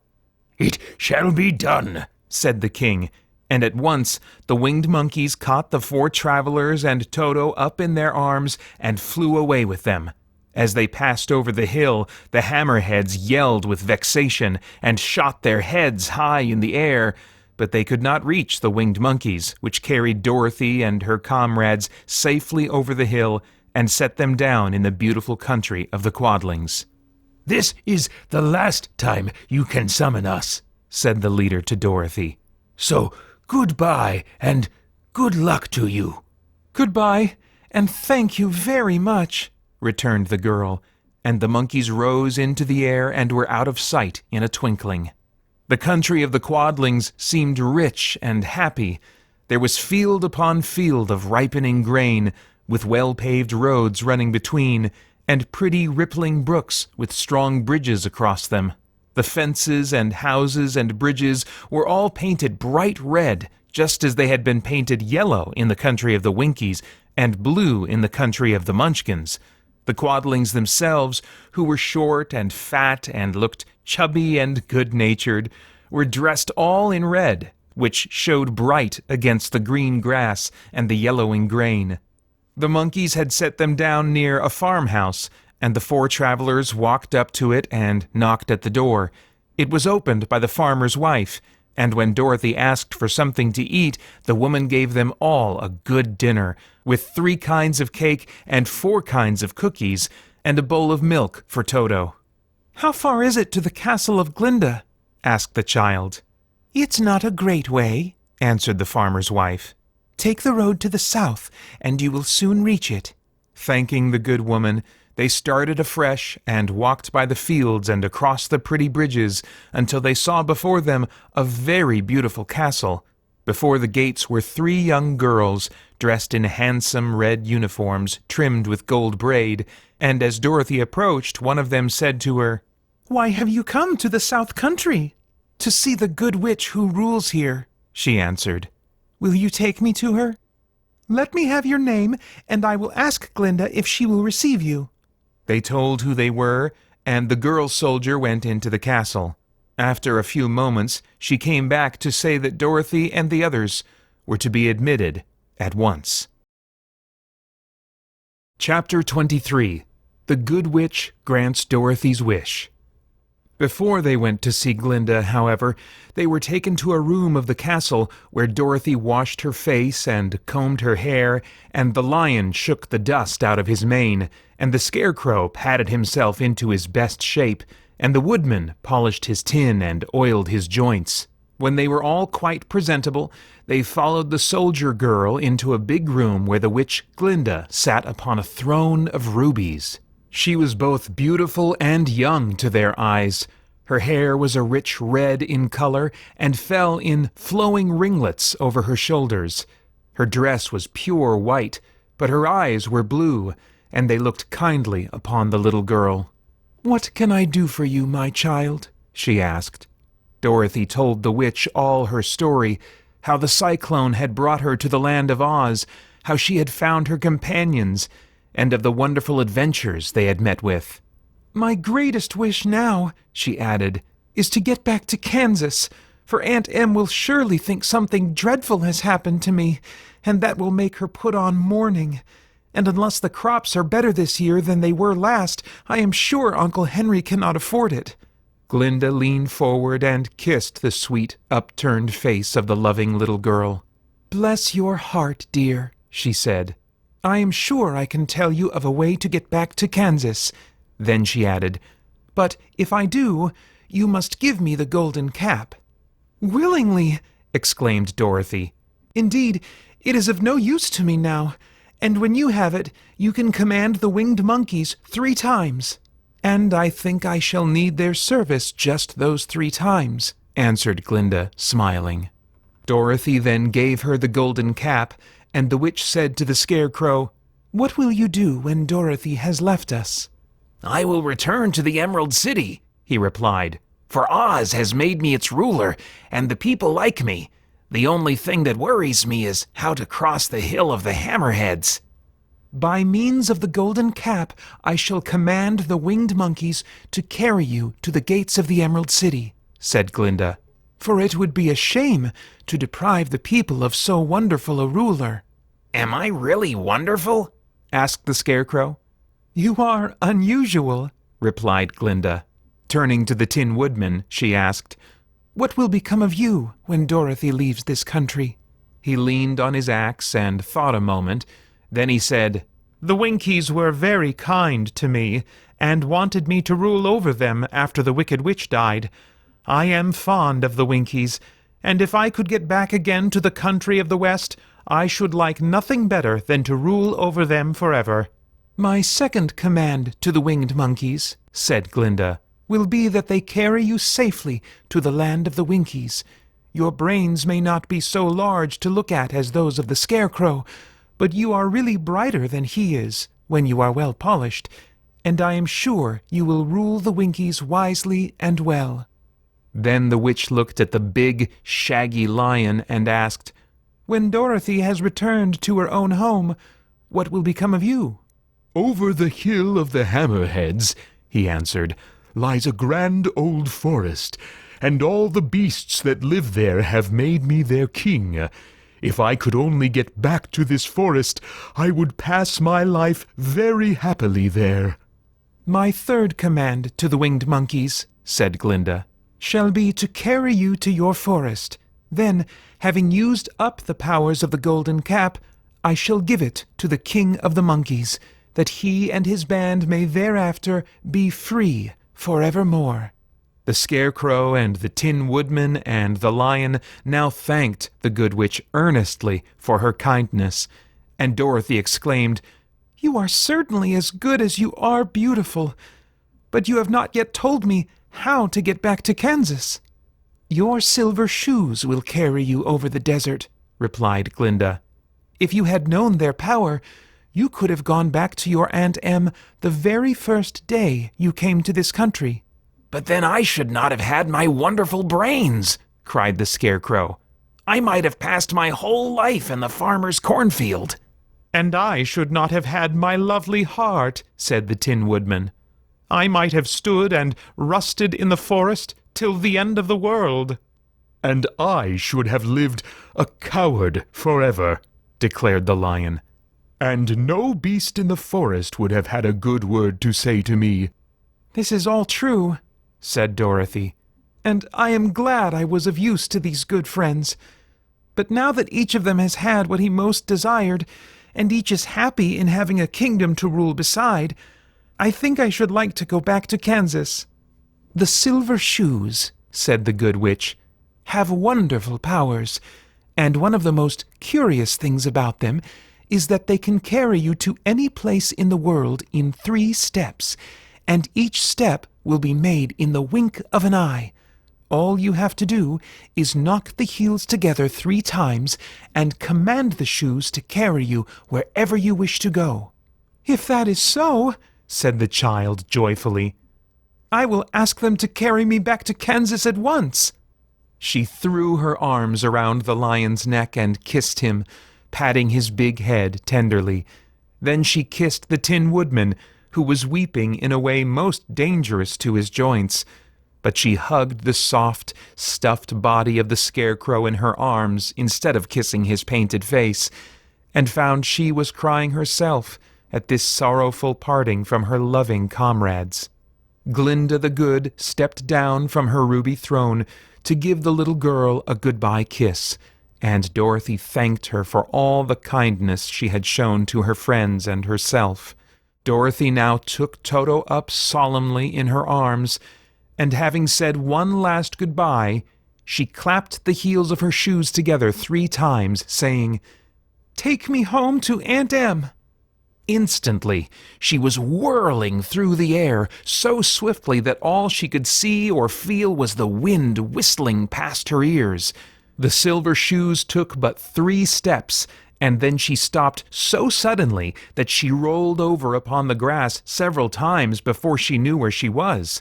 At length, however, she sat up and looked about her.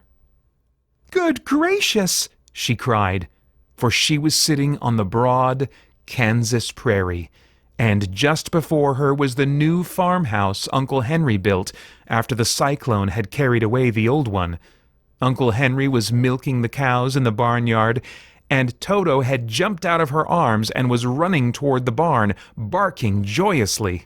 Dorothy stood up and found she was in her stocking feet, for the silver shoes had fallen off in her flight through the air and were lost forever in the desert. Chapter 24. Home Again. Aunt Em had just come out of the house to water the cabbages when she looked up and saw Dorothy running toward her. "My darling child!" she cried, folding the little girl in her arms and covering her face with kisses. "Where in the world did you come from?" "From the land of Oz," said Dorothy gravely. "And here is Toto, too. And oh, Aunt Em, I'm so glad to be at home again."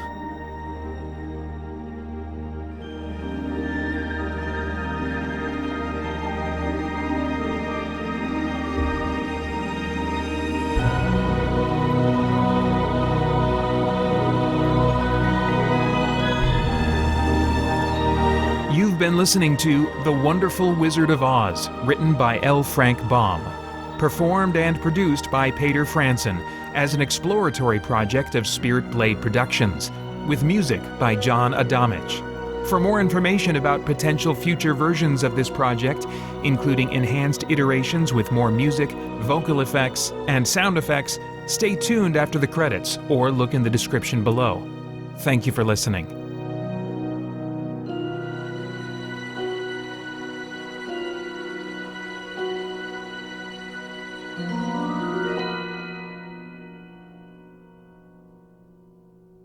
Hi, I'm Paeter Frandsen from Spirit Blade Productions. If you'd be interested in seeing this project develop into something more fully produced, that's part of the reason I've chosen to make this version completely free. As a producer of audio fiction since 2006, I'm always trying to consider what my audience might enjoy next or what new listeners might enjoy. Early in 2025, I was reminded by the costume and set designs of the movie Wicked how much I love the imaginative world of the Oz books, which I read in elementary school. And in rereading the first book, I also appreciated again the valuable moral and even philosophical ideas being explored in Baum's first Oz book, The Wonderful Wizard of Oz. The nature of things like courage, contentment, and the human heart are all reflected on in the story, with some points I really agree with, and a few that I don't. And since my audio fiction focus has always prioritized stories that give us worthwhile things to think about, I saw The Wonderful Wizard of Oz as a potentially great fit. But given the time and energy involved in making heavily produced audio stories with all kinds of musical scoring, vocal effects, atmospheric sounds, and numerous sound effects cues that bring a world to life in your ears, I wanted to first gauge interest in a more full-blown, cinematically produced audiobook of this story. If listener engagement with this version of the audiobook doesn't seem to warrant that kind of undertaking, then I'm still happy to have produced this version and helped others more readily enjoy The Wonderful Wizard of Oz in audiobook format. But if listener engagement becomes high enough, I imagine multiple potential phases of development. Phase 1 would involve a bit of audio polishing and cleaning, with possibly some retakes of portions here and there, along with the production of a few supplemental features that encourage thought and conversation about the themes introduced and explored in the book, coming specifically from the biblical Christian perspective I have, as that is the focus of my work and ministry since 2006. My hope is that these supplements would help listeners, both adults and children, think and talk about the themes of the story in a fresh way that can actually make a difference in their day-to-day lives. These supplemental features would then be optionally available to listen to at certain breaks in the story. Phase 2 would involve adding vocal effects to the main characters and possibly some of the supporting characters. I enjoy looking for creative ways to differentiate the characters in my performance. Hopefully that comes through. But I'd also love to add some subtle effects to enhance those differences, such as some extra rumbling bass to the voice of the lion, a bit of metallic resonance to the Tin Woodman, and a subtle hiss of rustling straw to the voice of the Scarecrow. Phase 3 would add atmospheric sounds that are different depending on the location of the characters in the specific scenes that they're in, and also a greatly expanded musical score throughout to enhance moments of action, suspense, or emotion. Phase 4 would bring the whole project to its full potential, adding numerous sound effects cues that bring scenes to life. Although it would remain a one-man performance, you can listen to trailers of my audio dramas at spiritblade.com to get an idea of the full-fledged level of cinematic production styling I have in mind.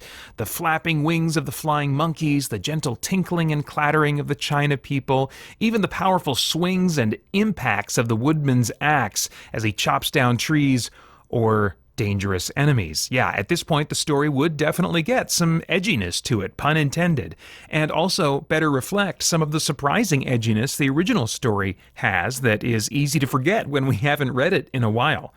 At this point, I don't have a specific audience or download number in mind that would trigger each of these development phases. I'm just going to quietly watch the engagement numbers while I continue working on other things. But I will say that those who financially support my work each month at any level have voices with extra weight as I consider where to place my creative focus. You can get info about the many exclusive benefits of supporting Spirit Blade Productions through the link in the description below wherever you found this content. And thank you again so much for listening. Do you believe in the supernatural?